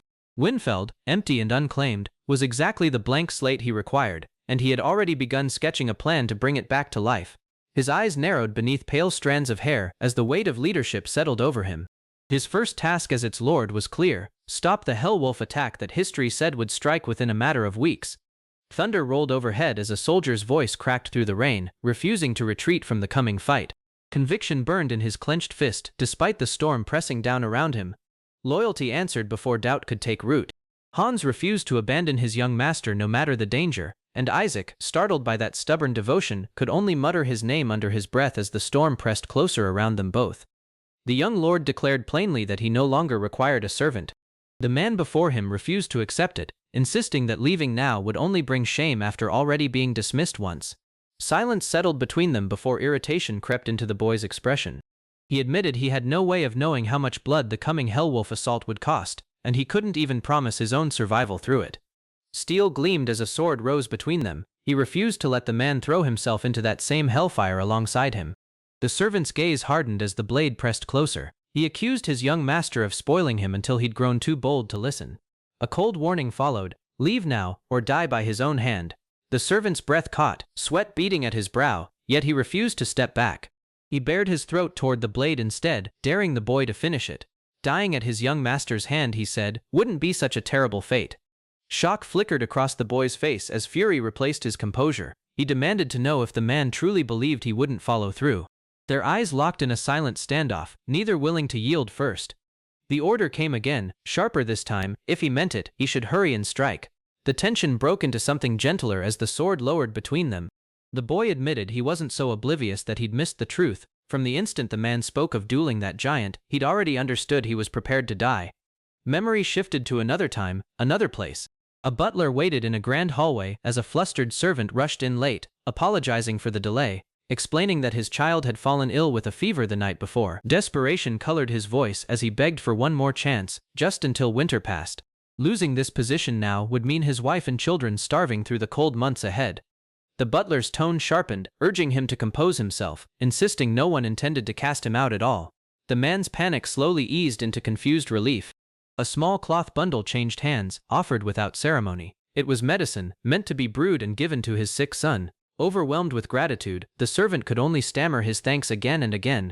The butler's expression turned stern once more as he admitted that, left to his own judgment, he would have dismissed the man that very day. He revealed the real reason behind the reprieve. It was young Master Isaac who had arranged for the medicine in secret, sparing him from that fate. Back in the present, the servant's voice trembled with sincerity as he thanked his young master for saving both him and his family. He would gladly die for his own kin, he said, but he would just as readily give his life for the boy standing before him now. The words struck something deep within the young lord, and he lowered his head without answering, hair falling to shadow his eyes. The servant broke the heavy quiet with a teasing remark, noting how pale his master looked despite speaking so boldly. He admitted with a nervous laugh that anyone would feel fear with a blade resting against their throat. Elsewhere, a curtain rustled as a dark-haired figure lingered nearby, catching fragments of a command meant to keep someone contained within these walls. His eyes widened at what he overheard. A cloaked stranger stepped forward with quiet authority, declaring he would personally train the boy in question. He intended to shape him into a fitting sparring partner, someone worthy of standing beside the young master in the trials still to come. Confusion flickered across the silver-haired boy's face as he stared at the dark-haired stranger before him, unable to grasp his choice. "Why you?" he asked, while behind them, another figure watched the exchange with narrowed, calculating eyes. Turning away, the stranger let his gaze drift toward the horizon, weighed down by something old and unspoken. He understood, better than most, what it meant to watch someone slip beyond saving and be powerless to stop it. Snapped from his thoughts, the boy called out to the sword-bearing servant standing nearby, asking him to follow. Sweat beaded on the young man's brow as he turned, sensing something significant was about to unfold. Together they crossed the frost-bitten camp, footsteps crunching against hardened earth beneath bare winter branches. The cloaked stranger addressed him once more by name, and the servant answered with quiet readiness.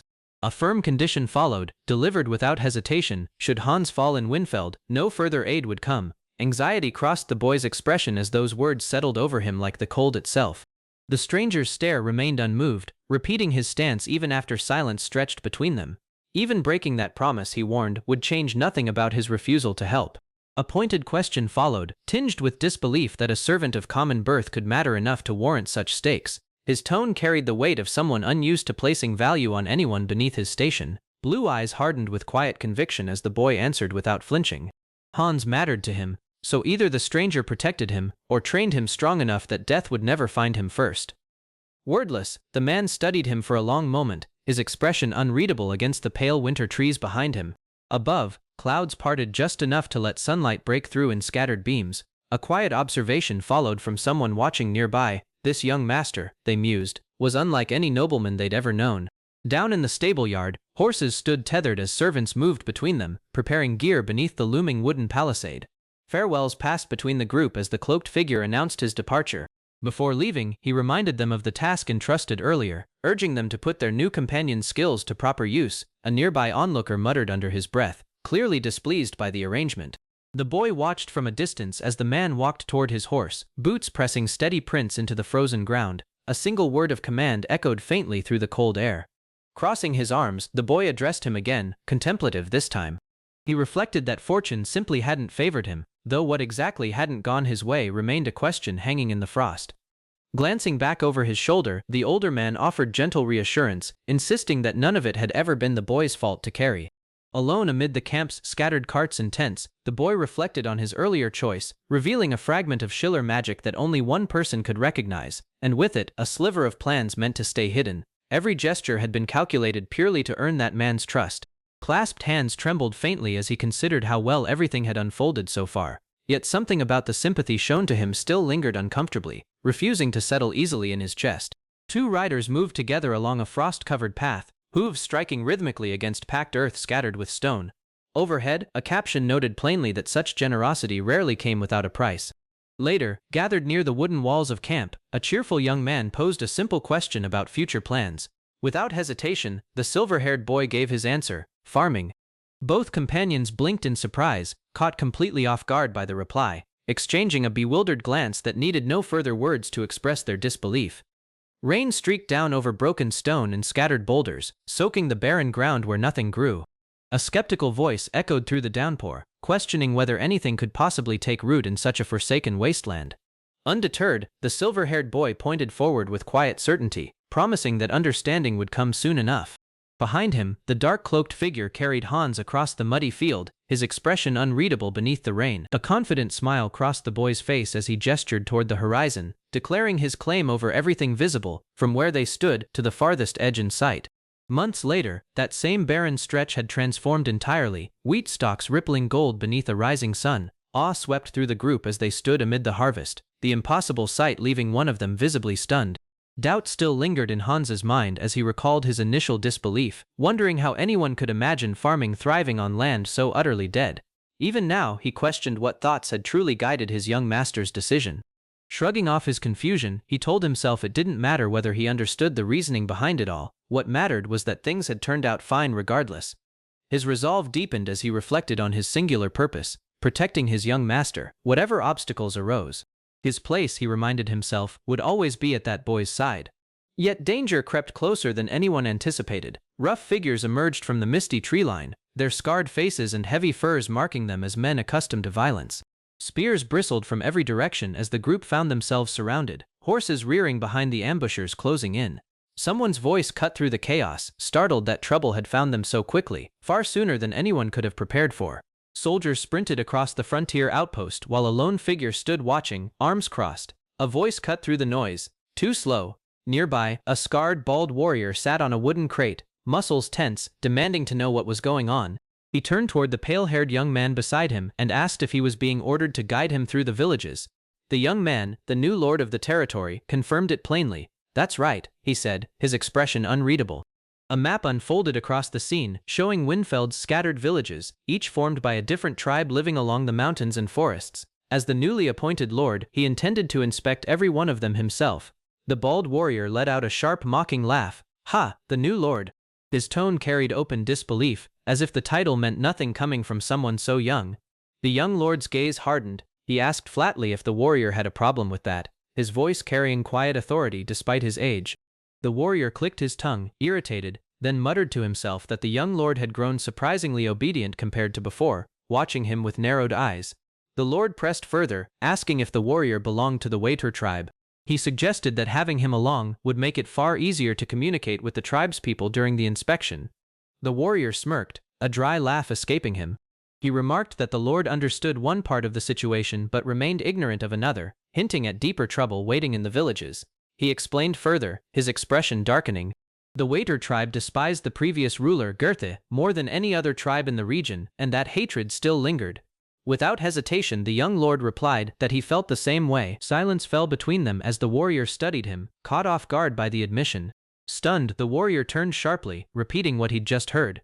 Even after learning the lord planned to investigate the Wolf King, his answer hadn't changed. The revelation clearly unsettled him. Recovering his composure, the warrior stated that he would send someone else to handle the guiding duties instead, turning away as if to end the conversation. But before parting ways, he added one more thing, glancing back over his shoulder. If the lord was curious about what he intended to do next, he was welcome to come along and see for himself. A hand gripped a strip of white cloth tightly, knuckles tense, the fabric twisting under the pressure of restrained emotion. Riders passed through the village gate on horseback, moving in single file down the muddy path, wooden fences and broken planks lining the road as they ventured further into Waitor territory. The young lord and his companion paused, standing close as light flickered somewhere ahead of them. Their expressions turned serious, sensing something was wrong. They arrived to find the villages in poor condition, quiet and worn down, thatched roofs sagging and the paths nearly empty of people. A muffled voice shouted from somewhere out of sight. The lord's companion turned quickly, alert, his eyes narrowing as he tried to locate the source of the disturbance. Inside a rundown shelter, a man in white robes struck down at a smaller figure crouched on the ground, wooden strips raised mid-swing. The lord and his companion watched from a distance, witnessing the violence unfold in front of them. A memory surfaced, an older figure standing protectively in front of a young boy, shielding him from something threatening nearby. The boy's wide eyes reflected fear, a moment from the past resurfacing at the worst possible time, tying the young lord's own history to the suffering he now stood before. As they rode further into the village, one of the escorts noticed the villagers scattering at their approach, murmuring that it seemed like the people were deliberately avoiding them. An old man leaning on a cane and a thin young woman stood in the empty square. Someone observed that only the elderly and women remained in this village, and all of them looked malnourished, their frames worn thin. A tribesman riding alongside explained the reason bluntly. There was simply nothing edible left to sustain the people who stayed behind. The young lord's expression darkened as he took in the state of Winfeld, his territory, absorbing the truth of what he now governed. The land itself had been poisoned by the blood of magical beasts. Every crop the villagers tried to grow ended up withering in the soil, and the nearby black forest stayed infested with dangerous creatures that made the ground unusable. The guide continued explaining as they rode through the settlement. Young men in this region either died while hunting for food or beasts, or they joined the border camps for barely enough pay to survive. The young lord's gaze remained fixed ahead, taking in every detail of the suffering around him without a word. The escort, riding a short distance away, grew anxious with his own thoughts. He had been chosen to guide the group instead of a man named Bessemer because he came from a nearby tribe, but he realized he had spoken carelessly about his personal grievances against Goethe, the former ruler. He worried the young lord might take his frustration out on the village because of it.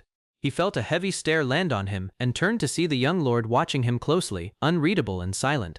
The lord asked for his name, confirming it was Gunther. The guide answered quietly, bracing himself for whatever judgment might follow.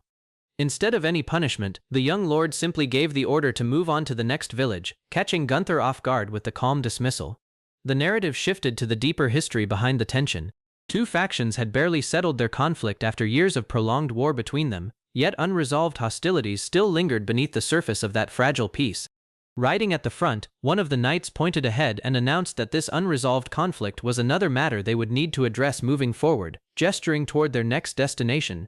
Deep within the shadowed woods, it was revealed that this was the territory of the Waitor tribe, the people who made their home inside the Black Forest itself. The young lord's eyes sharpened as he took in the dense, foreboding trees surrounding them.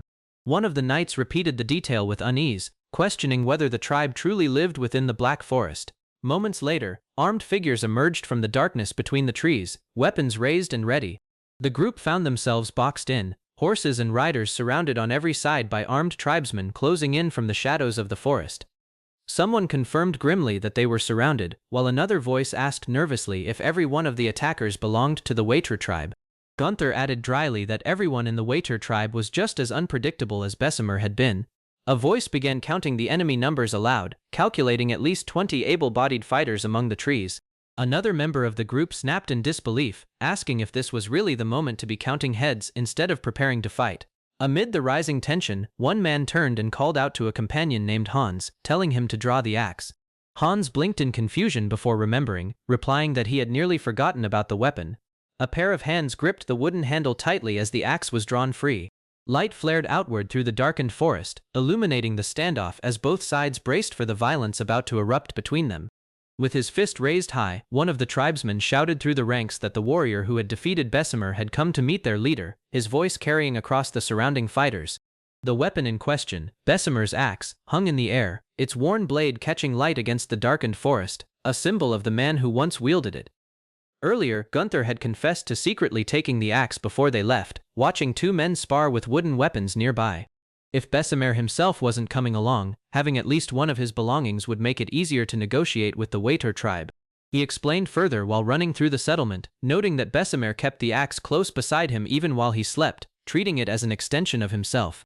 Among the surrounding tribesmen, one warrior's face twisted in disbelief as he demanded to know if Bessemer was truly dead, unable to accept the news. The young lord corrected him at once, stating plainly that Bessemer was alive. The two of them had settled their dispute through a duel, fought according to Waiter tradition. The tribesman fell silent, his expression unreadable as the wind stirred around him, processing what he had just heard. A hand extended forward, pointing directly at the young lord as one of the Waiter warriors addressed him, calling him a young warrior who had come alone into their territory. Behind him, one of his men objected sharply, insisting he couldn't go alone since there was no telling what the tribe might do. The young lord turned back and asked coldly who had given him the right to decide what he could or couldn't do, then handed over the axe and told him to take it. He addressed the man directly by name, Carlson, and Carlson answered with a simple confirmation, understanding what was being asked of him. The two exchanged a tense, silent look beneath the night sky, an unspoken understanding passing between them as sparks of light flickered in the darkness above.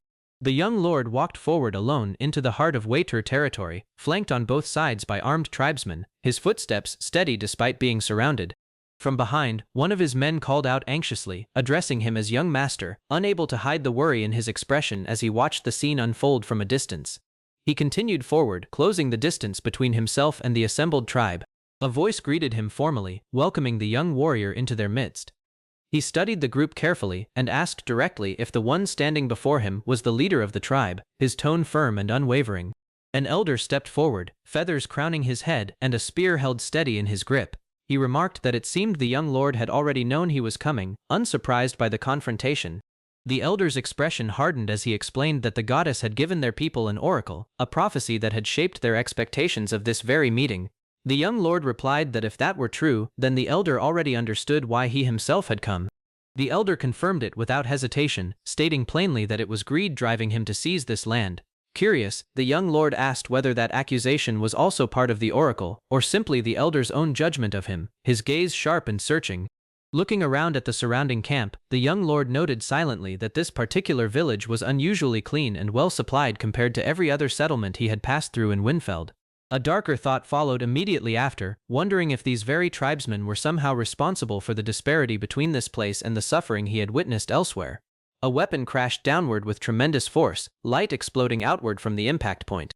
A voice echoed through the scene, naming him, Little Gaeta, bearing the bloodline of the Northern Devil. Standing before the assembled tribesmen, a weapon raised threateningly above him, the young lord faced their leader as he demanded to know exactly what had brought him all this way into Waiter territory. The elder pressed further, asking directly if there was any reason he shouldn't simply kill him where he stood, the tension thick between them under the night sky. The young lord answered without flinching, turning the question back on him. That was exactly what he wanted to ask in return.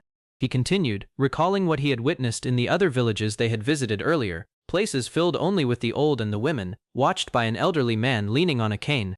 The young men from those villages had either joined the border camps or died hunting magical beasts in the surrounding forest. Yet standing before this particular village, deep within that same forest, he observed something strange. Surrounded by the tribe, he noted aloud that there were so many able-bodied men still present here, unlike everywhere else he had traveled. The elder remained silent for a moment before answering. The Waiter tribe was strong, he said, and they needed no greater reason than that to survive. The young lord's expression shifted slightly, a faint smile crossing his face as he replied simply, questioning the claim with quiet skepticism. Another voice among the group interjected sharply, demanding that he prove his claim by showing his new lord, the tension escalating as the two large tribesmen closed in around him. What followed became known as the true strength of the Waiter tribe. A pack of monstrous antlered wolves surged forward from the tree line, charging directly at the group with terrifying speed. The elder's composure shattered instantly, his face twisting in shock and disbelief as he cried out, unable to comprehend how wolves had appeared without warning inside their own territory. The young lord remained calm amid the chaos, asking plainly why the elder found it so strange. Was it truly unusual for magical beasts to appear within the Black Forest, a place already known for such creatures? The elder's expression darkened further as a different thought crossed his mind, his voice trailing off as he considered another possibility entirely. The young lord met his gaze directly, asking coldly whether the elder had never fought hellwolves before, his blue eyes locking onto the older man's furious stare. A hand tightened its grip on a weapon as the elder admitted the truth. They had never fought hellwolves before, not once in the tribe's long history. The young lord's expression turned sharp and knowing. He explained that there had simply been no need to before now, his words landing just as the wolves lunged toward the gathered tribesmen. Standing apart from the chaos, he admitted plainly that he did not know exactly how he had summoned the wolves in the first place, watching the scene unfold with a strange, detached calm. As the wolves closed in around the village, he issued a final warning to those who had threatened him, telling them plainly that they would come to regret everything they had done, his voice carrying over the sound of the approaching beasts and the rising chaos consuming the camp.